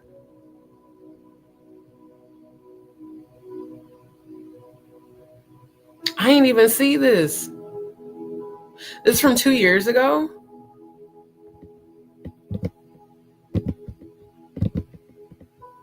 Okay, hold on. We're going to review that and then I'm going to end the live because it's almost 6 a.m. Okay, stop playing. You know what, StreamYard? Y'all are really getting on my nerves with that. Stop playing the fucking videos.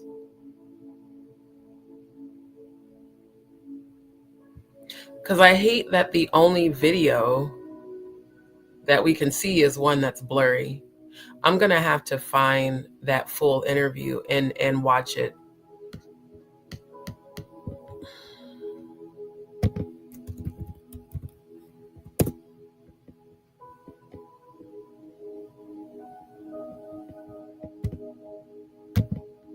Now, this was on, Real Life Productions. This was premiered on December 25th, 2022.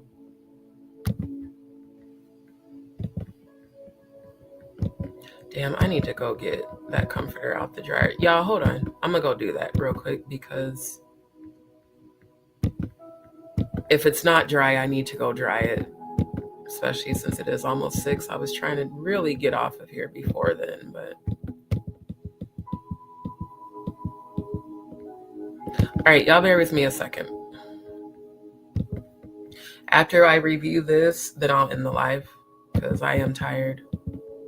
Clearly, there's going to be a part 3 for sure. All right, y'all, hold on. I'll be back.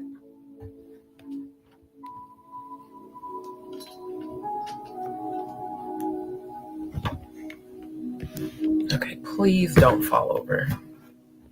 I need you not to do that. All right, y'all, I'll be right back. These motherfuckers ain't shit for doing this shit to Whitney, bruh. Like, wow. Wow.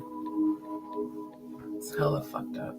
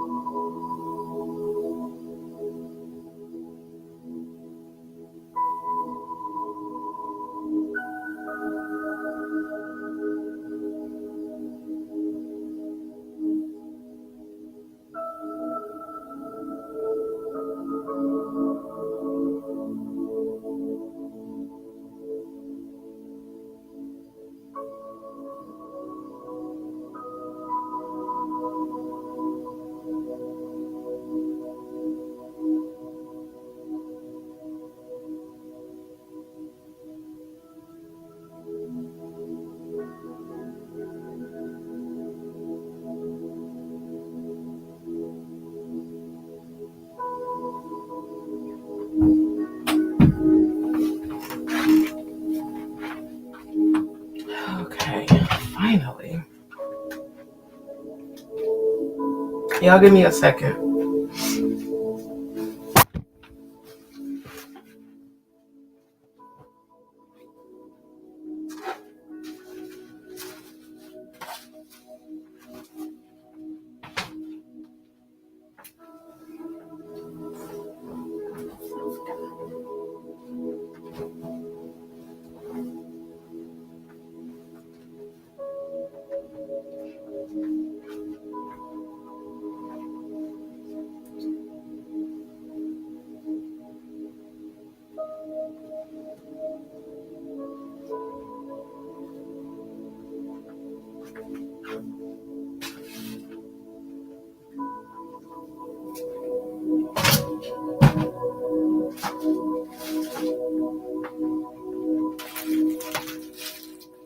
All right, y'all, I'm back, but I'm about to grab me a quick snack. Thank God it's finally dry. That shit took forever.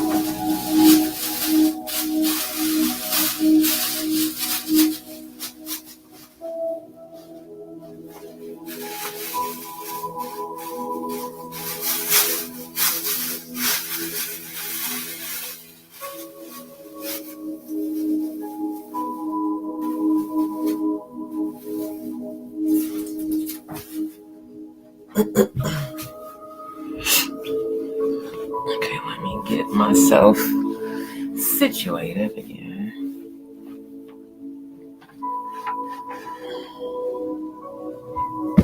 This shit is so damn diabolical, it's insane. Clearly, my calling was investigative researcher. Ooh, child. Okay, so y'all, look, finally my comforter, because I wash my sheets and the comforter at least once a week because of all the smells, all the bullshit people be frying up and cooking. Something definitely is wrong with it though. I've only always had to run it twice. I had to run it 4 times a night. What the fuck? Okay, let me scroll up to the comments real quick. Hold on.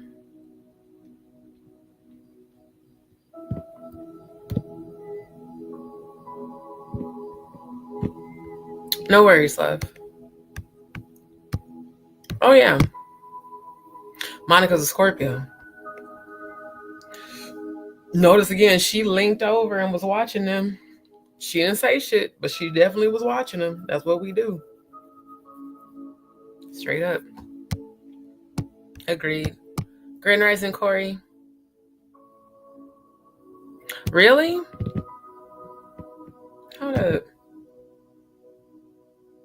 Where at? Because I got it clicked here. Oh, playback speed. Oh, okay. So yeah, thank you for that. now that I know that going forward, I will use it. Okay? And still look feminine. That's what I love about it. Thank you. Because I was like, either that's embroidery or, like you said, a brooch buckle. So again, what is giving? Hold on. Let me move this ring light. God damn, can you be still? See, that's why I'm like moving my little station. Hold on, y'all. I know I shouldn't because I have to go back to the bathroom, but I'm thirsty again.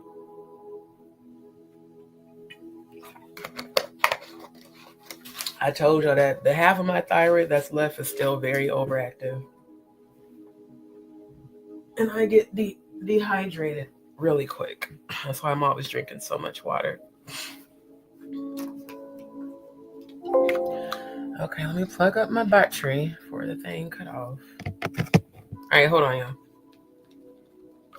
Yeah, that makes complete sense. What it's giving is that Whitney 555 on the clock, 555 new beginnings. Before I end my live, I will show y'all that on astrology.com.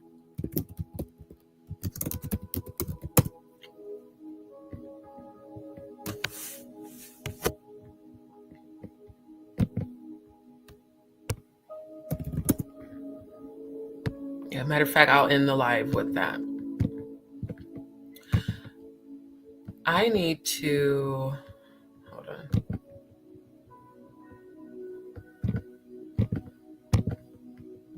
I want to go back to that video real quick. Hold on. Oh my God, hurry up. Jesus Christ, this shit is so slow. It's ridiculous. I don't even have that many tabs open. I have like 4.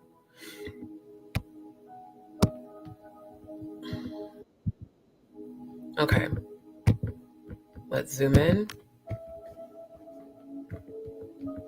Nick, I think you're on point. This embroidery is not supposed to be on her ass, nor this design to the right. Especially my mom being a seamstress. Yeah. This is weird. Yeah, that definitely look, because I kept saying, what the fuck's on her ass? I don't think that's supposed to be there. So if someone just tried to drown you, the bottom of your hair, you know, is clearly visibly wet, and you might have been in a hurry. So, you know, you just rushed and put your clothes on. Maybe, again, they say she was a fighter. I have a feeling Whitney fought Rayford and won and escaped, which would explain why she's frantic and, like some people said, manic. If someone just tried to drown you in a bathtub, you would be frantic and manic as well. Also, y'all, pay close attention to how she told Clive, I'm going back up.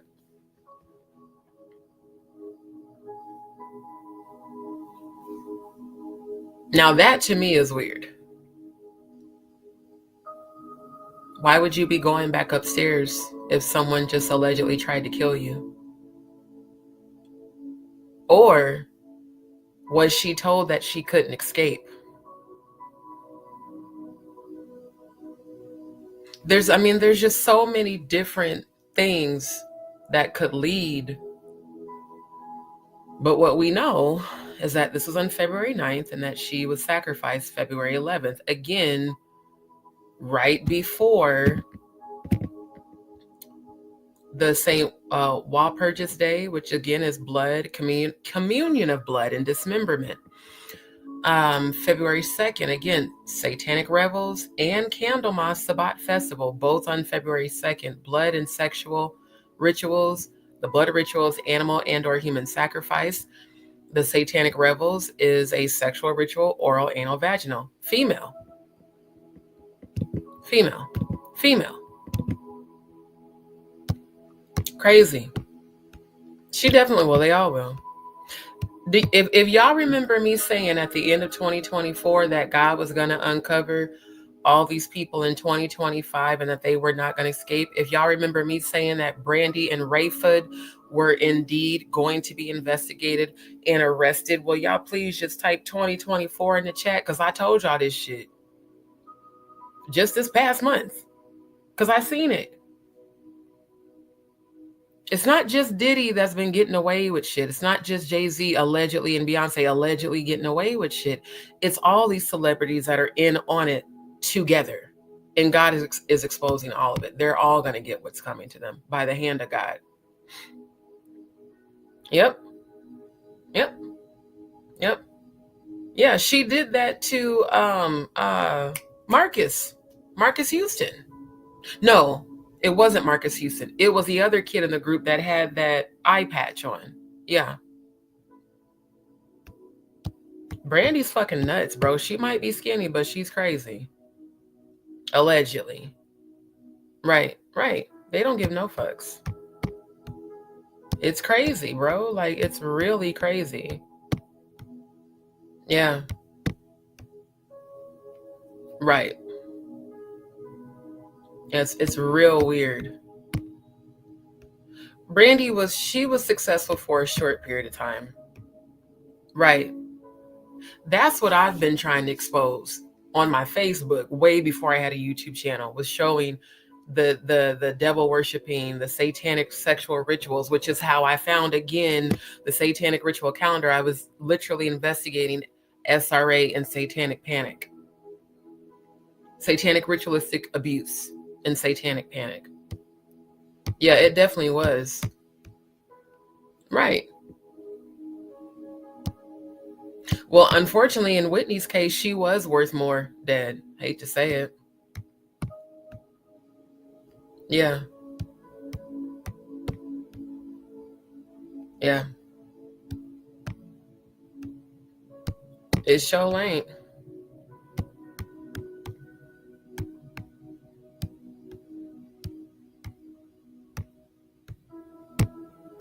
Yeah, we watch everything. Shout out to the Scorpios in the building. Like, we see everything. And we're silent observers. We may not ever say what we see, but trust me when I say we see it all. Straight up. Right, exactly. Like, she got dressed urgently and you know, ran out the room. Yep. Yeah. It's crazy. Yeah. I mean, again,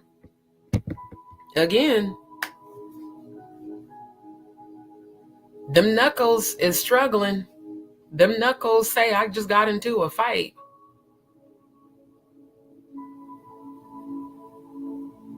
And he's got his left arm over his neck. Dead. Again, left arm over neck, symbolizing mission accomplished. Shades, hoodie, head down. But he didn't use enough wisdom to think to cover these struggle knuckles up.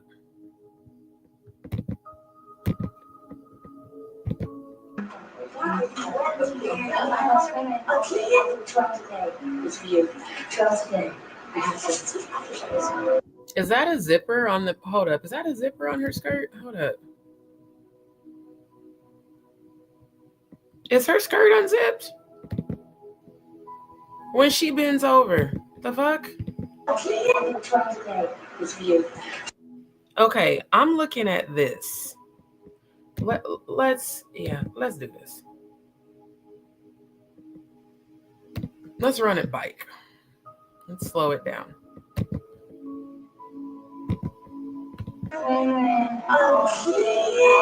Okay, ew. I don't like how that sounds at all. No.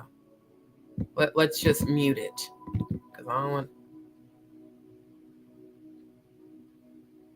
Okay, right here is this does not look like it's a part of this embroidery. Is this a zipper? Is this her ass? Like, I'm serious. What is this? What the fuck is that? Because when she stands up, you don't see it anymore.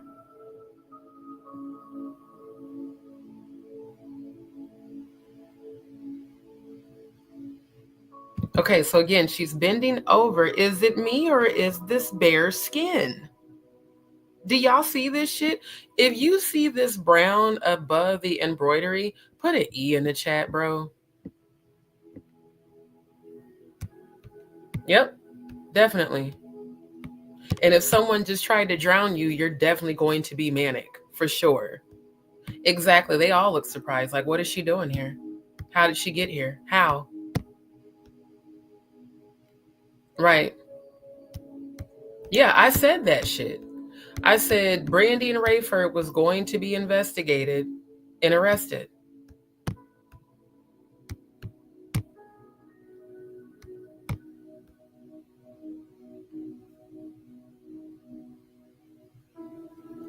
Right.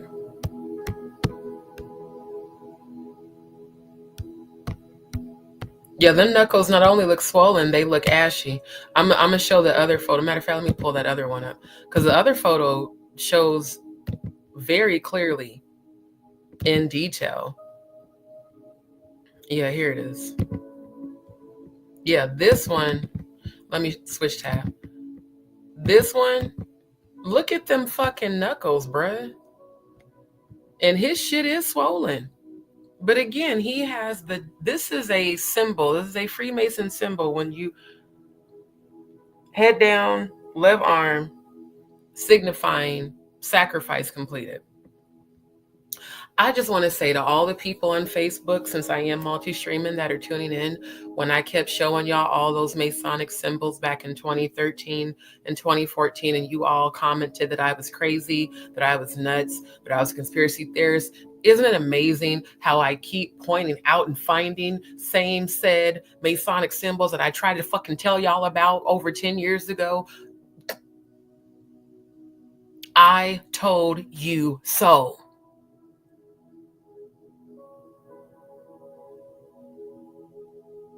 Ain't nobody fucking crazy. I see. Y'all can't. Who goes to an event indoor with black sunglasses, a black hoodie,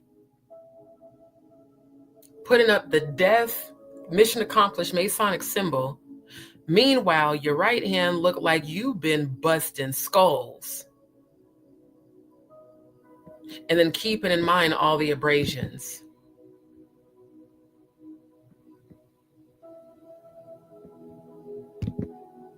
All of these abrasions. How, Sway? How does this happen if someone just drowned inside of a bathtub?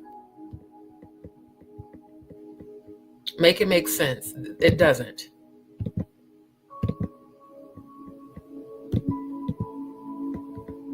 Meanwhile, rest in bitch face. Where's the other photo of...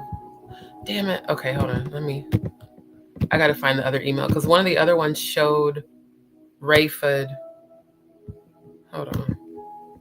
Let me go back to the other email.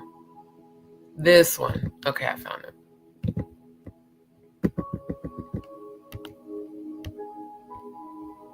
Now he's literally, because he knows the camera's on him, now he's literally pulling the hoodie over the eyes that are already hiding behind the glasses. Meanwhile, she's sitting there like, I know you feel guilty, bro, but we got that bitch. And again, look at the knuckles. These are not people who are sad. This is a person who's guilty and a person who's glad mission has been accomplished. Again, that's Brandy's little brother, as they've always called him in the media. You know, Ray J, Brandy's little brother. He's only relevant because of Brandy. But do y'all see this brown? I mean, is it just me? This doesn't look like it's part of the skirt design. I just see a patch of brown here. I don't know what that is. That's what I'm thinking. It looks like this skirt was supposed to have been turned around. Again, shout out to Nick for pointing that out. They're not. Yeah, not at all. Yep. Why does there appear to be a rip in the skirt? That signifies potential rape. Satanic sexual ritual abuse is very real. Satanic sexual ritual abuse is real. All you motherfuckers on Facebook that called me crazy. Ain't none of this shit a goddamn coincidence. None of it. No bra either. Right. I was just about to say that. That's why I'm glad I slowed it down. I said, I don't even see a bra, the back of a bra or any straps. So she just threw on this shirt and this skirt that looks like it was ripped open.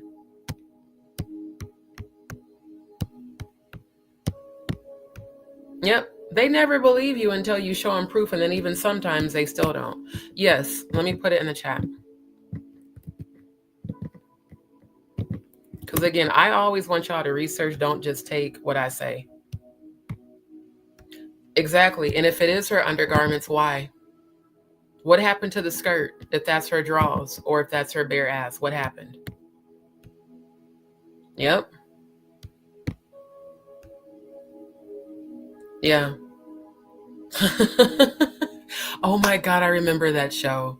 And I actually did used to watch Murder, She Wrote as a child because my older siblings did. That's so funny. Right. Right. Yeah, exactly. Exactly. Yeah, these are struggle knuckles. Those are definitely struggle knuckles. Yep. Because they can't see, but we can, so we're the crazy ones. Why are you researching that? Because I want to expose it? Because I've been seeing this shit since I was 11 fucking years old? Right. And thank you. Thank you. It is the ashiness for me. And if you are strangling someone in a bathtub, that water's going to dry your hands out and you have to use force. I mean, it's just crazy. Right. That's why that's why he was covering his face. Wait a minute. They might see my bruises. Because again, they say she was a fighter. So if she was a fighter, yeah, it looked like she might have got you good right there. That's what it looks like. Grand Rising, Margie. It could. Yep. Yep. Exactly. Exactly. Exactly. Straight up. That's why there's so many fucking abrasions. Yeah. He's dressed he's dressed like an assassin. Yeah, hold on. I'm gonna stop sharing so I can find the larger photo because it's in a different email I sent to myself. Hold on. Okay, is it this one? No, it's this one. Okay. This is the screenshot I took from the live. Look at his fucking knuckles. Interesting that I see a triangle shape here too. Do y'all see that? It almost looks like it was branded in his hand. I don't know if it's just me, but I see the triangle. Them knuckles is struggling like a motherfucker.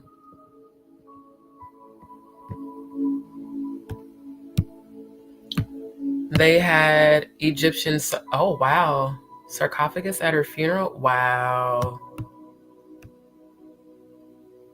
Right. Everybody been calling him Brandy's little brother. Yep. Right. Like I said, this is a guilty face. And this looks swollen as fuck.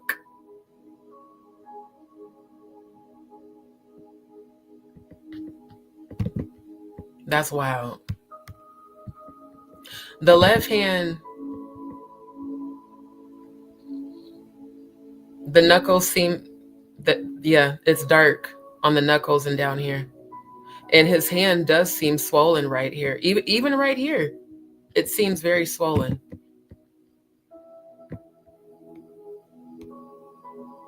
Right. Thank you. She looked like she's here to fade the funk for the award show. She's dressed for an award show. He's dressed for murder, allegedly.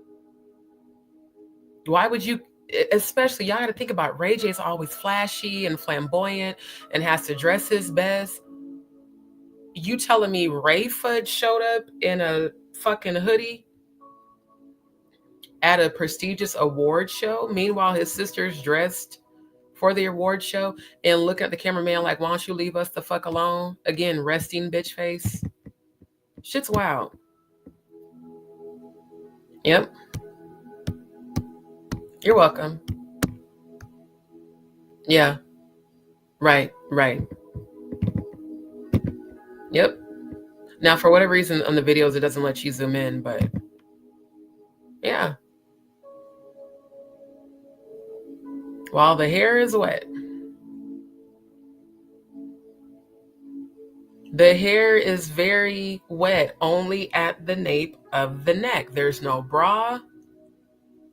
The skirt's backwards. She's telling him right then and there that she's going back upstairs. Then wait a minute. Let me find my... Oh, wait a minute. Let's stop when she turns to the side.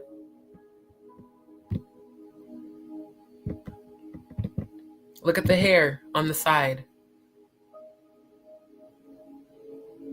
Again, if she was swimming, the whole entire wig would be wet. So what this is giving, head slammed back, hair wet, nape down, head slammed to the right. The part of the head that gets slammed to the right, the bottom is wet. The other side of her hair is wet as well. This is creepy because I can see...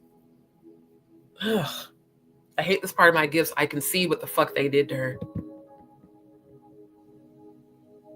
Her hair is dripping, you guys. Her neck is wet. This just happened. This just happened.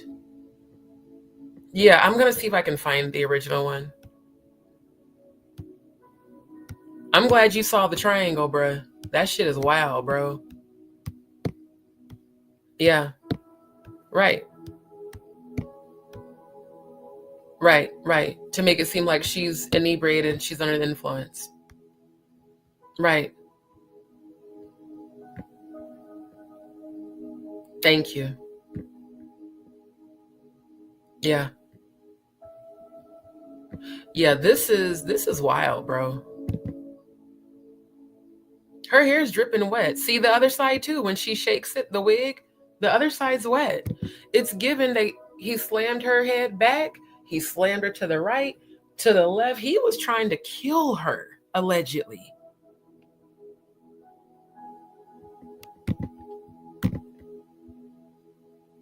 Now the question is, how much did you get paid, allegedly, Rayford, to make 2 attempts on her life? And above all, why did everybody look so surprised when Whitney walked in? Look at Brandy. Brandy's eyes got really big. I'm so glad I was able to slow this down. Look at Brandy's eyes. Look. The eyes get big when she walks on set. Again, they said that she surprised them. Even Monica looks surprised.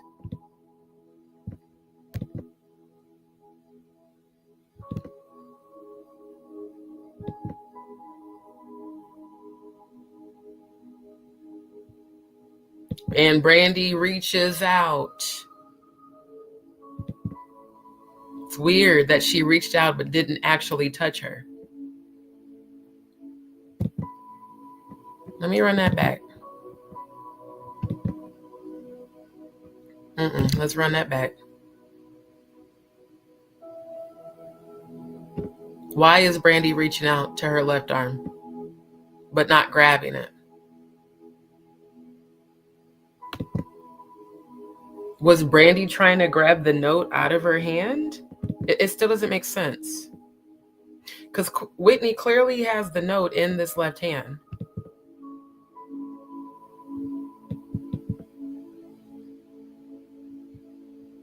It's almost like Brandy was trying to reach to grab the note out of her hand, and then Whitney just says, here.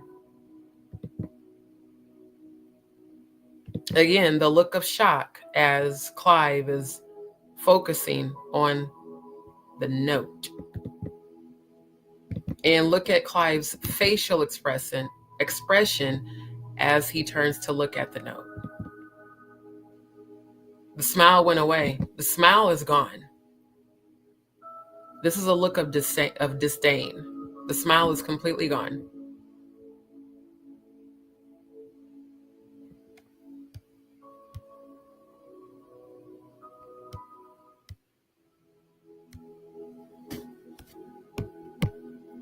Yep, exactly. I don't think she was face down because her bangs aren't wet. Given the fact that it's the back and the nape and the right and the left, it's all of this part that's wet. Look of disdain from Clive. Then as he turns back, he puts on a smile. Brandy opens it, reads it. Her smile goes away immediately. I have a feeling, I'm so serious, I have a feeling that note said, your brother didn't succeed.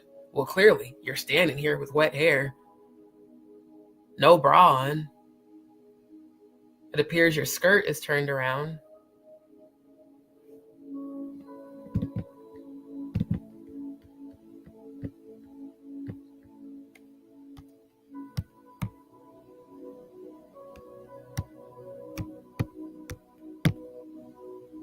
Right.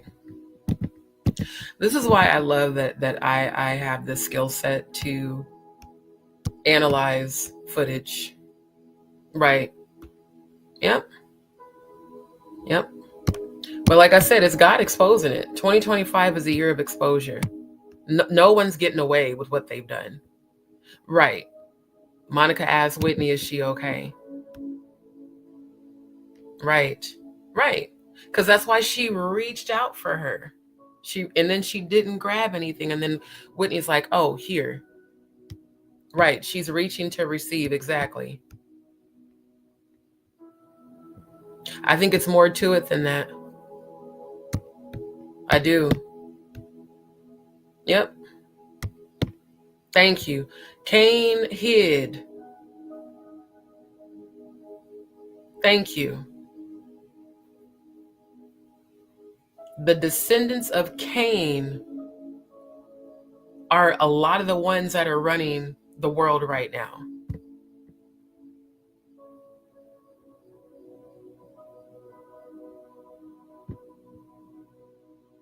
Yeah. Yep. Straight up. Straight up. Then she folds it and looks down at it again. Distraction point to her feet. She probably didn't have on any shoes.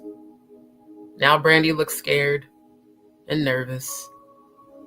She hands the note. Yeah, somebody took the note from her. And again, Whitney's hair is dripping wet on both sides, but her bangs are not wet. Let me run that back. Let me make sure her bangs are not wet. Damn it, I wish I could pull this up.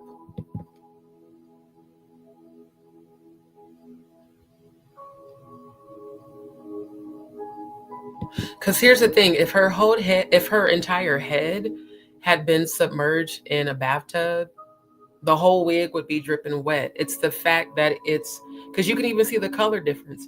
It's from the nape down, but it's all around, which to me, I'm picturing head back, right, left, inside of the pool, or not pool, bathtub.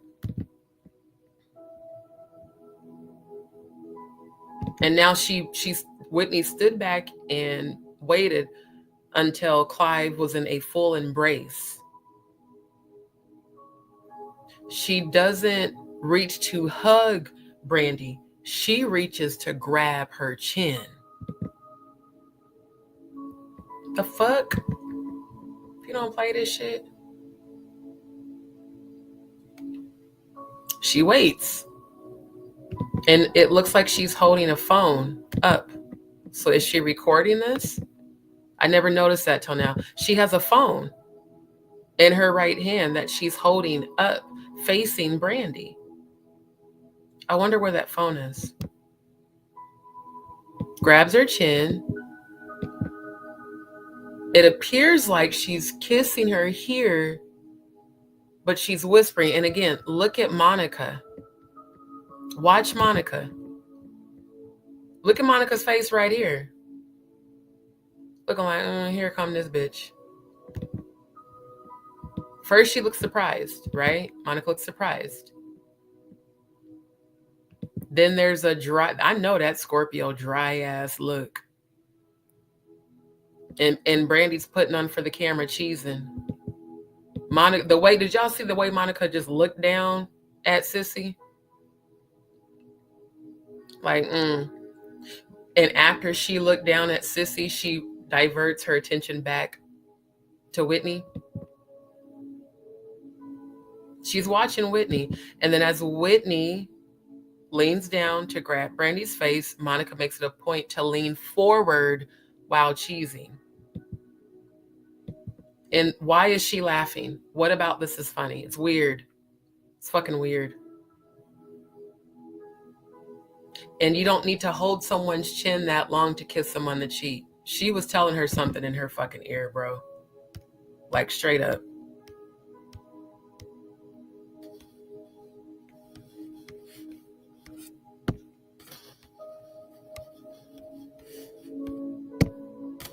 Right.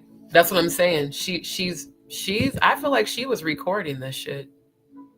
That's why I keep saying, where's that phone at? Now, let's take a look. Because Whitney doesn't have a phone in her right hand. Who gave her the phone? Or was she holding? No, because she handed Brandy the note with her left hand. Where'd that phone come from? So she points to Sissy. Because she said mom. She did say mom. Okay, she's holding the phone with the left hand. So she was holding the phone with her left hand and the note. Let's go back to when she handed Brandy the note. Let me see if we can see the phone in her hand there. Again, Brandy's reaching out.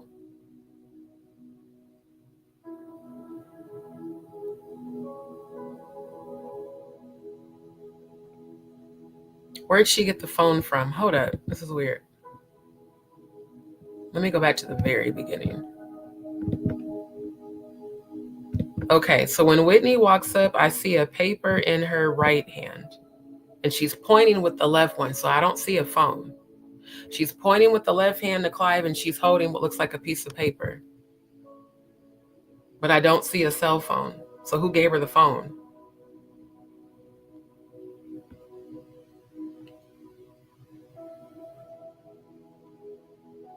Because both of her hands go down by her side. She hands the note to Brandy. There is no cell phone in her left hand. Did Monica just give her that phone? What the fuck? Hold on. Because she leans down. Okay.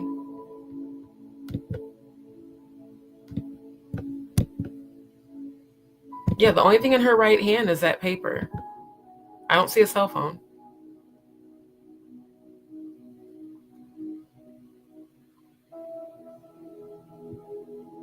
Both the hands.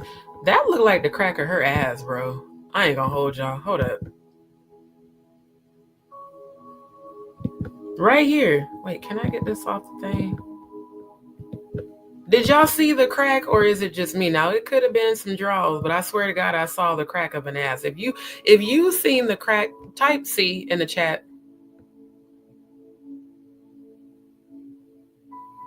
Right there. Let me get the comment off. I forgot the comments was on there. Let me run it back. I'll come back to y'all's comments.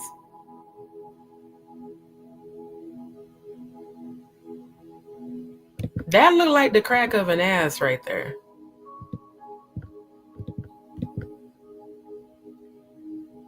Yeah, that looked like her draws. Straight up. She hands Brandon the note, left hand. I don't see anything in the right hand. But both hands go forward. She got that phone. I swear to God, it looks like she got that phone from Monica, which is weird. So is Monica setting Brandy up? Okay, let's run it again, the beginning. Okay, pause.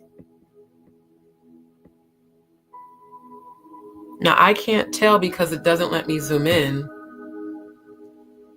Is she holding a phone and the note?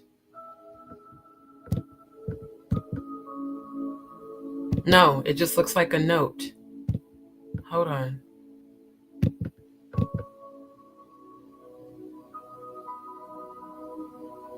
Note is in right hand. Hands go in front of her. As the hands go in front of her, she puts the note in the left hand. Again, this is a setup because look at how the cameraman is intentionally not focusing on Whitney's hands. They're intentionally not shooting her hands. Both go in the front. She switches the paper to the left hand. And this is a scene, this is the part where I see looks like the crack of her ass or whatever. Then her hands go up. The cameraman, why would the cameraman pan away from Whitney and Monica's conversation?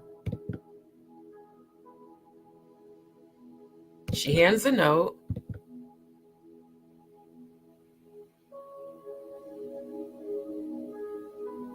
Now she puts a black phone from her right hand to her left hand.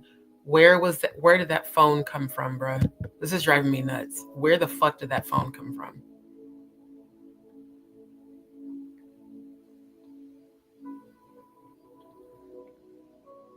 Where did the phone come from? This is not making sense.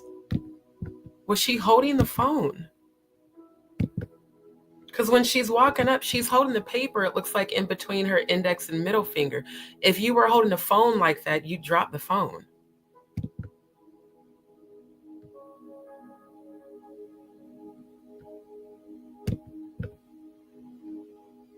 Yeah, again, I have to keep running it back. Yeah, I don't see a cell phone. Not unless, let me see. If I'm holding a piece of paper like this, nah, she couldn't even have had the phone right here. It would have fell out.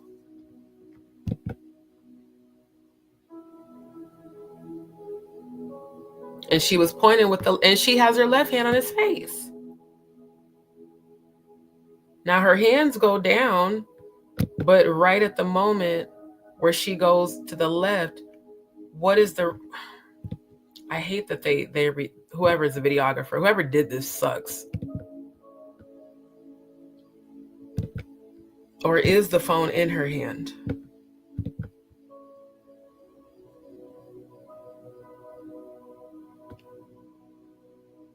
Okay, it looks like the phone's in her hand. Where the fuck did it come from, though?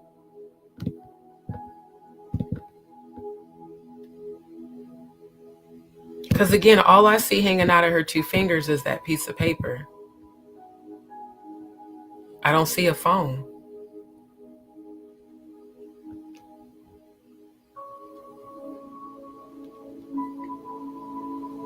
I see it now. The phone's behind the paper. Okay. God damn it. Go back to full screen. It's already hard enough to see this shit. Yeah, she does have the phone in front of the paper. How did she not drop it though? Oh, I see. Okay, so she's holding it partially with her thumb. So she's holding the phone, looks like she's holding the phone like this and has the paper. Because I'm like, Monica's hands didn't move. Yeah, because I see the front part of the phone there. That's why she switches the note over to her left hand.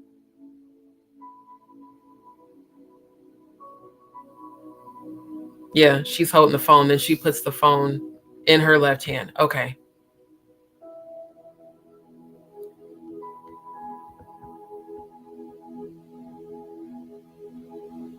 Yep, because there's the phone in her left hand now. Okay.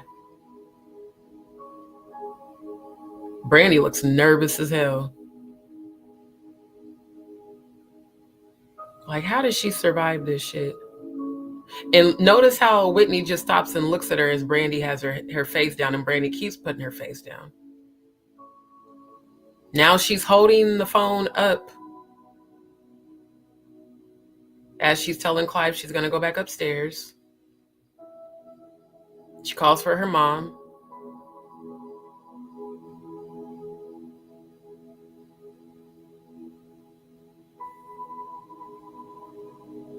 Come give him a hug so he can be distracted. Let me just sit back and wait. Okay, he's in full embrace. Now I can lean down and whisper to you. Yeah. You know, it just all makes sense. It makes sense why Clive is trolling Project, what's his name? Project, what's his fucking name? Paperwork. I don't know why I was saying Project TV. Paperwork.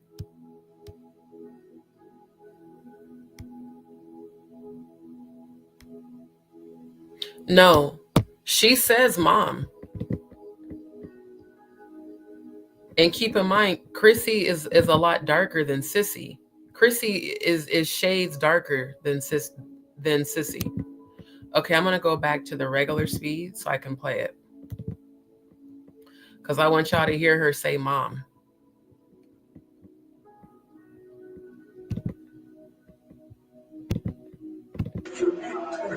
It's my dad. It's my dad. I'll see you later. I'll see you later. My dad. It's my dad. I'll see you later. I'm going to, yeah. Mom. See, she said mom. She said mom. See her. Come say hi to Come say hi to your godfather, okay? Come say hi to your goddad. Yeah, that, I mean, if that is Bobby, did she call Bobby Christina mom? Because if that is her, she looks a lot lighter. I thought that was Sissy. And notice they don't show her face either, but it looks like Sissy in a wig. Come say hi to your goddad. Come say hi to Come say hi to your godfather. I'll see you later. Mom. Come see her. Come say hi to Okay, now right here, I'm going to slow it back down.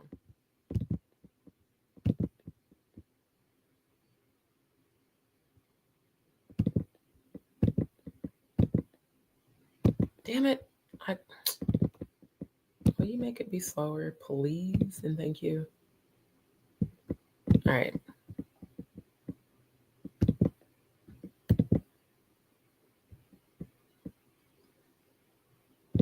See, I can't tell from the side. Because it kind of looks like Bobby, but she did say mom. It kind of looks like Bobby Christina, but she did say mom.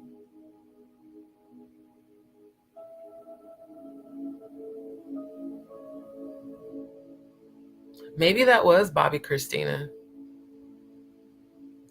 But why the fuck was she calling her mom? And it's even more diabolical if he really is behind this, how much affection he was showing Whitney.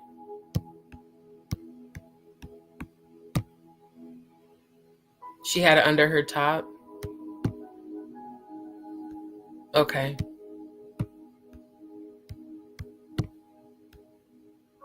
Yeah.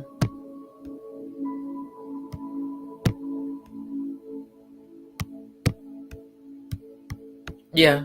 Yeah. That's what I'm saying. She was holding both. I don't know. Yeah. Yeah, definitely. Yeah, I've done that plenty of times. Right. Right. Da-da-da-da, Inspector D. I'm trying to tell y'all. I'm trying to tell you, I'm gonna find the deeds. Okay. Because she kept saying, yeah, that's my dad. And then I did hear her say, come say hi to goddad. So yeah, that had to be Bobby Christina. Yeah, exactly. Yeah. Yeah, I'm not supporting either one of them going forward. Right.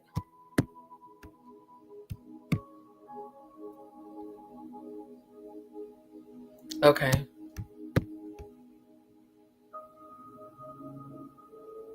Yeah. Because she said mom, but Sissy was thicker. So yeah, that had to be Bobby Christina. Yeah. Yeah. Yeah. She might, yeah, I do believe that's Bobby. She just looks different, maybe the lighting. Right. Yep. Well, I mean, shit, as far as I'm concerned, Sissy is just like him.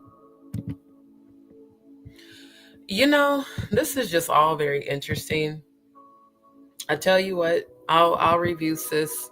I didn't mean to stop sharing. Hold on, go back. I wanted to show y'all the 555 before I end. Hold on. The video of Jag, we'll review that tonight. Because yeah, I'm definitely going to do a part 3 on this. And then I don't know if Cody's still here. We'll do our collaborative one probably Sunday is what I'm thinking. Because I want to get into the thick of more details, and I want to do research myself about the abrasions and bring my own facts. I ain't got to be going through people trying to charge for memberships and shit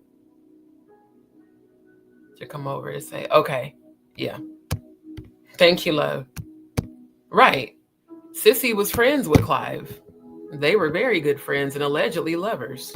Allegedly. All right. So anyway, 555 in numerology represents change and transformation. It signals that a significant change is about to happen in your life. I receive that. And you must have faith in yourself and the universe to guide you through it. I receive that. You are spiritually evolving, and the angels are reminding you to trust the journey and embrace the new opportunities that are coming your way. If you keep seeing, and I've seen, like I said, I've seen 333, 444, and 555 all week. When I woke up earlier, it said 222, but my body was still too exhausted to wake up. So yeah, again, these are all signs from the angels. Jonathan Hay is watching. Shout out to you, King. Thank you. And yeah, I want to have him on the show soon. I want everyone to hear from the horse's mouth what he has witnessed in the industry with Jay-Z and Diddy.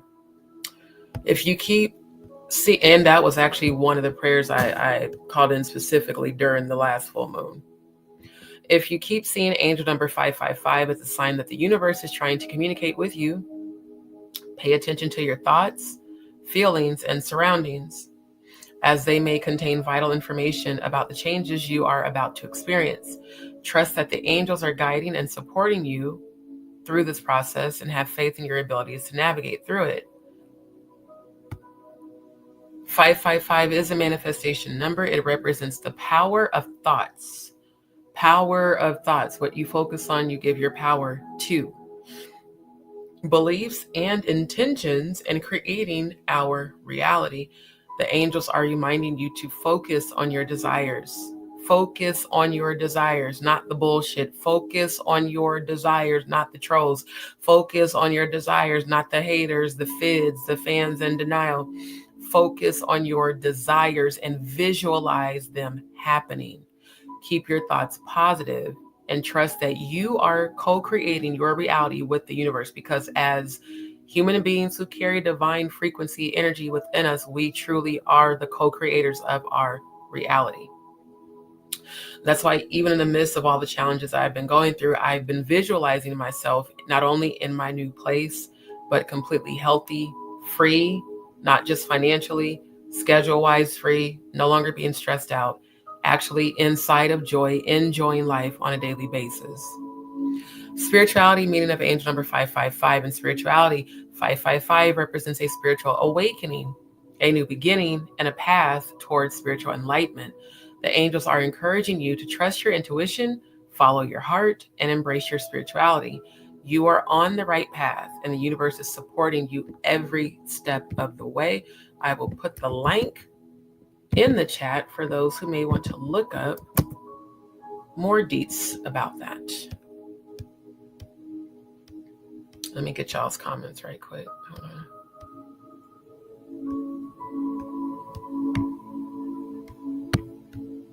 "333 is a manifestation.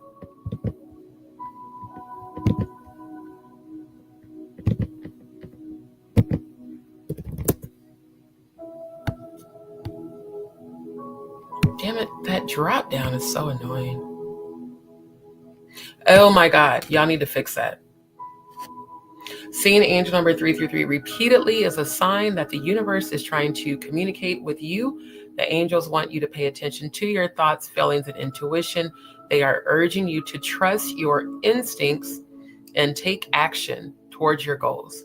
When you see angel number 333, it's a signal for you to let go of any limiting beliefs and doubts that are holding you back. The angels are encouraging you to have faith in yourself and your abilities. They want you to know that you have the power to create the life you desire. That's why I speak things into existence and set my intentions for those manifestations. And I repeat my own mantra. I'm in full expectation of miracles to overtake my life. That's actually a mantra I do in the shower when I do my saltwater cleanse and water manifestation prayers, because I'm a water sign. It's a reminder. Oh, I already read that. Okay.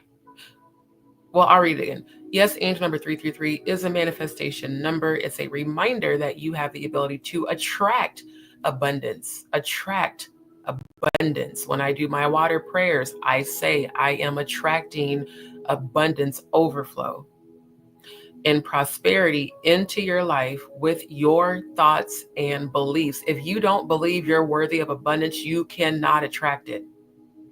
And abundance isn't just about money. Abundance of healing, abundance of peace, abundance of joy, abundance of strength, abundance of favor, abundance of divine protection, spiritual knowledge. Those all are relative to abundance and prosperity. It says to attract abundance and prosperity into your life with your thoughts and beliefs. The universe is constantly responding to your vibration. That's why I keep telling y'all, what you focus on, you give your power to. If you focus on bullshit, guess what the universe is going to give you? Bullshit.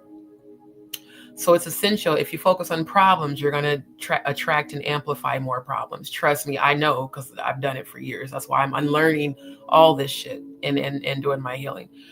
That's me breaking the generational curse in my family's lives. That's been passed down to me. So it's essential to focus on positive and empowering thoughts. Let me say that one more again. It's essential to focus on positive and empowering thoughts. Focus on positive and empowering thoughts. When you see angel number 333, it's an opportunity to align your thoughts and emotions with your desires. The angels are reminding you to visualize your goals and take action. Mars is a take action planet. Mars is one of my ruling planets, as well as Pluto, which is the planet of luck and prosperity.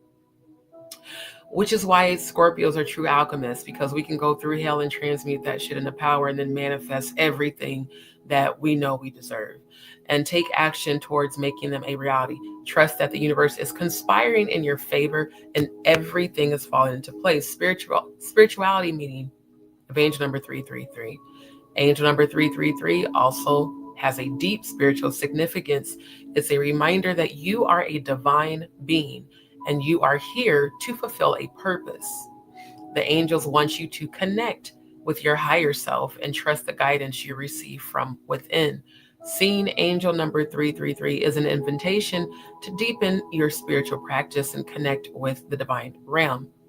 It's a reminder that you are never alone and your angels are always with you, supporting and guiding you. Take time to meditate. In other words, take time to quiet the mind. That means no social media. That means no distractions. Take time to meditate is literally taking time to quiet the mind. Pray or connect with nature to strengthen your spiritual connection. So I just put the link in the chat. I was trying to click on it. This is the link for those of you that want to research. I encourage you to do that. Another thing I want to show you guys, because they've made this number just diabolical because they don't want you to understand the power of it.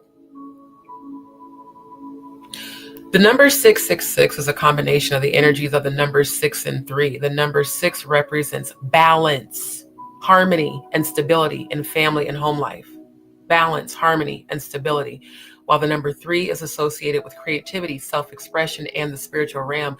Together, the number 666 symbolizes balance and stability within the spiritual realm. If you keep seeing the angel number 666 frequently, it is a sign that your angels are encouraging you to balance your material and spiritual life. See, I wanted to point this out because I've been researching numerology for years, and I found this about a year ago. I said, ain't that crazy how they made that evil? Now, of course, Revelation, uses that for the mark of the beast. I'm not like condoning or saying any of that. What I'm telling you is, if you see this number and you don't feel any sort of dark energy, that's actually a high vibrational divine angel communicating with you. The only time this is evil is when you feel evil energy attached to it. I keep telling people that the information is not evil. It's the intention behind your reason for using it. This is talking about balance in your material and spiritual life, which we absolutely need. Your focus may have been too heavily placed on one area, causing an imbalance in your life. Seeing this number is a reminder to maintain balance and harmony in all areas of your life.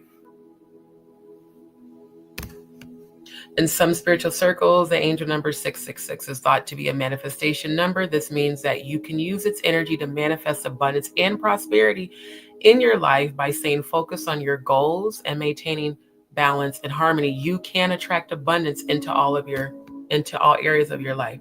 In spirituality, the angel number 666 represents spiritual growth and development. It is a sign that you are on the right path to fulfilling your spiritual purpose. The number also represents the need to release fear. Release fear and embrace trust in the journey. Your angels are encouraging you to trust the process. Have faith and believe in yourself. Not going to hold you. I even needed that, considering, the things that are going on. So yeah. I'm going to start educating the world about the lies that have been told to keep you trapped and bound so you don't tap into your power.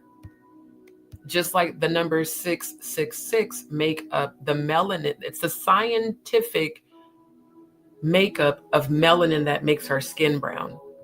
But of course, black has always been considered evil, going way back to Willie Lynch and all that shit. So I just wanted to share that.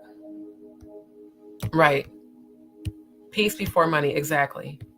No problem. Yeah. Right.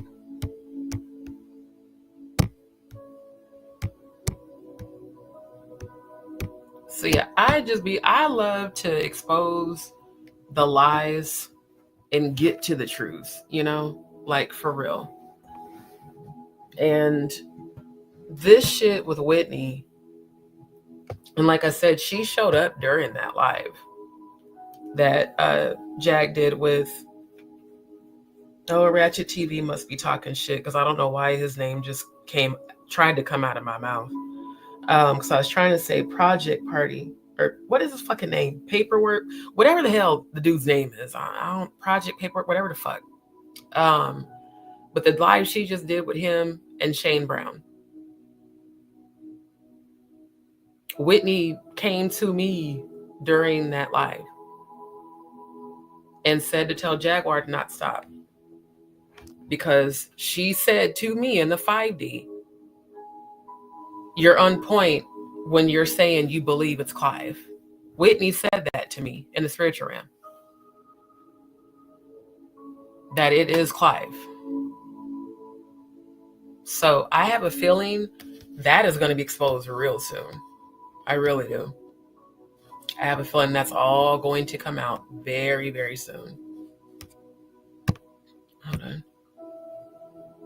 Right. Yeah.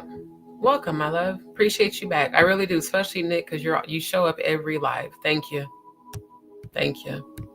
So family, I gotta go. It is 6 minutes to 7 a.m. This is why I be so tired. This is why I be sleep so late. But I mean, it's worth it for the knowledge, but I'm tired and I still gotta go braid up my hair. So y'all come back tonight for part 3. I'm going to do a lot of digging as far as the abrasions. I'm going to investigate the autopsy report. And I'm going to come with my own receipts. I don't need to share screen of someone's content that's trying to financially exploit Whitney's memory and what happened to her. Like, that to me is just selfish as hell. I'm sorry. That's my opinion. And even in my current situation, me trying to, get moved and rebuilding my life, I'm not on here trying to hustle people for information. It's ridiculous. So family, thank you to those who have sent donations. Like I said, unfortunately, the donations that you guys have sent to PayPal are still currently being held. And then they decided to put a hold on my account. Apparently they've lifted the hold, but they have not lifted the funds. So they put a hold where I couldn't even use the PayPal account for them to confirm information. They sent an email, well, your account is now unlocked, but we still have to hold the funds for 21 days. So for those of y'all that sent donations for readings, because you didn't follow the instructions I gave to send as family and friends, they are going to hold it. And there's nothing I can do. I mean, I talked to multiple people today. There's nothing I can do to get them to release it sooner. So once they release it, those of y'all that sent the PayPal for the readings that did not send them as friends and family, I got to just wait. I got to just wait until they release it. So again, family, for those who do want a reading, please, if you decide to use PayPal, select send to family and friends. Otherwise, I won't see it, And thank you to those who have sent donations. For me personally, if you have access to Cash App, I would prefer that because then I don't have to go through all the bullshit with PayPal. Plus, PayPal does take a cut. They take a percentage. So, in fact, a friend of mine tried to send me a couple of $100. They took like $600. They took $6 of that. So yeah, all I can say is I just got to sit back and wait and be patient. But like I said, once they actually release the funds, those of y'all that sent the donations for a reading, I will get to your reading. Like I said, it's best to send any channel donations or donations for readings via Cash App if you have Cash App. Otherwise, Venmo is an international send and receive service. So you don't have to just strictly stick to PayPal. You can set up a Venmo account. Doesn't cost any money. Like literally, I could have linked my existing debit card to it, but I didn't want to. So I signed up for a Venmo prepaid debit card. If you have a bank account or whatever, you can sync your bank account to Venmo and send money that way. You don't even have to wait for a debit card to come in the mail. Because I investigated, I was like, there has to be another international platform. So it's a good thing I have a Venmo account. So for now, I'm just going to use Venmo and Cash App until PayPal decides to take this whole 21 whole day bullshit off my account. Because I mean, it's pointless to keep using it. I love y'all, but a lot of y'all don't follow instructions. Because I've said it every live, like in capital letters, even in the chat that I pinned and on my community wall post, I put in capital letters, please select send to family and friends. Because that way PayPal does see it that it's a donation. They said the reason we're holding it is because your people are selecting to send you money under for goods and services. They said, so to us, it looks like you're selling them a product and we don't have any proof that you sold them a product. So we have to hold it up to 21 days to confirm the sale. And again, I told them it's not a sale. These are donations. So that's why for now, I don't even want to fuck with PayPal. It's just, they're doing too much. And thank you to everybody who has sent. For those who want to help, again, I am in the process of moving. It really does help right now. I normally would never even ask you guys, but anyone that can donate, again, I'm starting over, losing everything after Beryl, dealing with a lot with my health as far as me needing the surgery and losing a lot of blood. So yes, anything that people can spare to donate, please do so. It is very much appreciated. I would love to be able to move by next week. That's the goal right now. So thank y'all. Thank y'all for hanging out with me this whole 5 hours and 41 minutes. I appreciate y'all. Shout out to the mod squad. Shout out to everybody who's still in the building. But y'all, it is 1 minute to 7 a.m. my time. So I'm going to go braid my hair and get in the bed because I'm sleepy. But I love y'all dearly. I hope everybody enjoyed tonight's live. I hope all the information was enjoyable. And again, come back tonight for part 3. And I believe this will be the final part of, this whole investigation. And then next, of course, I'm going into the whole Courtney Burgess of it all with the DIDDLA. And I'm going to do my own deep dive into that as well, to get the deets for myself. Because I know people are researching, but y'all know me, I'm going to get them deets. I'm going to investigate and get down to the bottom of things. So I love y'all dearly. Thank y'all so much for your love and your support. Y'all have a beautiful day.